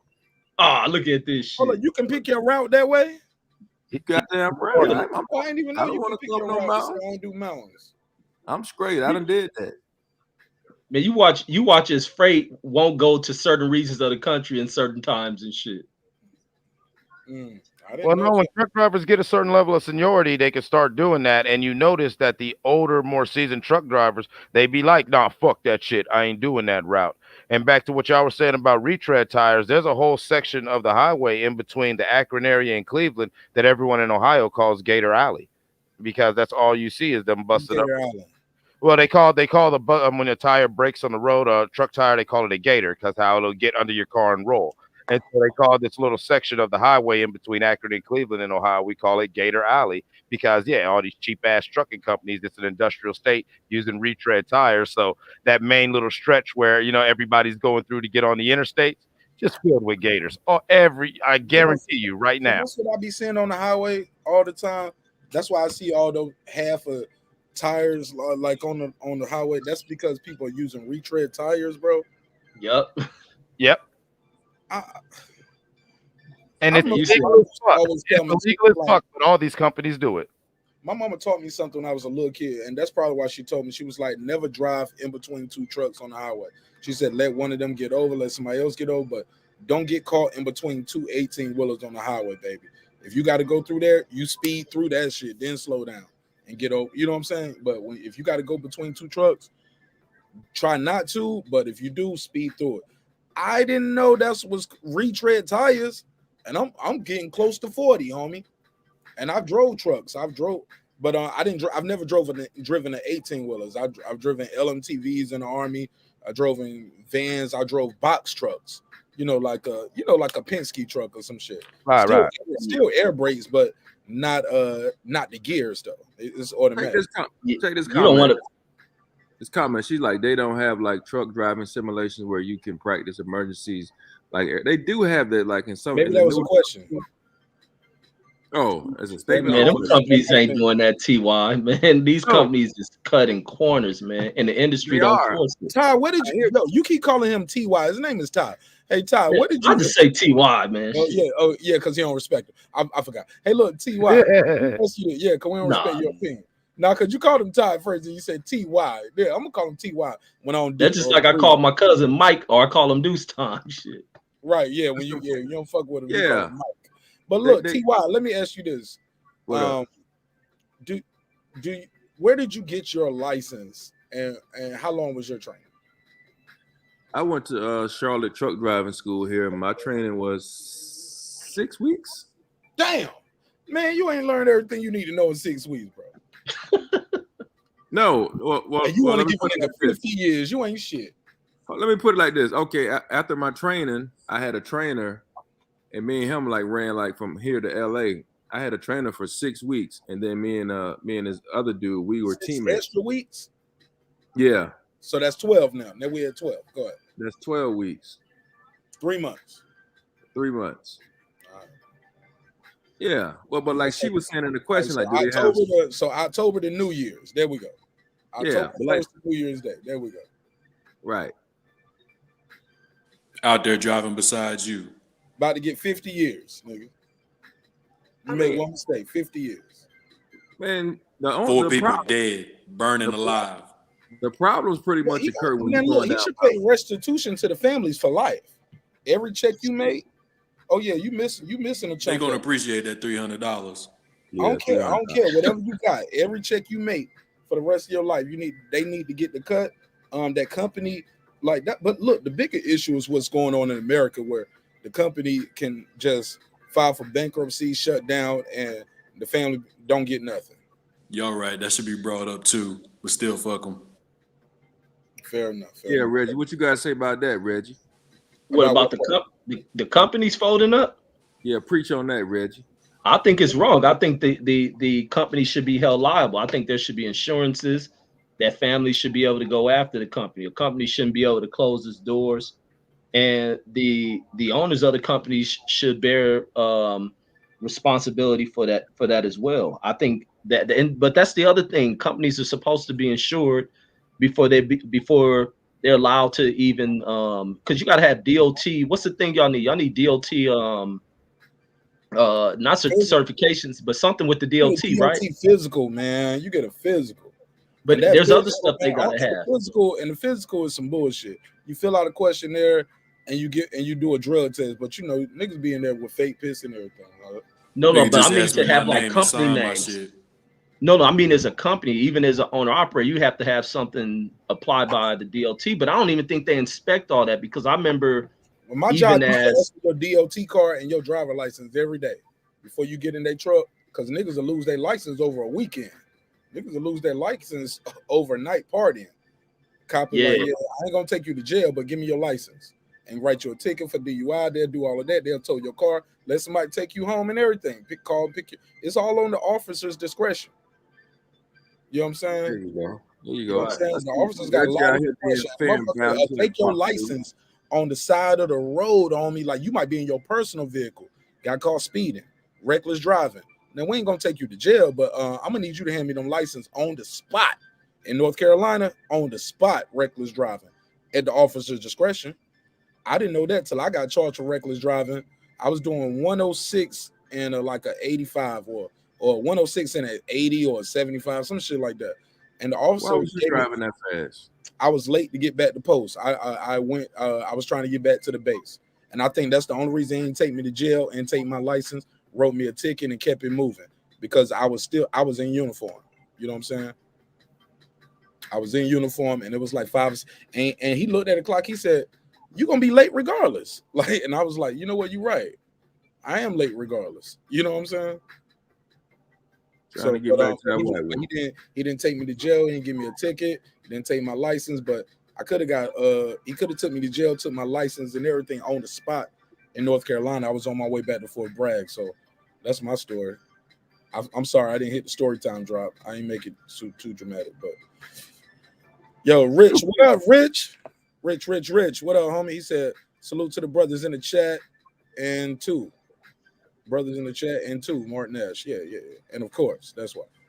Hey, but homie don't know how to drive and he don't know America either. I heard they tried to offer him 10 and he took it to trial. He crunk up the jury. Yeah. I was like, do you not know, bro? You a minority and you kill white people. They was trying to give you a 200. I got a homeboy. Took a light on him. I got a homeboy that went to jail. They offered him 5 years. He crunk up the jury. Said, I ain't taking the deal. They gave my homeboy 30 years.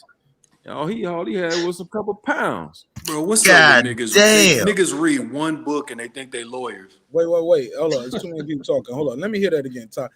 Now he had a couple pounds, so a couple is 2. They offered him 5 years. He took it to trial and got 30. Man, my homeboy crunk up the jury. They threw the library at him. Okay, I just want to make sure I heard that right. He had 2 pounds. They offered him 5 years. He had about 4 or 5 of them. Okay, because 2 is a couple. There we go.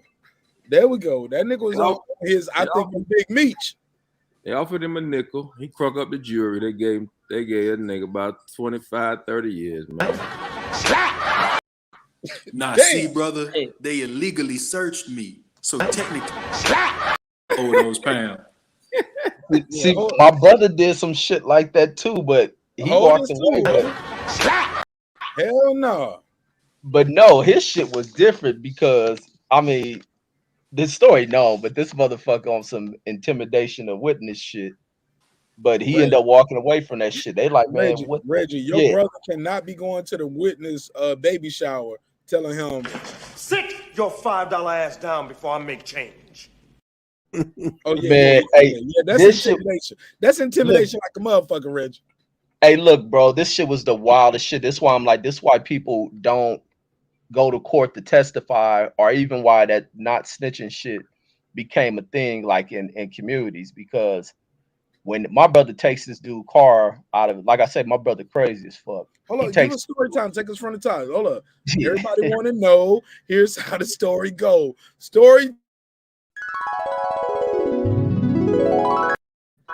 Man, they take this motherfucker brand new car, man. It's people driving Camaros and shit out there in LA. So this dude got his car at the shop getting hooked up.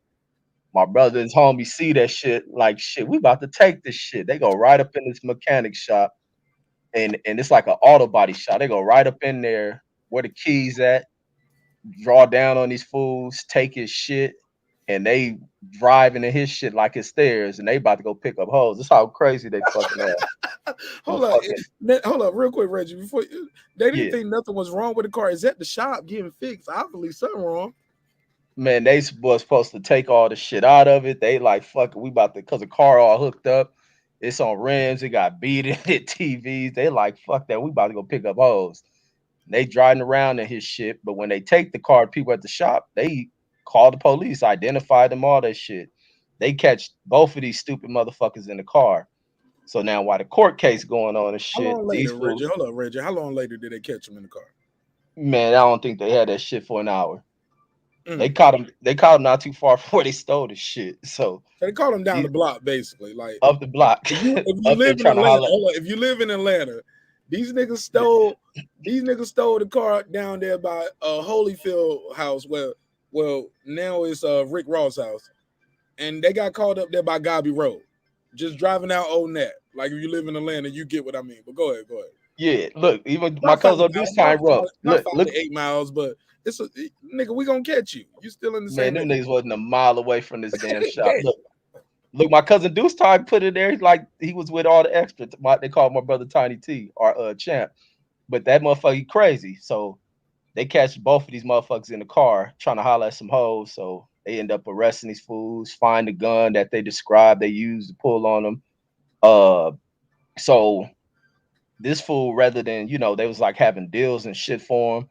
He like, fuck that. They taking it to trial. So this dude, because LA hood shit, he living on our side of town. Hold up, real quick. Blue said, did they have the hose? They was sitting there getting at him when the police pulled up. Blue, you a fool. I miss you, Blue. Tell Jules I love him. I wish I know about the best. Jules, I got a gift for you. I'm sending you a new game in the mail. Matter of fact, after this, let me write this down. I'm gonna end the show. I'm gonna try to end the show within the next 30 minutes or less, y'all. And I'm gonna send him that. I got Uncle Kenny. I'm sending you a shirt, Uncle Kenny. Thank you for support. And Taylor Bell, send me your address. I'm gonna send you a shirt too. I got something. Yeah. So, but no, they was getting at the hoes when the cops show up. So during this trial shit, and I'm going to his court cases. For a lot of time, I wouldn't go to some of my brother's shit because I'm like, man, he doing too much fucking up and shit. Man, you a bitch, Reggie. I'm sorry. Respect. Nigga, fuck you, nigga. I'm a real motherfucker. Nigga, that's your brother, nigga. Like you said, yo, your brother going to trial. You up there like Stephen A. I want to hear that. nigga, no. Reggie some of y'all niggas got my promotion at the job. No, some of y'all niggas got regular brothers. I got a different brother. I got a crazy ass sister, my nigga. I mean, but I still support it. But I got a crazy sister man. too. Niggas got work. But some motherfuckers like, man, I remember one time I go to the fucking county jail for him and get a car impounded.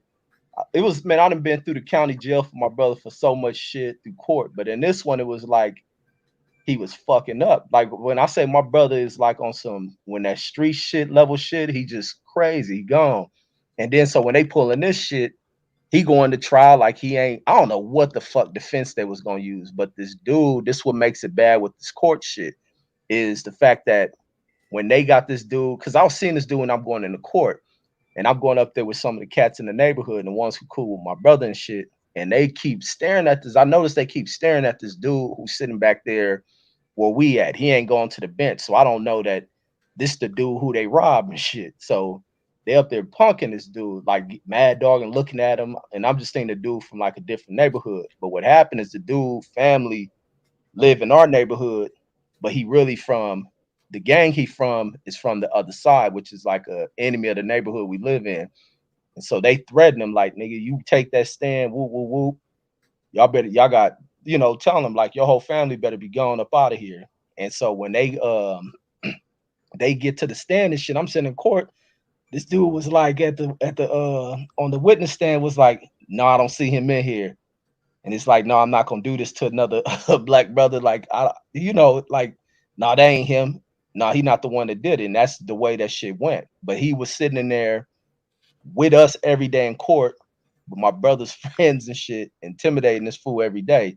He ended up walking away from the court case. His co-defendant who tried to I forgot what that dude did, but he ended up getting charged. Matter of fact, it was a violation for him. It's what it was, because he had just recently got out of prison his goddamn self. And he ended up going in for that shit. But my brother, like I said, during this incident, he beat that shit going through the court. He went right back to jail not too long after that shit and ended up doing like 10 years and shit. And then get out for like wasn't even out for 9 months before he go back to the county jail, do like damn near close to a year. He get out from that, wasn't out for 3 months, and now he about to be in there for 15 years. So I got my brother different than a lot of motherfuckers. Like I said, I ain't gonna see him for shit. 25 years of his life's gonna be behind prison's walls, but motherfucker crazy. I got crazy ass brother. How far is he from where you? How far is he where he locked up from? How far you visit? I mean, where you can visit, or like is it too far? Is it like, man, this is like it's a road trip? It ain't down the block. No, because I'm in Vegas now. He out there in Cali. It probably take me 7-8 hours or something. And then you gotta fill out paperwork. You just don't go down. You gotta fill out paperwork to go see. You got to be on the list and all of that. It's a process. Yeah. Have you seen him yet? Nope, I ain't seen him. Shit, how long he been in for this one? I seen him when he first got out, when he did the 10-year. This the crazy part. When he got that first sentence. Y'all got the same mom, same dad, same mom. Which one? Yep. It's my blood brother. And so he got 8. Same mom, same dad. Yep. And how much older than you is he? A year behind me. Oh man, so he's a younger brother. This your baby brother. Yeah, he wild. He been wild. But let me tell Reggie, like, damn, why is my brother doing this and I'm not doing? Like, you don't feel like you failed your brother a little bit sometimes? No. I just never seen it. No. Reggie, you know I ain't trying to district. Reggie, my nigga, man. Yeah, man, Reggie come on, man. That shit. Like, yeah, Mark, how you gonna try to throw that off on Reggie? No, man. Come on. Now we ain't gonna do that. Y'all don't try to bring no beef between me and my brother, right here. No. Hold on, wait a minute. I don't want to be Reggie's brother, though. By the way. No. He was like, you should have been listening to my YouTube books. Didn't you hear me reading Malcolm X? Oh my God. Yeah, but no, the nigga just crazy. But it was like when the fool I'm crazy got that, too, Reggie. You ain't gonna visit me, man. I done seen this nigga. My nigga institutionalized. He street minded. But when this nigga got like 8.5 years, he had like a week left. Man, this nigga attacked the jail staff and shit. Got like 2 years added on that shit. What? So when he get out, man, I got so many stories of this crazy ass thing. He attacked the jail staff. Man, I don't know. He got anger issues. He got a boyfriend in that bitch, respectfully. I'm sorry. Goddamn. Man, who knows, man? That nigga's like, this nigga marqnash, he out of hand. Nah, I'm joking. I'm fucking with Reggie right now. These are jokes. Hey, look, but y'all ever seen Oz? Man, y'all hear how much shit I talk, man? I ain't emotional. Man, come on, tough, man. Reggie from South Central California, bro. Yeah. This nigga seen some shit, bro. This nigga seen Reggie was from Apple Valley, man. Nah, Reggie got this story that he don't told about 12 times. But I love it every time he tell it, because I think more people need to experience that, because it'll change their life forever. I probably would be on a better path my damn self if I saw a man get murdered right in front of me at what, 12, 13? How old, Reggie? Yeah, no, Shaw's younger than that. I had probably like 10 or something. See what I'm saying? But man, I can go. It was 9, and your brother wasn't there. He didn't see it, right? No, he was up the street. See what I'm saying? So as you got this story that changes your life one way, your brother has this story in his mind that might have took his life a different way. You get what I'm saying? Mm-hmm. Yeah, he got street stories, man. A lot of shit. Even stories that I've stories to compete with you. Yeah. Mm-hmm. I was just about to say respectfully to your brother Reggie, but I'm with Mark on that. I used to clown. I got cats in my. You think his brother got a boyfriend or something? Yeah, I'm for real. No, that's a running joke. I'm fucking with you. Yeah, respectfully, no, I can't stay out of jail. That's what everybody says. Right. I got cats from my set. I got cats from my city who that's the running joke. Like, damn, nigga, you wasn't even home long enough to take a shit. What, you miss somebody? You know what I'm saying? What's going on? Bro. Now, granted, niggas get targeted too. Right. Reggie brother had 8 weeks to get out on a 10-year bid and got an extra. Now that nigga had like 2 weeks. Man, he probably less than that. To get out on a, how long had he been there? 8 years? He's in there for like 8.5. and attacked the officers, did some shit that you ain't gonna get away from. Right. I know. And it could be the officers talking shit too. You know, they talk so shit what, too. my nigga? So Man, that what? nigga crazy, man. He don't. They can tell you to suck them. They can tell you the SMD. You do not have to attack them. 2 weeks, my nigga. I'll see you outside on the streets, homie. I'll catch you at the Kroger, homie. Man, You know when what I I'm say saying? my nigga crazy, man. Right. It sounds like it, and it sounds like he has been institutionalized and actually needs different type of help. If he can get off that kind of way, like where that means you don't have a certain amount of judgment, homie, like respectfully. And I joked about that other part, and I shouldn't have did that because that is your brother, and if he's your brother, he's our brother. But more importantly, shit, even with the shit we was talking about with them and Michael's dudes, like, yeah, I want them to do their time, but goes back to what we was talking about with the Trey Songz stories. Like, we always joke about men getting raped in jail, R word in jail, but when it happens to a woman, we look at it differently. When it happens to a man, we be like, oh man, you can't defend yourself. But shit, sometimes we talk about women doing things to men in that same episode where this woman chopped a man up. People still look at her as a nice lady. You know what I'm saying? She ain't in jail. She on house arrest. Even though she admitted to chopping him up, she just said, oh, he was already dead. And I fed him the rats. Fed him the rats. Like organs. She don't cover it up the crime. Don't put organs and body parts in the washing machine. Like, imagine that tumble and dry cycle. You know what I'm saying? When you watch, look, if you load your washing machine wrong, anybody knows that shit start going do. Like, the shit can sound crazy. Imagine if you got a fucking half a forearm in that bitch with a half a thigh. And I ain't talking about a chicken thigh. I mean a grown man. Yeah, that's neither here nor there. We got my guy here from the boxing section, Kyle, my West Coast correspondent. He has a movie out right now, streaming on all platforms. Kyle, how you feel this evening, my brother? Man, I'm feeling good, man. What's up with my guys, man? We love you, bro. What you got going on? Salute to you, brother. How you doing? Man, just trying to push this documentary forward, man, and getting ready to start another project called The B-Side. So, what's the B-Side? What's that?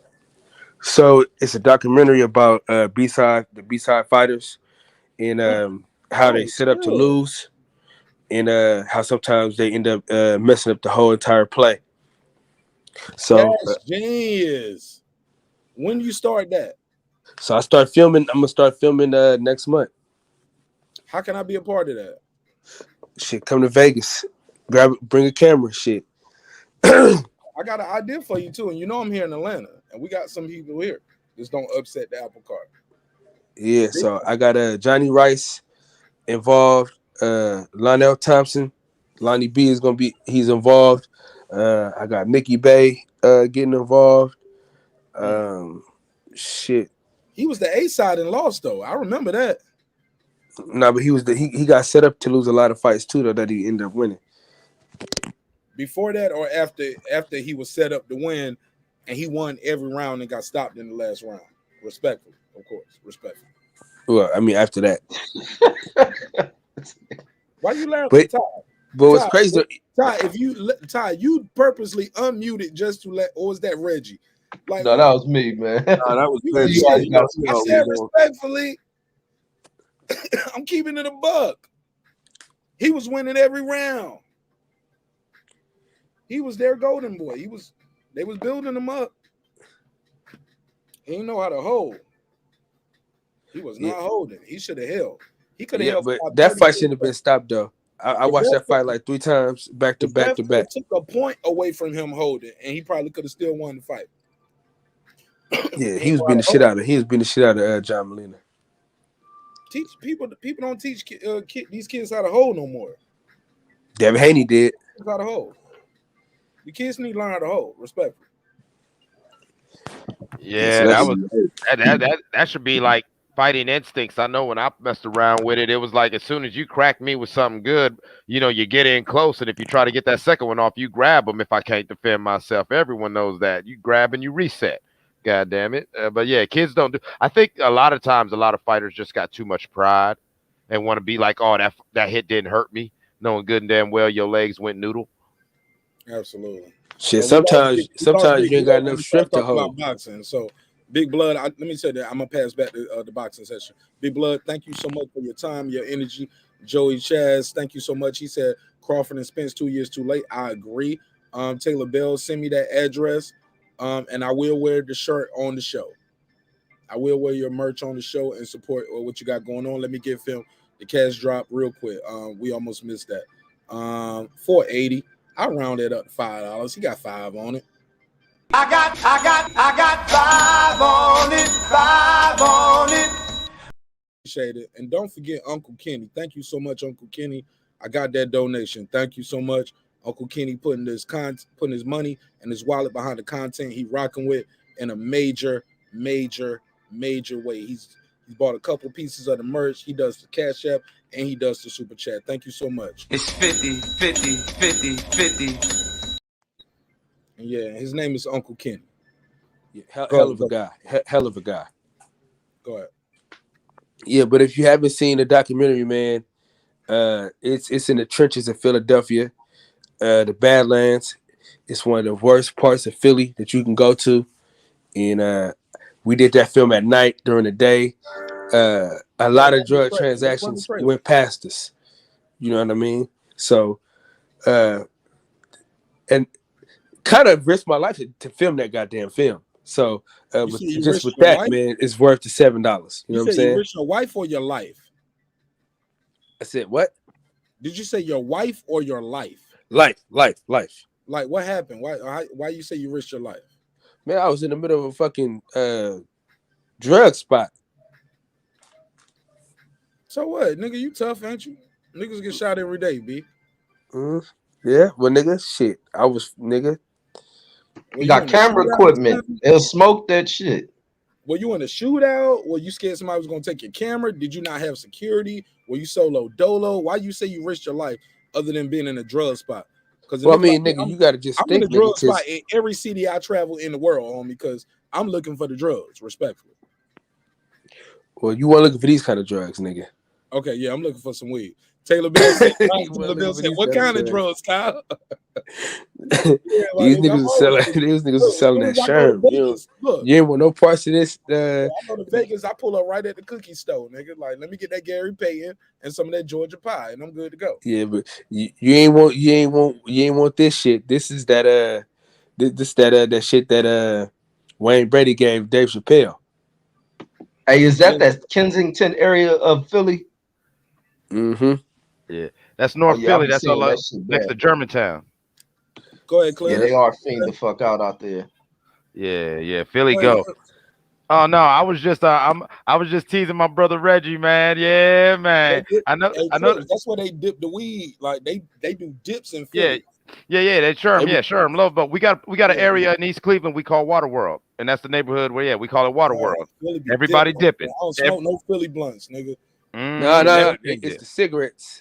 Yeah, you'll called, like I don't smoke none with nobody, bro. When I'm out of town, homie. Yeah. Like, I don't smoke unless I roll it, or I brought it, or it came from a trusted source, homie. Like, or I just bring it with me. Like, I'm good, homie. Like, nah, I'm straight. Yeah, they call it greenleaf. And they got this thing called greenleaf too.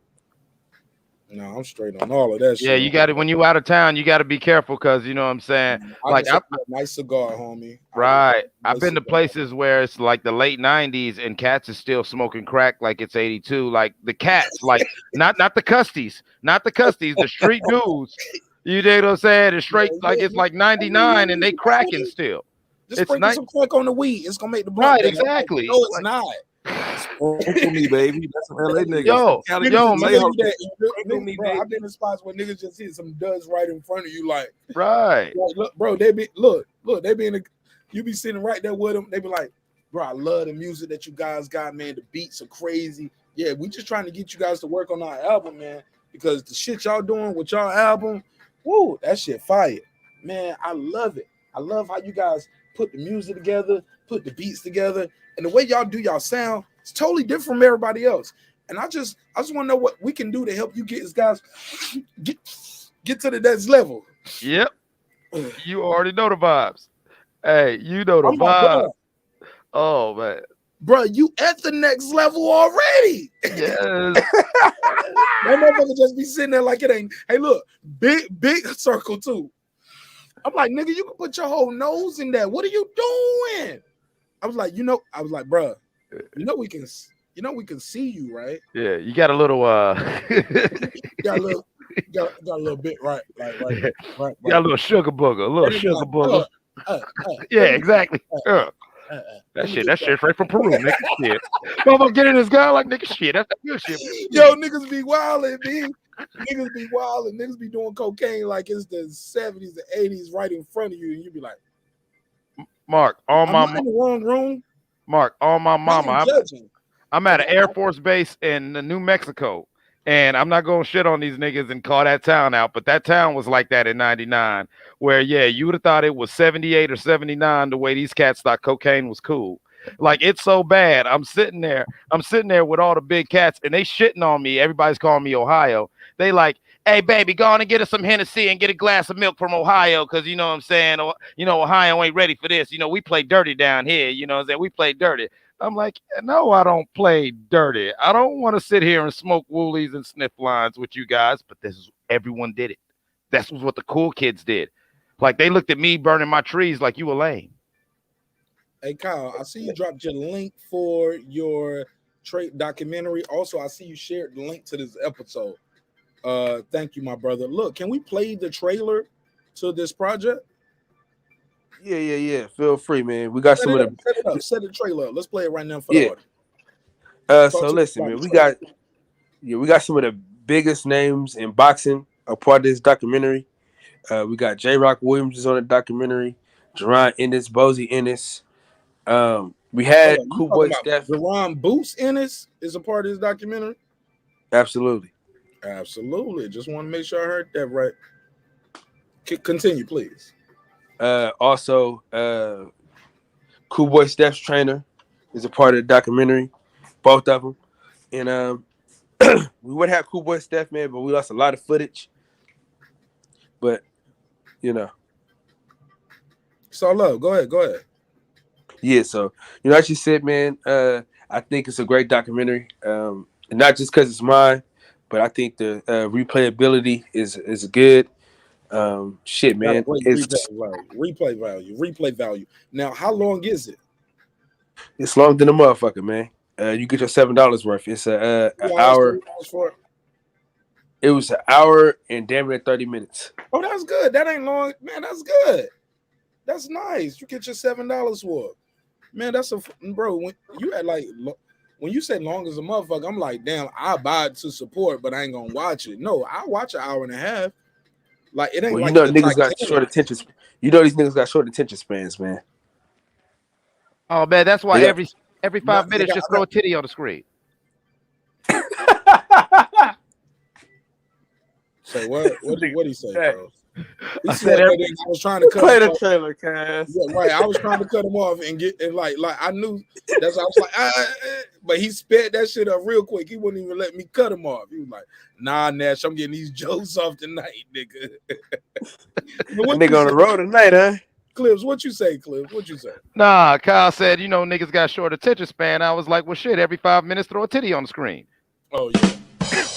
100%. That's a winning formula right there, homie. Let's play this trailer right here. Kyle, set this trailer up. Tell people who produced the trailer, who did the music, who filmed it, and what we're about to see. Yeah, man. Shout out to Visuals by the Bay. He helped to direct and produce. Shout out to Joshua Jones, who it's about. The music is Joshua Jones' song. And yeah, man. Shit. Play the trailer. All right, Kyle, I'm gonna need you to send me an email. Make sure I got permission to play this, but I got your permission verbally, correct? No, absolutely. Come on now. And you are the owner of the film, correct? You own this. Absolutely. All right. I'm gonna just need that in You see the link, man. I got .coms now, writing, baby, for legal reasons. Let's get it. We going to a new level this year. No more strikes. That's my new motto. No more strikes.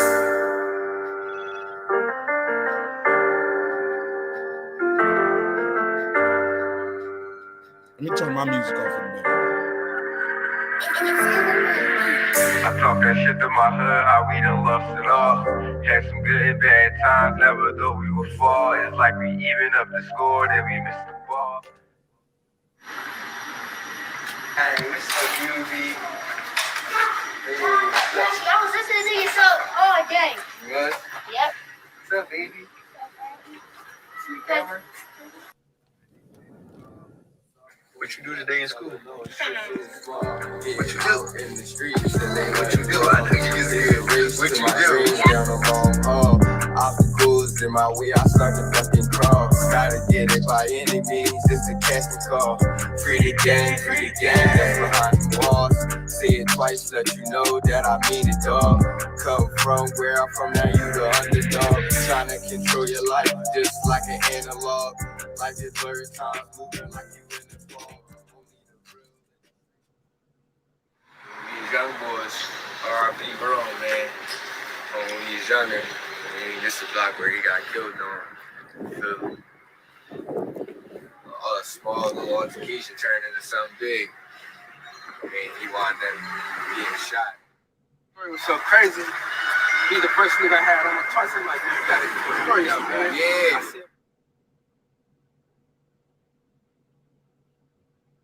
All right, there you have it. The Real War Story is available now. And where is it available at, Kyle? Where can people get this amazing documentary that I believe, if I'm not mistaken, you spent almost 2 years on this, right? Correct? Or about a year? I know you spent work on about a year at least, right? Most of it was just trying to find time to edit together. You know, me and the homie, we want to. This is our first both of our first documentaries. So we kind of didn't know what the fuck we were doing, and so we had to edit together. So most of the time it was me trying to like find time to get with him to edit it together, and so that's kind of what took the longest. But the next one's gonna be shorter because we know exactly where we're going. We know where we messed up at on this one. We know what we could be better at. So the next one is gonna be levels above this one. So I'm looking forward. I'm looking forward to recording the next one. You know what I'm saying? All right. Well, look, I ain't mad at you, homie. I'm proud of you. And you got a home here to plug and promote. I'll continue to share the link. I'm gonna buy a copy, and I'm gonna check it out. I'm gonna watch it. I'm gonna watch it all the way through, and I think that's what I'm gonna do this weekend. I think I'm gonna do that this weekend. I'm gonna buy your movie tonight. I'm gonna buy it right now on the air. Well, I'll buy it as soon as the show ends. Where now? How do I buy this exactly? Well, you know, we went from being supervisors to bosses, man. You know, niggas got websites now, so www.theboxingsection.com. Okay. And just go to theboxingsection.com and I can buy this documentary. Can I buy it? How do I buy it? And how do I view it? Is it a download? Is it PayPal? Does it go to is it through Apple? Like how would I watch it? So what you're gonna do is you're gonna go to the website. You're gonna do the PayPal. Once you pay for the PayPal, you get an email with the link, and then you got a code. Put that code in, and then you watch it just like that. No hiccups, no hangups. Like on Vimeo or something like that. I got it on YouTube, but it's like a private link, so you can't share it or move it around. Okay, cool. And you can watch it as many times as you want. It's not where you can only stream it for like a day or two. You can watch it as many times as you want. So if you wanted to watch it with somebody else, you want to, like, you know what I mean, let them view it with you while you're at the crib Code together. is 101, right? Niggas don't be out there giving other people your code. Don't be giving people the code. All right, let's not do that. Let's support this brother. It's $7, right? $7, right? Yeah, it's $7, man. You know what I mean? We threw away $7 so many times. Yeah, it's cheaper than going to the movie theater. Good price point. I appreciate it, man. Good shit. Hey, Kyle, let me ask you this, man. Before I let you go, are you going live tonight or no? No, man. I've been hella sick, but I had to come through, man, and show my love, man. I see my boy Reggie O was on, and my boy Champion Hart, of course, my guy Eclipse. You know what I'm saying? And of course, you know, my boy marqnash is on. I always gotta fall through when I can, man. You know that. You know, we share each other's shit all the time. So you know, I gotta show you love, man, at all times. Yeah. Plus Fred ain't on right now. It's all good. Hey, look, let me ask you this. Hold on. Even hey, hold on, nigga. Even when Fred be on, nigga, I still share your shit, nigga. As you should, because you're a good friend. As you should. If you everything you said you was, you still should. And I believe that. Hey, you know I'm everything, and then you met me in person more than once, nigga. So More you than know once, I'm who I am. more than once. Yeah, man. Never folded, and I don't expect you to change neither. Cause I ain't gonna change neither. Well, I'm gonna change. I'm changing already, but in a good way though. Cause we got to change for the better, bro. Like you're changing that. Look at you. You got your website up. You got your first movie out. I'm proud of you, and Appreciate I'm super you, proud bro. of you. And I'm gonna reach out to you, man, because I want to help you produce this next one, man. And I think the next one could be better. I want to be a part of that. Like, far as being a co-executive producer on that project, put some dollars behind it, and also put the right people in position. So we'll talk about that though. Yeah, most definitely. Listen, man, I gotta give a special shout out. What I'm doing, you know what I'm saying, as well. Because and I get your advice because you are now a young filmmaker. How about that, Kyle? We out here, man. Let me give you this drop. All the kids in the neighborhood say yay. Dreams come true, man. I'm proud of you, Kyle. Couldn't happen to a better person, man. You deserve it, homie.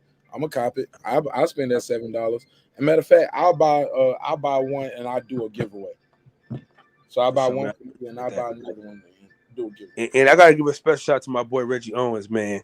A lot of the shit that I've been able to. You already bought one? No, not yet. But why he get special? Why he get a special shout out and I ain't get one? I'll tell you why. I ain't buying that shit. Nah, I'm getting jealous of you like everybody else. Everybody else jealous of Reggie. I'm jealous too. I'm walking away. I'm going to the car. I'm jealous too, man. Yeah, but let me tell you why though, Mark. If I get locked up in prison, I want my brother to see me. But that's all.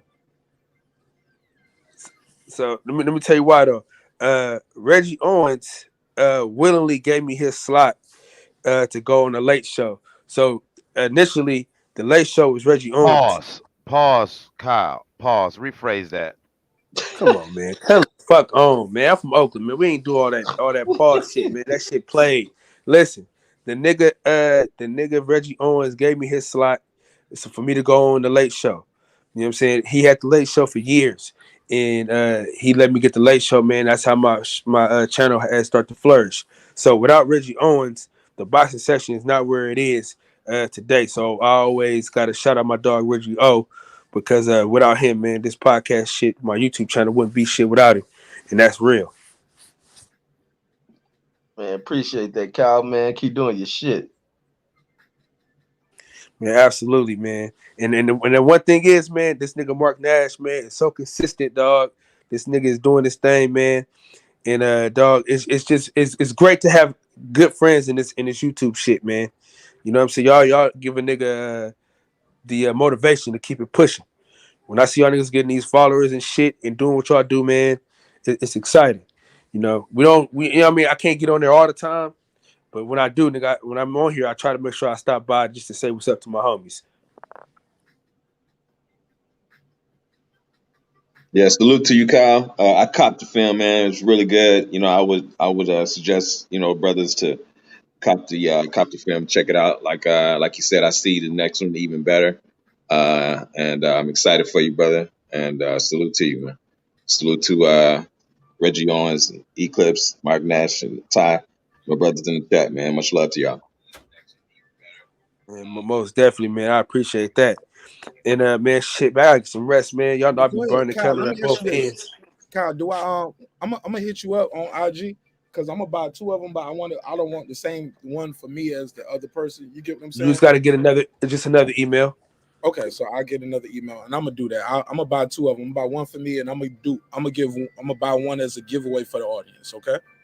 Man, and we're gonna support you like that. But I do want to do an interview with you, man. Let me set up an interview with you and do it for real, man. And it ain't got to be a long one. It'd be like 10, 15 minutes, maybe less.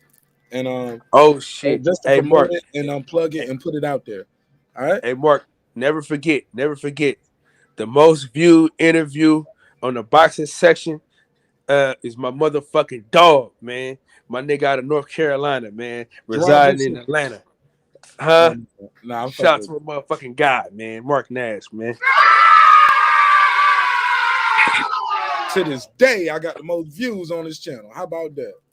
Man, we pull up, man. We're gonna support you, bro, and we're gonna pull up in a major way. Just let me set it up and give time to promote it. Let's shoot a little trailer for it and advertise it and promote it. And yeah, man, we gonna get the word out there, man. Man, hey, if you can get to it this weekend, man, leave a comment. No, we're gonna get to it this weekend. Today is Saturday now, so we're gonna get to it right But now. you know, life happens, man. Life happens, shit happens, man. So you know what I'm saying? If Allah wills it, man, if God wills it, if the sun and the stars and the moons, like if I got my heart beating and breath in my lungs, so I know I'm gonna buy it, and I'm gonna buy it twice. It's $14, bro. I spend that on pizza. You get what I'm saying? Why not spend that to help one of my friends' dreams come true? And I consider you a friend. Absolutely, Hey, absolutely. I got you floor seats at the weigh-in, and you got me floor seats at the fight. Like we gonna keep building, bro. Hey, listen, man. And you already know, man. Me and you, we talk every day. You and I, correct. You know what I'm saying? We talk like, listen, I might not come on this nigga channel every day, but me and this nigga talk every day. You know what I'm saying? And I'm just glad I got homies like y'all, man. Me and Reggie Owens, man, we talk all the time as well. Whenever I'm in Vegas, I call him. Sometimes he got some other shit going on. Sometimes I got some other shit going on. But every time I'm in this city, I hit him up though. Absolutely. Well, let's land this plane, man. Let's Hey, land man, this you plane. can call me too, man. I feel left out. Say what? What he say? He said he can call you too. Hell no. He trying to give niggas 50 years, Kyle. Don't hang out with him. He wants you to get 50 years if you make a mistake. Let me get him off the screen. No, I'm joking. Go ahead. Hey, what's the 50 years joke? 50 years if you make an accident. But Kyle, before I let you go, man, I got a couple quick topics. Let me get your final thought on it. This will be fun real quick. And rapid fire, all right? Pause. Canelo is fighter of the year for Sports Illustrated, for ESPN, for DAZN, for ESPN magazine, and Ring magazine, and more. Do you agree Canelo is 2021 fighter of the year? If not, then who? We had a survey in the chat. The other options were George Kambosos, Tyson Fury, Crawford, and Usyk. Crawford was a last-minute replacement for Josh Taylor. He was an option as well, but we only care for. I mean, you gotta go either him or Usyk. So, I mean, the nigga did become undisputed. So, as much as I don't want to give it to him, you got to give it to him. Josh Taylor got undisputed. He fought Ramirez. He got one undisputed at 140. Kambosos, technically, according to the WBC, he ain't on your Josh Taylor ain't on your list though.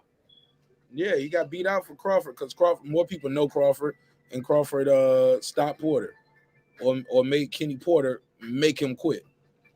So people don't know.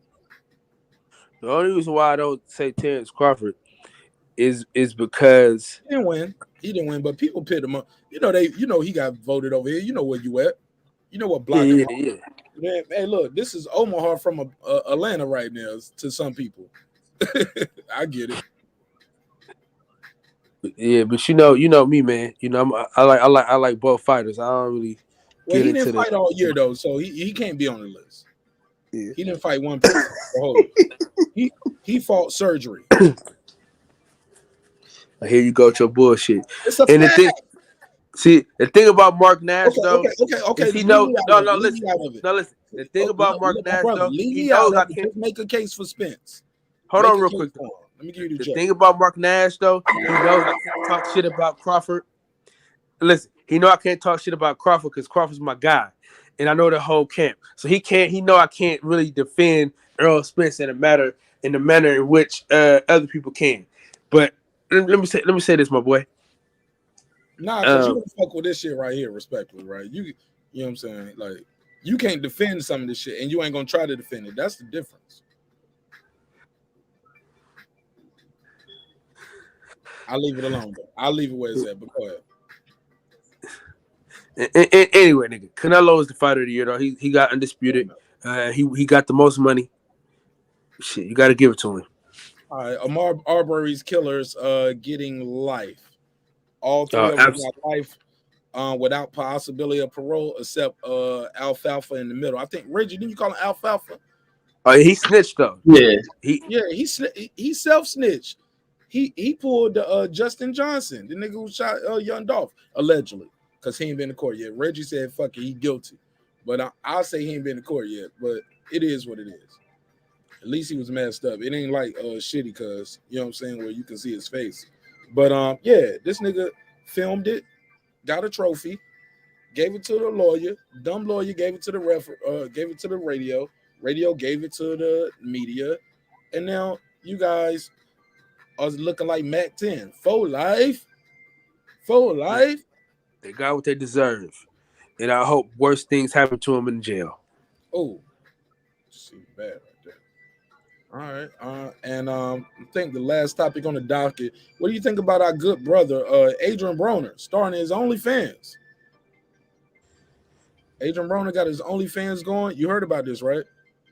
No, you ain't know Adrian Broner got OnlyFans. Or shit.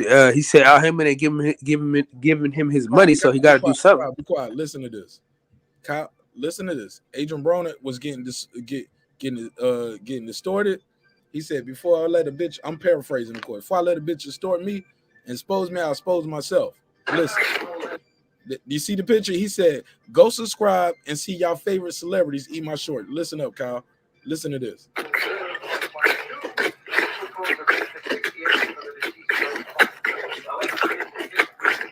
Whoa.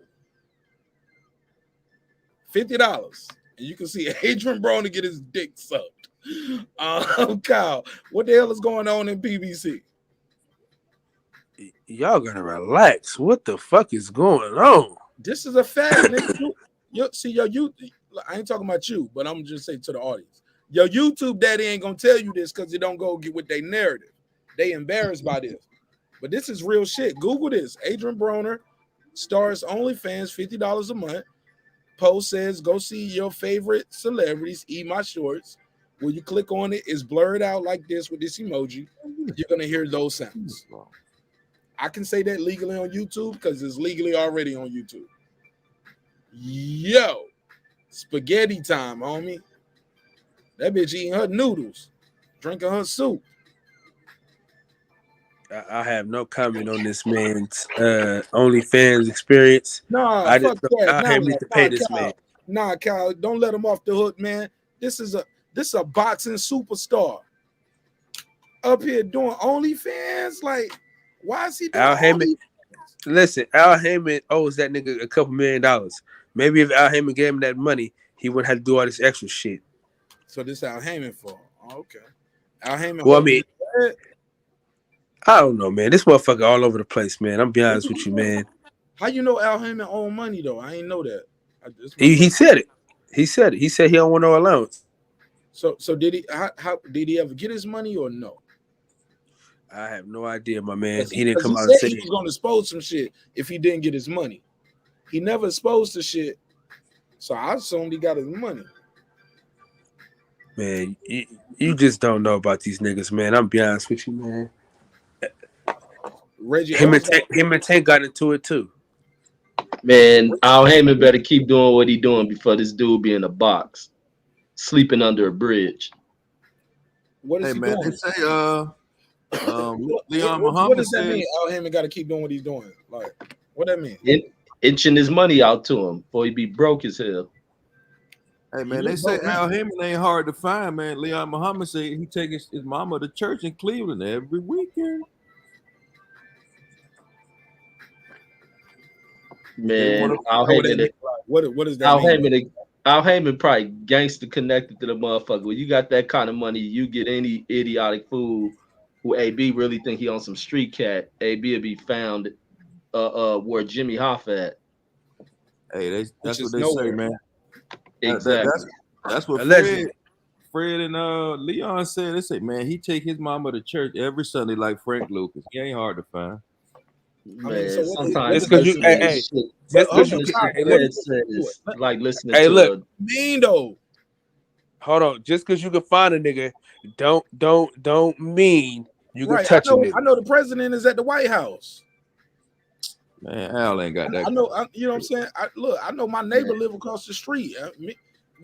Look, me and him don't beef. Hey, Come on, bro. and Fred didn't say go up to the nigga and touch his shoulder. A lot of niggas know where marqnash live at right here in Atlanta. Yeah. They don't care to Hey, Where you live at? we Where don't you have may beef. see They ain't about to do nothing. I'm just sure because you see, where Martinez live at. I'm sure up. hey, you see billionaires, and because they look all meek and quiet and nerdy, don't mean you can't be touched by their ass. It's the reason why they maintain their money. They probably done knocked off a lot of folks. Listen, go walk up to that nigga in that church if you want to. You gonna get blessed. They're gonna physically listen. They're gonna cast the devil out you physically. Facts. Hey, look. All right, Hey, I'm gonna show up. Kyle, where I'm from, my mama call it the right hand of fellowship. Hey, listen. Hey, Mark. God rest his soul. It's a pastor bishop named Reverend Mack.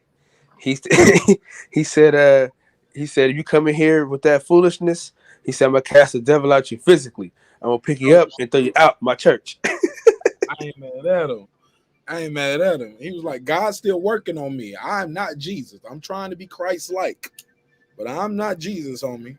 But I will make you float on some water. See if you Hey, can walk. listen, I tell nigga quick. Jesus turned the other cheek. I ain't turning it. Yeah, man. But at the same time, too, though, homie. Like, I ain't that nigga out here looking for that shit, homie. Like, I tell niggas all the time, I don't want it. In the words of Corey Holcomb, I'm scared. I'm gonna go on record on the internet and tell everybody I'm scared. I fear for my life. Every time I walk out the door, nigga, I'm scared for my life. I'm scared for my daughter. I'm scared for my wife. So leave me alone, because I'm gonna be scared, and I'm gonna act like a scared nigga when that nigga was scared. He pulled a pistol right out. He didn't even want to fight. Nah, nigga, I can't fight. I can't fight you right now, because if I lose and I'm knocked out, what happens to my wife and my daughter while I'm unconscious? No, that's why I live in a state where, and I keep my record clean enough where I can pull out that goddamn it. And we're gonna end all this discussion on. But I live in one of those stand your ground states. Hey, and I'm one of these young niggas knock you out, they're gonna be. Troy, I already know, Reggie. It might not work for my black ass. But No, a young nigga knock you out, he gonna be on your head like a trampoline. These young niggas jump on people's shit. Nigga, they gonna strip you naked, take your jewels off. Hey, might grab your bitch, put your bitch in the car. Like, look, man, come on, man. Hey, listen. I can't let a nigga knock me out, homie. Hey, this ain't no sanctioned fight. If I see you at the quick trip and you're trying to get crazy with me, like I ain't built for it where I'm about to just box you no more, homie. I'm getting old. These young niggas turn your knocked out body. Do y'all niggas know marqnash is almost 40 years old, bro? I'm almost 40, homie. I can't be out here. And I ain't training either for no fight. I ain't got the guns for it. These young niggas knock you out, they be doing Circus Soleil shit off your body. They be front flipping off you onto your head. Nigga from the UFC who lost his debut. Like, he had won the fight. He knocked the nigga out, but while the dude was knocked out, like, he stood on his back and did like a front flip and got disqualified. Exactly. And got suspended. Hey, in the words of the great philosopher, Lil Duval, I ain't going back and forth with you niggas. In facts on me, like, I can't, bro, because I'm scared already. I'm like, damn, maybe they know me from the show and they mad because I did the fish fry. Like, I'm scared, so they gonna kill me. That's what they told me. I got threats documented on YouTube. So I appreciate people like 817 Bots and B who've threatened me publicly. I appreciate you. Thank you, homie. You're the reason why I can just go out here and wild out sometimes, because I got documented threats. So that's it. Oh yeah, that happened. It's an actual. It's a wild place you live in, man. Listen, yeah, man. Over Errol Spence Jr. Niggas want to kill me. How about that? I'm gonna tell you this though. I'm gonna tell y'all like this though. Me and my boy marqnash over here, we at them fights. You know what I'm saying? marqnash will tell you straight up. Kyle Davis don't tuck his chain. I ain't took mine either. Mine won't. But look, I think they're gonna take yours before they take mine though. You're pause. Don't worry about niggas. I'm the decoy. They were like, where he sitting? And now I just lead them back to you. Y'all worry about niggas snatching y'all chain. Ain't that some shit? No, He ain't that's never seen my not chain, huh, worried. marqnash? That's what you missing, homie. Ain't nobody worried about a goddamn thing. Like what's gonna happen, Man, No, chain we're snatching. not tucking chains. See, Ty heard what he wanted to hear. He was like, He didn't hear shit. He didn't hear shit. No, I said I didn't tuck my chain, my man. Oh, my bad. I about to say chain snatching is a pussy nigga sport anyway. Oh yeah, and pussy get and they gonna get what they get, however it go. But Hey, listen. and I ain't no tough guy, bro. I promise. I ain't no gangster. I ain't out here trying to hurt nobody. But I promise, bro, I'm not. I'm too old to run, and I'm too old to fight you. So just know when you see me in your city, I got reciprocity there. So I got that goddamn it on me, and I ain't about to run from you, homie, and I ain't about to chase you neither. You know, Kevin Gates. But real talk though, if a nigga got the drop on you, nigga got the drop. Go ahead, give it up. I'm here to tell everybody that. I ain't out here telling niggas to die for no jewelry. My nigga, give it up. Make sure it's insured. That's all you gotta do. Just make sure it's insured. Yeah, man. Yeah, you'll live, bro. You'll live. Bro. But all right, fellas, I'm out. I'm gonna holler at y'all on the next one. Absolutely. Hey, Mark. Hey, Mark. Ty was like, man, I don't like this talk right here. Y'all niggas talking about getting robbed and getting insured. Kill them niggas. And in the words of the great, and get 50 years in jail. Hey, in the words of the great philosopher Kevin Gates, a fight is not about winning or losing, it's about respect. Nah, sometimes it could be life or death too, depending on the fight. But that's on a I gotta hear it in context, but I get where you going. I get it. No, you know what I'm saying? When he said like when I fight a motherfucker, like it ain't about winning or losing. It's about the respect behind it. It's about what I believe in. You get what I'm saying? Yeah, no, I get what you mean. You know, certain because certain niggas on YouTube that have done some shit, said some shit that they got to, you know what I'm saying, that they got the answer for. You dig what I'm saying? And whether I win or lose, it's about the respect. You know what I'm saying? Goddamn right. Yeah, my boy Deuce up here. Look at Reggie baby cousin, baby Deuce. I'm gonna call him 1.5. Yeah, 1.5 right here. 1.5 times said niggas worried. Nah, Deuce, not Deuce. I'm gonna tell Deuce this. Deuce, I made a conscious decision early in this progress, homie, to call the channel the name that everybody know me by, and to show my face, because I don't owe nobody nothing. I don't owe a nigga shit. I don't owe a nigga no money. I don't owe a nigga no time. I ain't never fucked no nigga bitch. I ain't never took nothing from nobody who didn't have it coming to him respectfully. I'm living, bro. I'm out here like a nun, like Deontay Wilder said. I'm a nun compared to these niggas. And everything I say, I can stand on it, homie. And I keep it 1,000, like if I owe you, holla at me. You know what I'm saying? Because chances are we already don't settle that shit. We don't agree. I don't owe you a goddamn. Like niggas would have came and got my shit blood a long time ago. I ain't hard to find, bro. Like I'm on flyers, I'm on a poster, like, or I'm on YouTube. Niggas came to the same studio where they record and mix and master. It's the same house I live in now. You know what I'm saying? I ain't ran from none of this shit. Like my past. That's why it's hard for niggas to diss me sometimes, because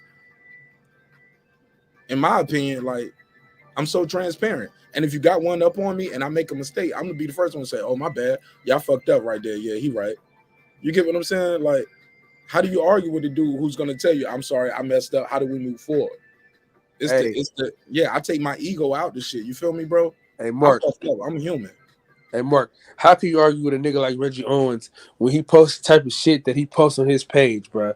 If you go look at his last, I can disagree with. I argue with Reggie. Reggie don't see eye to eye on everything. Nah, but some people ain't as bad as some of these niggas on here. I don't like. It's a lot of niggas who I genuinely. Sucker though. That's why it's people on YouTube who I genuinely don't like. Why you genuinely don't like them though? If you don't know them, all you know is what you see on YouTube, though, right? But no, because of see enough. people act like they are, and it's a lot of bitch in them, and it's a lot of little slighted behind the scenes whole shit that a lot of these dudes do while sitting in blackface. And I don't like. Give us an example without saying a name. Give an example without saying the names. Who? All that shit that motherfuckers do behind all that damn Discord shit like that. I don't got Discord. I keep hearing about it. But the It's a more lot I of hear these about niggas it, the do more that it makes gay me ass shit. shit. I don't want to do it. I got a Reddit page say breaking beats. Yo, everybody, y'all fuck with Reddit? Man, I don't fuck with shit but YouTube, some Instagram, and some Facebook, and life. That's about it. You don't got Twitter? I only go on Twitter, look at pussy. That's it. Hey, oh nigga, you took the words right out of my mouth, Reggie. Hey, Twitter is the best place to watch some porn, cuz. Goddamn right. It's free. That's all it's for. And the videos are long enough. That's all. That's the only reason why I got a Twitter.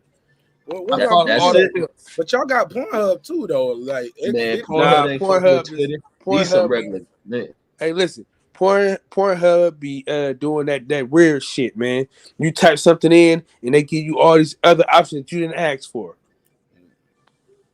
Oh, nah, I ain't never had that problem. Like regular that's the very first time on Pornhub. If you ain't never been there on that device, it's gonna say, I'm a man seeking women, or I'm a man seeking men, or I'm a woman seeking women. Yeah, they don't care about that no more, bro. Oh, okay. They don't care about that no more. That's why I go to Twitter. All my devices are logged in then, so I don't been there on every device. So I don't know what it's like to be on a new device. Yeah, nigga, I had I just got a new iPhone, nigga. You heard me? Only time I get them accidents where them weird shits popping up is when I'm still in fights. Respectfully. Hey, listen. Like, yo, why is this here? I just got a new iPhone. So I go on the Pornhub, right? I type in, you know what I'm saying, big booty, you know what I'm saying, ebony porn. They give me a whole bunch of extra other shit. I'm like, bro, I didn't ask for this, bro. And you got the tab where it say straight, you know what I'm saying, you only want to see women, and then they put some extra shit, some transformer shit. I'm like, hey, nigga, I didn't ask for this, bro. So I don't even fuck with Pornhub after that, bro. I don't even get in. Man, them bitches on Once Twitter too be many so times. motherfucking fine. Them be some bad bitches on that shit. Oh, boy, I'm trying to tell you. On what? On what? On fax that some Twitter. shit over to me. Hey, fax some pages over to me, Reg. Oh, on Twitter? Hell yeah. Hell yeah. Nigga, them motherfuckers bitches bad. And listen, I see on Twitter got OnlyFans, and the only reason I know they got OnlyFans because I seen them on other sites. Yeah, but they give you they give you about 2 minutes at a time. I seen it already. I seen the long version too. On the Mac, virus protection like a motherfucker. Man, you gotta fax some shit over. I didn't even know they could show the shit on Twitter that I've been saying until I was like, let me find this bitch. Damn, you ain't done with it? Peachtree done with it? Hey, done with it this weekend. I ain't trying to. Hey, Cal. Hey, Cal, check this chick. This bitch named Big AJ. Man, you got my Instagram, man. Fax that over to your boy. I don't know how to do that. I'm gonna look at her immediately after copy and paste the link, Reggie. That's all you gotta do. Reggie know how to copy and paste links. No, I know you do. Or put it in the DM on IG. It'll let me do that. Wait, let me see. Put in the private chat in. But look, let me do this real quick because I see my brother Brandon Washington, just like Reggie, he got COVID. Reggie, did you know Brandon got COVID? Oh no. Nah, he been down too. Yeah, Reggie everybody got COVID. catching this shit. Brandon, Dude, my cousin got it. Brandon, if you can talk, call in now. Because Reggie got it right now. My cousin got it. He didn't want to talk about it because he got to go. Got it right now. You snitching? Hey, and Deuce Times is talking all that shit. Hey, he was talking all that shit about COVID. Right, look at him now, goddammit. Reggie, look at him now, goddammit. Did he get the vaccine though? Nope. But okay. But you got the vaccine and you okay. You sick, but you sick, but you fighting through it, but you ain't like, I can't breathe, I can't taste shit type shit, right? Man, that shit been on some of the weirdest shit ever, man. Like I had a cough the other day. That's why I knew I probably had that shit. Man, this cough put so much pain through the top of my shoulders and arms. I'm like, what the fuck is going on? And then I'll be full of energy and then just go tired than the motherfucker. That's called the itis, my brother. Respectfully, that's called the itis. Like we all go through that. Like I got all this energy right now. As soon as the show ends, I'm gonna go in there eat these chicken wings, and these jerk chicken Nah, wings. nigga. And I'm gonna be like, damn, I'm gonna cough, I'm gonna have chest pain because of the spice, and I'm gonna be asleep. 469, you on the line. What's your name and where you calling from? Peace, what else? Look, y'all, this Brandon from Dallas. Brandon, why do I not have your name saved? Because I don't save names. But I'm gonna save your name on this one though. But you got my personal number. Brandon, how are you, my brother? All jokes aside, I did not know you were sick, and I did not know you was down. How are you feeling? Yeah, I'm good. That's why I ain't been around. But when did you find out? Tuesday, but I've been sick since before the New Year, like 2 days before the New Year. So December the 29th. No, December the 30th. Mm-hmm. So December 30th, you start feeling what? And you found out on Tuesday you had COVID. Yeah. I started feeling I just started feeling sick, like headache, just feeling real bad. Just real bad. And now I'm not vaccinated, so no. How are you feeling though? Like I've been kind of discombobulated. You know, it's getting better every day, but you know, I've been taking elderberry and vitamin C. Hey, elderberry work for adults. I give that to my daughter. I don't even take elderberry. My wife be trying to tell me to take these vitamin C packs. It's like 1,000% vitamin C. I'm like, damn, 1,000% in this little packet. And I drink those, and you know, of course, me, I take my herbal treatments, but yeah, me next Tylenol. I've been throwing the kitchen sink at it, man. I've been down bad for almost. Do you have taste? You said what? Do you have taste and smell? No. So no taste and smell for how many days? At least 6. Wow. So today is the 8th now. So yesterday was the 7th. So a little bit. So right around the day or two after New Year's, you couldn't taste and smell anything.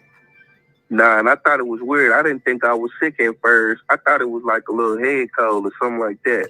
I just thought, you know, I didn't really pay attention to it until it was just getting worse. The first few days, it was just getting worse and worse. I'm like, oh shit. And then once I went into the COVID test, because it was time, I was on vacation from work, and once it was time to go back to work, I couldn't go. I'm like, what the hell is wrong with me? I usually troop through everything. No fever? Did you have any fever, bro?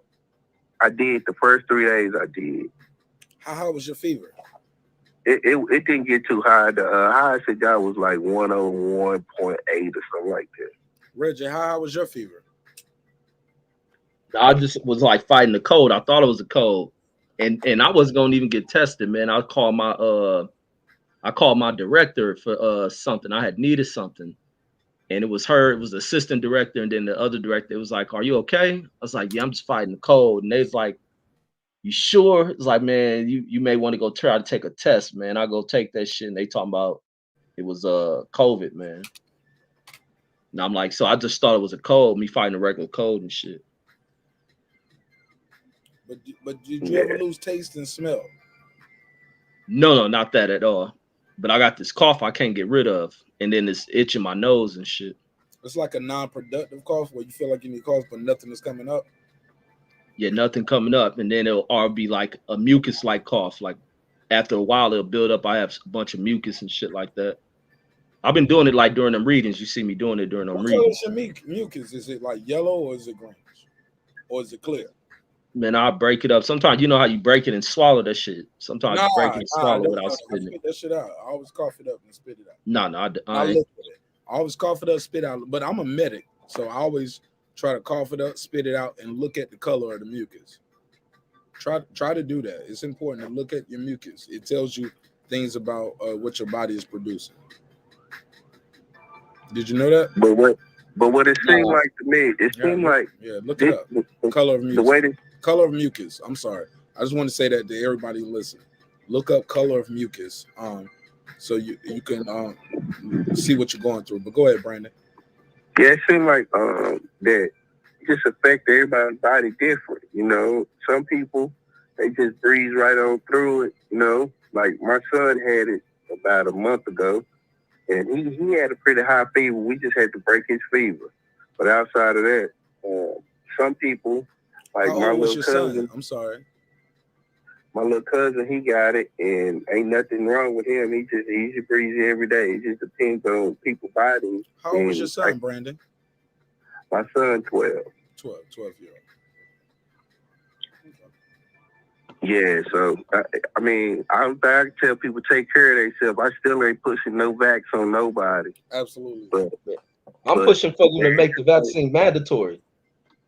Huh? I tell people do what they want to do. I'm pushing for the country to make it mandatory.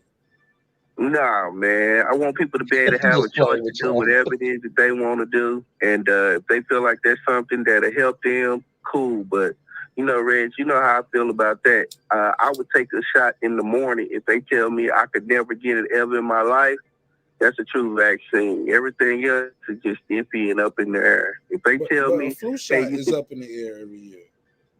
Yeah. Condoms are up in the air. My nigga, like, you still gonna wear a condom though, right? Who? Yeah. Some people, I guess. Never mind. I'm sorry. I believe in But condoms. if they tell me I could never get it in my life, that's something that I want to go with. You know what I mean? But I know too many people that are getting it, that's vaccinated, that's boosted, and they die. So I just, until they can do something foolproof or at least 98% or at least 90%, then that's cool. But just to be like, hey, you could get this, you should get this, and it, you know, and it's not guaranteed. I wouldn't push that. If they can guarantee it, then I probably can get behind the country pushing that. But since they can't get behind it, since they can't guarantee it, yeah, it's tough. But nah, man, I'm fighting. It's pretty tough. I ain't been down like this in a long time, and it's really messing with my senses. Like, I'm kind of discombobulated. That's the thing that's getting me. This is my first time listening to y'all, and I don't know how long. I just had my computer up, and I'm glad that it just caught y'all. And then I'm like in and out of sleep, that kind of thing. But you know, I'm gonna fight it. I'll be back pretty soon. Man, Yes, sir, man. Good to hear you on here, man. Man, I miss you, bro. Wish you nothing but health, wealth, and prosperity. Hey, look, now that I know what's going on with you, shit, I'm gonna be bothering you for the next couple of days or weeks until you say, marqnash, I'm okay. Leave me alone. I see you on the show tonight. Man. All right. Man, y'all keep it up. Hey, Reg, I was able to catch you talking to your partner too, man. Good shit. Hey, Kai, salute on your film, man. I didn't know you had a film. Good stuff, bro. Y'all keep it up, man. Y'all keeping me going. $7, man. $7. Yes, Hey, Brandon, I'm gonna buy 2 of them. I'm gonna put your name on the wheel for you, all right? And I'm gonna spin the wheel on my Monday show. So, sir, I'm gonna put people like you, just hardcore fans of the show, like people I know been rocking with us from the beginning, and like people I know who gonna get this film a chance. You know what I'm saying? And I'm gonna challenge the other people to buy it as well. So I'm gonna buy a couple of them. Matter of fact, I might buy more than one. You know what I'm saying? 20. Kyle, can I get a promo discount for the show? Kyle, is it a way you can make me a promo code where I can give it to the give it away? Like, you put this certain promo code in and you can get it for $5 or maybe $6. Kyle's like, nah, my price is my price, homie. The brick is the brick. I get it. But yeah, salute to y'all, man. I'm gonna get back to I'm gonna sit back in the cut and just keep listening and watching them. But I'm paying attention, man, as best I can. Oh, before you go, I want you to say this. These Ahmaud Arbery's killers got life with no parole. The daddy, Gregory McMichael, the son, Travis McMichael, got life, no parole. The guy who filmed the murder got life with possibility of parole. Give me your take on that. Also, Adrian Broner starts his OnlyFans. Give me your take on that. And also, yes, that's a fact, homie. It's a real thing. $50, and you can see him get his dick sucked. Pause.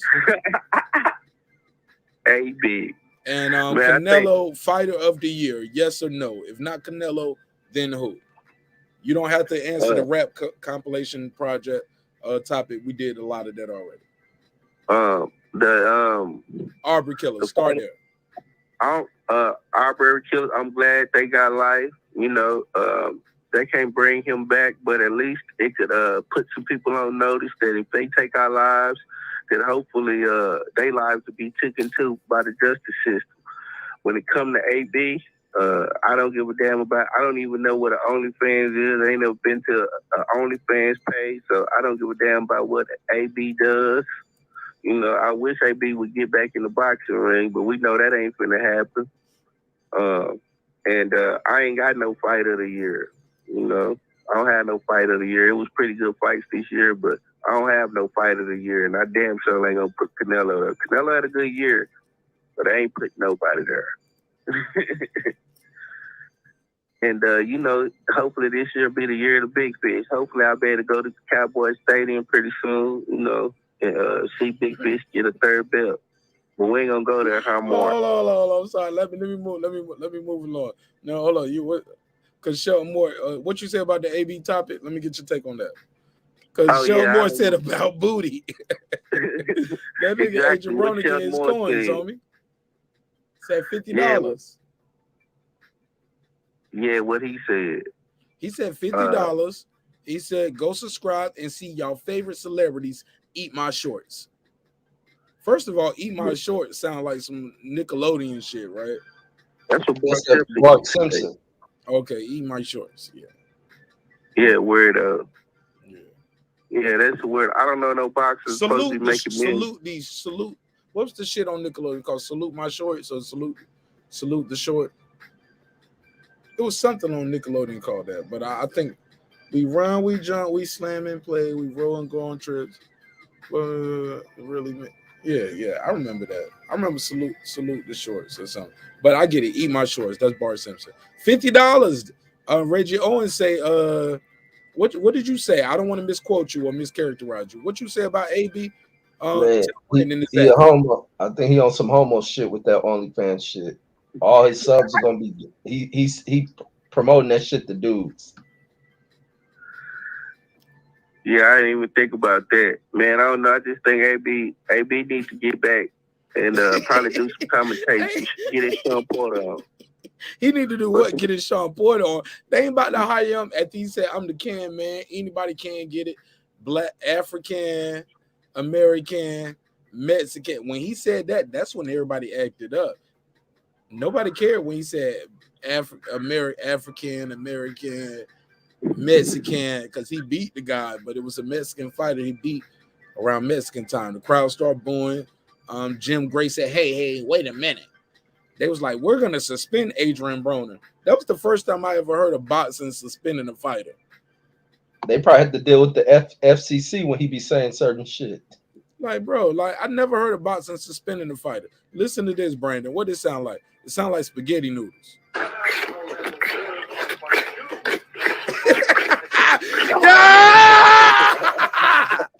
this nigga ain't me wilding me. He don't show nothing. He don't show nothing. All you see is what you see on the screen right here. You just hear them noises. He got too much time on his hands. Oh my God. He told them niggas he said, Al Hammond, y'all keep me in the ring. If y'all keep me in the ring, I'm gonna be out here catching cases. He ain't got too much time. Stephen Espinoza, keep me in the ring. Yo, I met AB. AB was so nice. AB was taking pictures with all the Mexican kids. Like, he was so nice. He was so sweet to everybody. I didn't even want to go speak to Adrian Broner because I didn't even have a channel at the time. But everything I knew about Adrian Broner was like, I'll take a picture of him taking a picture with somebody, but I ain't even about to say, hey, AB, what's up, man? Can I get a picture with you? My name is Martinette. Like, nigga, suck my dick. And I was like, nah, I don't want to do that. I don't want to do that. And I think he meant it. And I was like, no, I don't want to do that. I'm gonna have to shoot. I'm gonna have to slap shit out of Adrian Broner in public right now. I'm gonna fuck up the whole event because he gonna say some crazy shit to me, and I'm gonna have to be everything I said I was. Because Adrian Broner gonna say, nah, nigga, I ain't taking no picture with you, bitch ass nigga. Suck my dick. That's what's gonna come in my mind. I'm gonna have to pause on come in my mind, and I'm gonna have to go, and he might knock the fuck out of me. But this ain't boxing, bro, homie. You think I'm about to swing on Adrian Broner? Nah, nigga, I'm about to go for a tackle. I'm going straight for the tackle on Adrian Broner, homie. And I'm going to scoop his little ass up because I know I can scoop him. I think I can scoop him. Nigga about 5'7", 5'8". I don't think he got better boxing than me. I can't just try to swing on him, Reggie. He gonna knock me out. He gonna weave that shit even out of shape. He gonna pull counter me. You feel me, Kyle? Adrian Broner knocked me out, even out of shape. Adrian Broner. I gotta scoop him. Salute to y'all, man. Mark, if we get it said. Hey, cuz said I can't be a part of this. All right, God bless, bro. Hey, look, at the end of the day, man, I can't be boxing with Adrian Broner, homie, even when he out of shape. You got to scoop him, homie. These boxers, homie, scoop him or shoot him, respectfully. But you're going to get your ass knocked out thinking you're going to run up on them, even when they out of shape. Them old school boxers still knock you out. Think you're going to talk crazy to James Toney right now. Read it, Bo. They can't get no license to fight you, but they'll still beat your ass. Remember that motherfucker what the shit the best cry ever? What's his name? Leffridge, Roddy Leffridge. What's his name? He knocked out Floyd uncle. Somebody gonna tell me in the chat. Oh no, that was Rocky Leffridge. Come on, man. Lockridge. You talking about Lockridge? Lockridge. It's a clip going on YouTube still. God bless Rocky. Rocky knocked this motherfucker out right in front of the liquor store. In some all red slacks, wingtip shoes. He had a fedora on. And they told that drunk nigga, don't go over there fucking with Rocky. Leave him alone. And as he walking up, they said, don't hurt him, champ. Don't hurt him, champ. He knows not what he does. He said, I'm going to finish this beer and I'm going to fuck you up. Walking up on Rocky Leffridge. Rocky Leffridge instantly jumps into his stance, throws a feint jab to blind his opponent, followed by a cleanest right hook you ever seen. Hit that motherfucker might have hit his head on the side of the wall, laid down. If he won't dead, he was acting dead, homie. So gotta be careful. Gotta be careful who you run up on. Yeah, some people seen that clip. That clip is out there. The audience know it. Prez, welcome home. Philip, welcome home. Mirror, hey, yo. He said, come on now. Yeah, we still here, yo.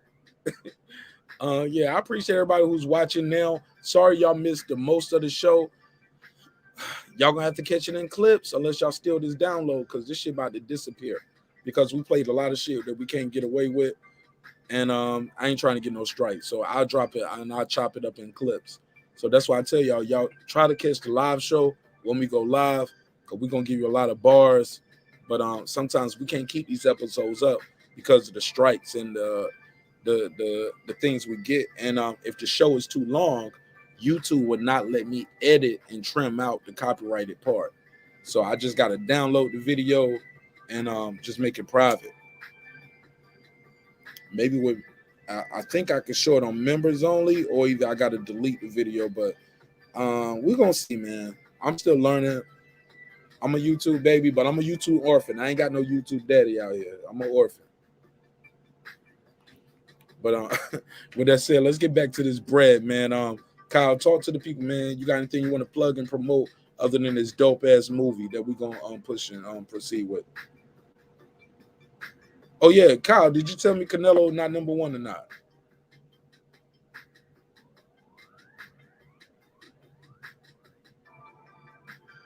All right, cool. We'll land the plane. I see you unmuted, but I don't hear him.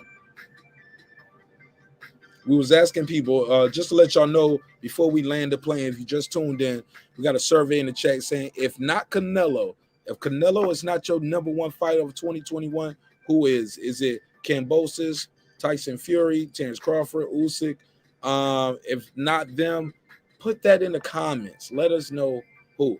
Reggie, I got this one show I'm going to do, and I ain't going to lie. I want you on this show, bro. I want to do this episode with you because you and I were talking about double standards in boxing. And Reg, I gotta have you on this show. I want to do that. That's gonna be a show where it's not gonna be an open panel. Kyle, your mic is doing something like a. I got you. Let me real quick. Let me say this, and I'll let you get your final. Go ahead, Kyle. What you got? No, I was asking what you were saying when you said something about Canelo Alvarez. Yeah. If Canelo is not fighter of the year, then who is? Usyk. And break it down. Tell me why. I mean, he beat Anthony Joshua. Got 3 belts. He beat him on the main stage. He was a B side, and took advantage of his opportunity. Yeah. And he came up from Usyk and became heavyweight champion of the. I mean, came up from Cruz. Hey, man, that's crazy, bro. Undisputed to heavyweight champion of the world with all the belts except one. That's crazy. Yeah, man. And I'm gonna tell you what I like about Usyk. Even when he's smiling, he looks scary. You get what I'm saying? Like Tyson Fury smiling and he's flexing, but he's still a little happy. Like like a lot of these guys smile and flex. Usyk, when he be smiling and he comes in that arenas dressed like the Joker and shit. Hey, Mark. Sorry to cut you off, bro. My phone is about to die, and I'm about to lay it down, man. It was great to be on your show, Reggie O. You already know how I feel. I'm gonna get with y'all niggas soon. Yes, sir. Yes, sir. All right, yeah, man. We land the plane. It's the weekend, man. I like to do the real long shows on Fridays now. Like, yeah, I love those long shows on Friday. Pause. You know what I'm saying? Gets people ready for the fight. But we get the rappers in the room who's looking for them freestyle Fridays. I wish we had some MCs to pull up for that hip hop talk. Really disappointed that we didn't get more MCs involved in that rapper talk. But shout out to Uncle Kenny. Uncle Kenny bought that YouTube Daddy shirt. He was like, run and tell your YouTube daddy. Uncle Kenny bought one of them motherfuckers. And he bought one of these. What can I say? I don't know if he got the black, blue, or red, but he bought one of those. Donated to the show. Send a cash app. Uncle Kenny is a true supporter, man. Shout out to Taylor Bell, who's going to send me his merch so I can wear it on the show. I think Monday's show, I think I'm going to wear a Major Key shirt. That's going to be my new thing. Like if you got merch and you got other products to the show, I'm gonna just put the P.O. box. I'm gonna start putting my P.O. box out there, Reggie, and letting people send me their stuff. Fuck it, why not? Let them support the show that way too. You got something to the show, send it to us. Shit, and I'm gonna give you the P.O. box because maybe you'll blow them up before you blow me up. If y'all on some bullshit. Niggas be crazy out here too, Reggie. Can't get everybody. Can't have my personal address out here. That would be uncivilized, right? For sure. You deal with these fools showing up. Yeah, no, right. Like, hey, man, it was a good show last week. I just figured I'd come over and tell you face to face. Right. Reggie, I'm gonna be in jail just looking like Reggie. I'm gonna be looking like one of the Three Stooges right here. Like, it was a misunderstanding. I was protecting my neighborhood. Yeah, I'm laughing at these niggas. These niggas got to be, bro. They the dumbest 3 white boys in Georgia right now. They thought they was gonna get away with this, and I get it. The times we're living in, they should have. Under normal circumstances and times, they would have. And to be fair, when it happened, Reggie, they did get away with it. To be fair, right? Thanks to Go ahead. No, yeah, that's absolutely they got away with it, and they should have enjoyed every little last moment they had out there in the free world, because they earned that, and now they earned this life they're gonna die in there from. Nigga said, "Pay your dues, brother." Absolutely. Hey, I'm paying my dues right now. I'm paying my dues betting Reggie Owens, just like Kyle. Reggie Owens was one of the first people that gave me a chance in this YouTube thing. Let me come on his show. Pause. Let me appear on his show, and let me play some of my music. And people got familiar with the music, but also the commentary and just chopping it up. Like Reggie leads the way, man. I respect Reggie. We don't agree on everything. We don't agree on, but should we, Reggie? No. Hell no, you shouldn't. And that's the thing, man. People, that's the thing.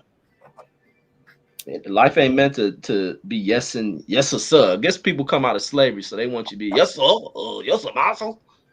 And when you ain't on that shit, people think you're against them. You can't be slaves and yes master to everything. Nah, bro, not at all. Not ever, really, homie. I just don't see it, homie.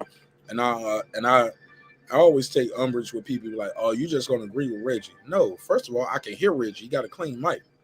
I can hear him. That's key. Second of all, like he's not cutting people off. When he gets to when it's his turn to speak, he says what he had to say and he gets out of there. Sometimes he goes a little long with a story time, but it's not every time he speaks. So, but yeah, I see that all the time in the chat. People like, you just agreeing with Reggie. No, man, I disagree with Reggie all the time, but I ain't gonna call him a coon because we disagree, and I would hope he wouldn't call me the same. I gotta stop calling people that shit. Yeah, you gotta stop that, bro. And I'm gonna let you know, because it turns some people off. Like the sister Lisa Bell, she hates it. It's like nails on a chalkboard for some people because she feels it's another way to get your bars off without saying the same things that other people said. Like that's to some people, it's like, you dumb nigga.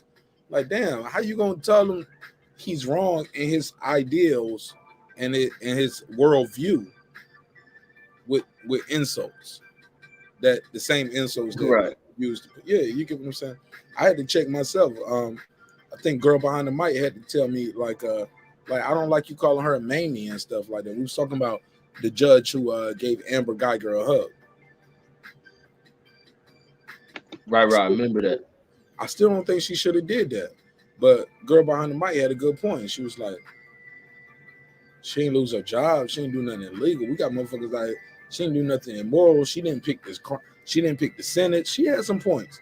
And as much as me personally don't like it, she still got her job. And she was like, ha ha. You know what I'm saying? I was like, yeah, you're right. You know what I'm saying? And I realized, but more importantly than that, I realized you can turn people off to your whole ideals, to your vibe, to your show, to what you stand for, just with one word.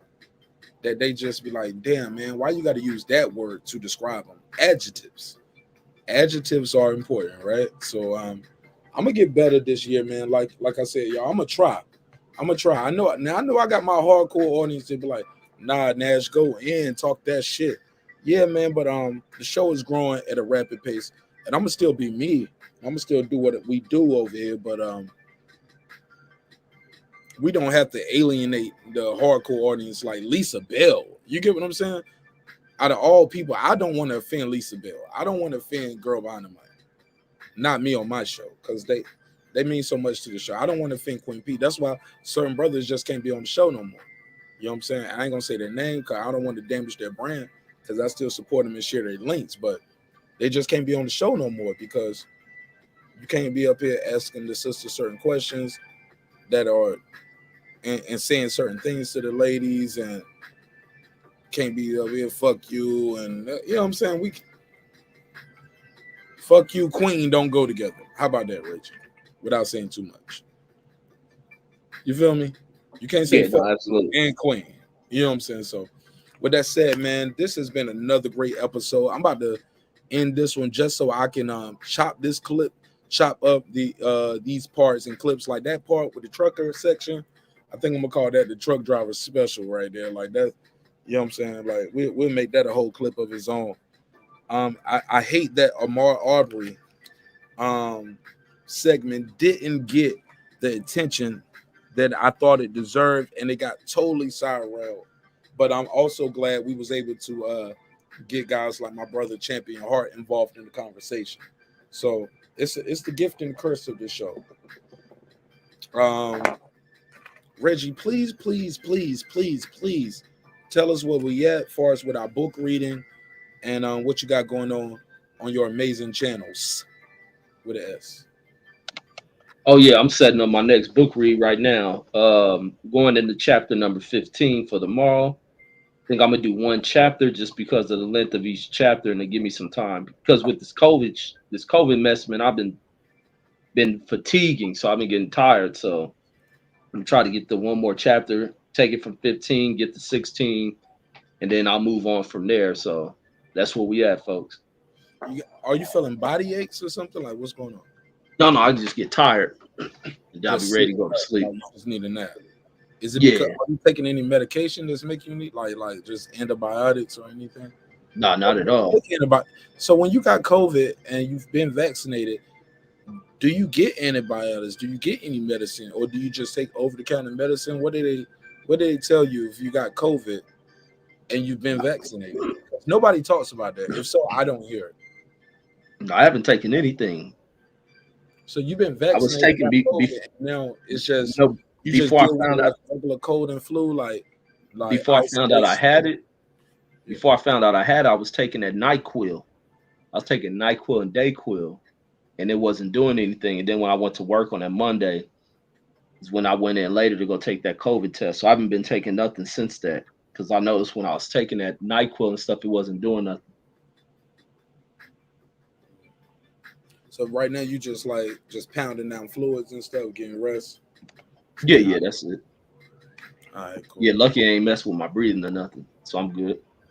All right, so boxing conversation with Reggie Owens 1 and 2. We have reading. Is it reading with Reggie Owens? Yeah.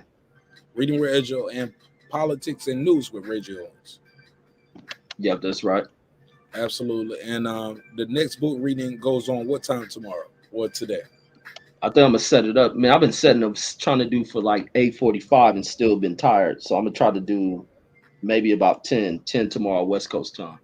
10 tomorrow West Coast time. So that'll be like 10. That's AM or PM?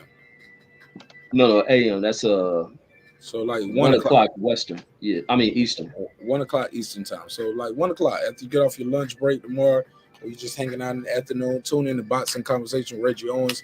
It'll be simulcasting on multiple location, but please subscribe to the other channels. I know he streams it on the main channel, but please subscribe to Reading with Reggie Owens, and also leave him a comment for books that you think he should read next. He has a lot lined up, but please subscribe to those. Reggie, thank you for your time. Thank you for your energy. Before I go, man, last thing I want to say is I want to give a big shout out to the law offices of Jensen Law right here in Atlanta. That's JENSEN. Jensen Law is super dope right here in Atlanta, because unlike most law firms where you call, they don't go to trial, they don't do litigation. So if you call them for your legal issue, they have to call another lawyer for litigation. They have to call another lawyer to get involved if you got to go to trial. Jensen is a one-stop shop for Georgians. So definitely check out Jensen Law Firm. Holla at the lawyer Jessica Burkhart. She'll square your way. Super dope people there, man, for better or for worse. And they're gonna work with you. They're gonna work with your budget, and they're gonna fight for you to get you everything you are owed and compensated. With that said, let's get back to the bread. It's your man marqnash. Shout out to my guy D Ray. Shout out to let me go through. Let me see. Can we do this tonight? Let me see. Can we do the what ups? What up? All right, let me scroll through. All right, let me do this. We ain't did this in a minute, but I'll try to go through and do as many as I can real quick.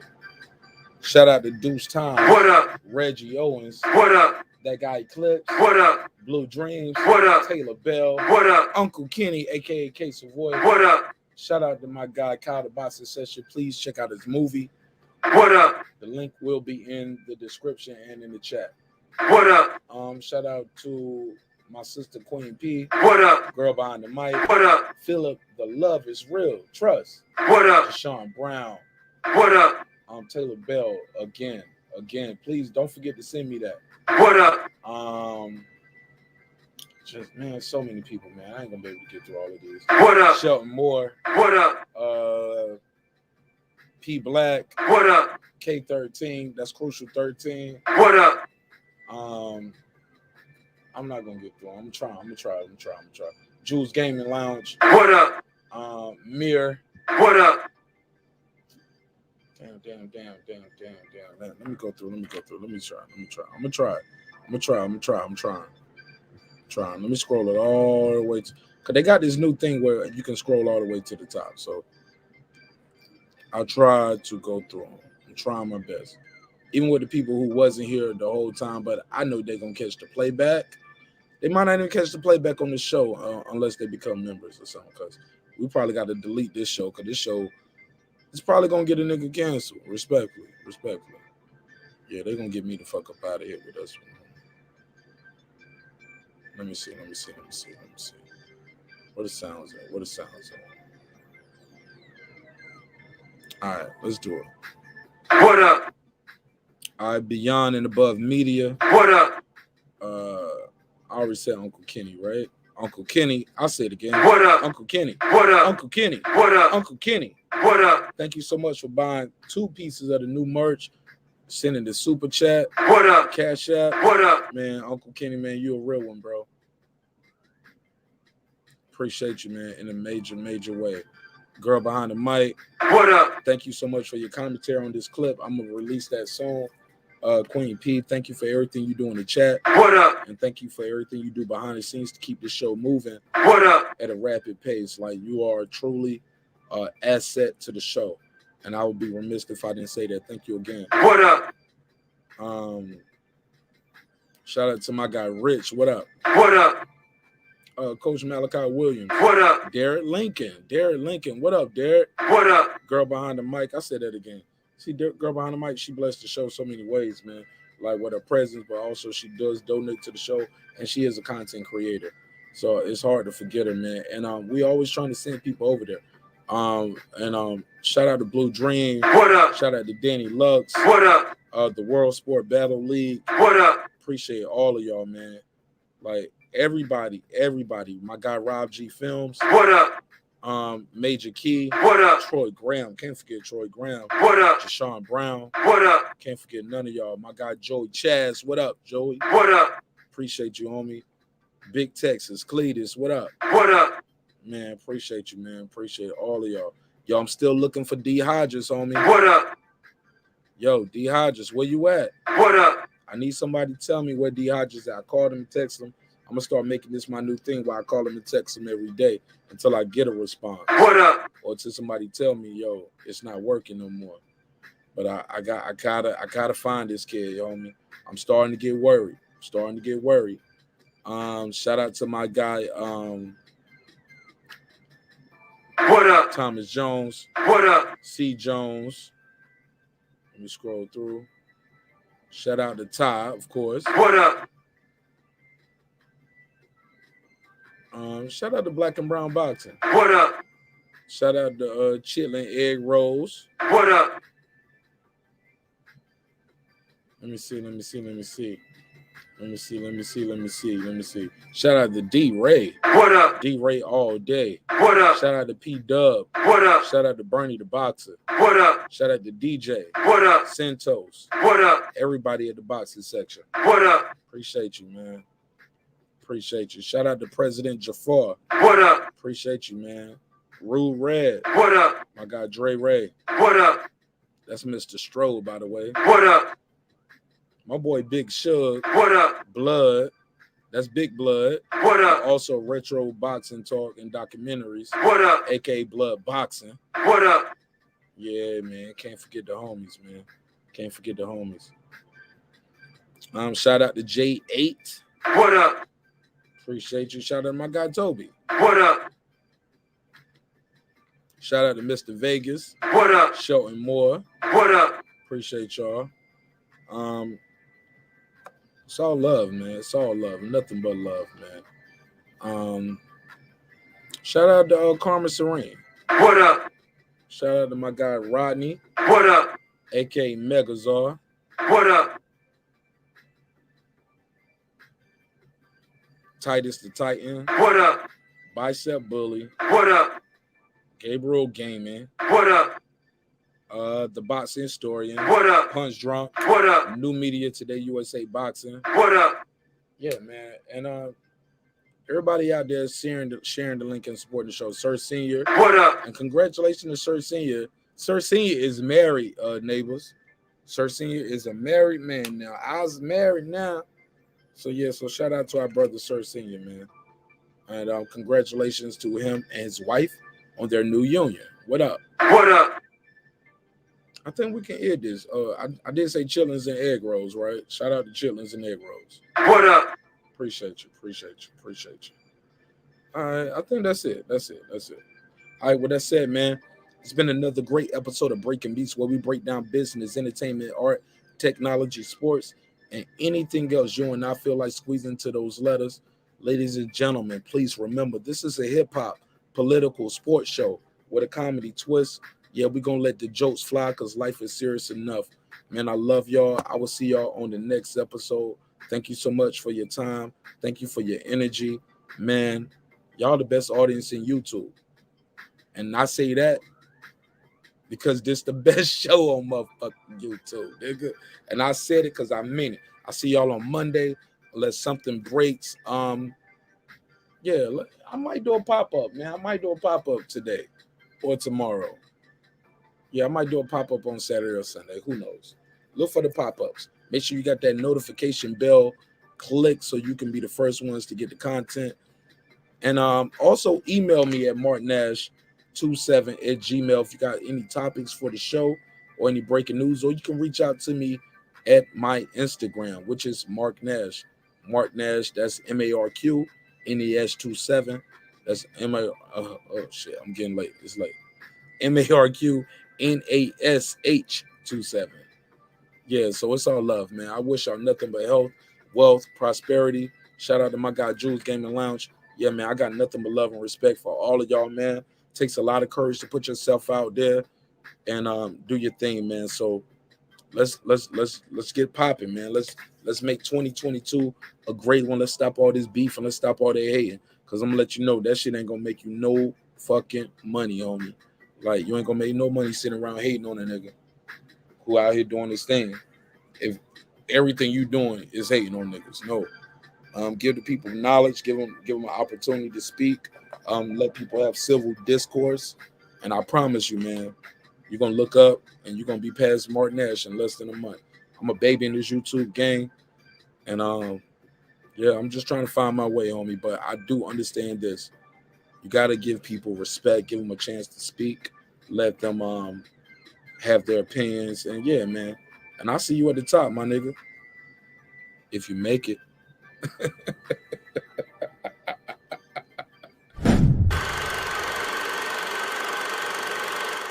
This that squad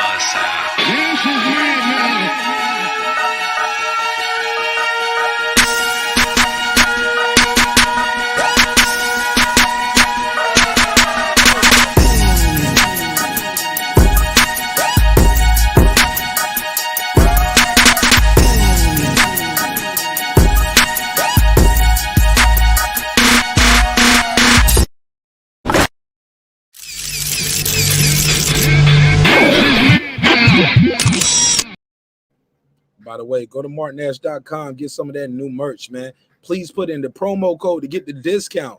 Nash27, Nash27, Nash27, Nash27. You get 15% off. 15% off on everything on the site until further notice, man. 15% off. So some of the merch is as low as $10, $15. You get 15% off that. So definitely take advantage of that while it lasts. All right, it's your man Nash. I'll see y'all in a couple hours because y'all know I'm about to drop some of these clips from this show and the last few shows. I got this one I'm gonna drop with Jules, Gaming Lounge, and Reggie Owens talking about why Reggie can't listen to somebody who came out of prison. And Jules and I both disagree. We say, man, you can learn something from somebody who's a bum under the bridge. But with that said, let's get back to this bread. I love y'all. I'll see you on the next one. Peace. Bureau, what up?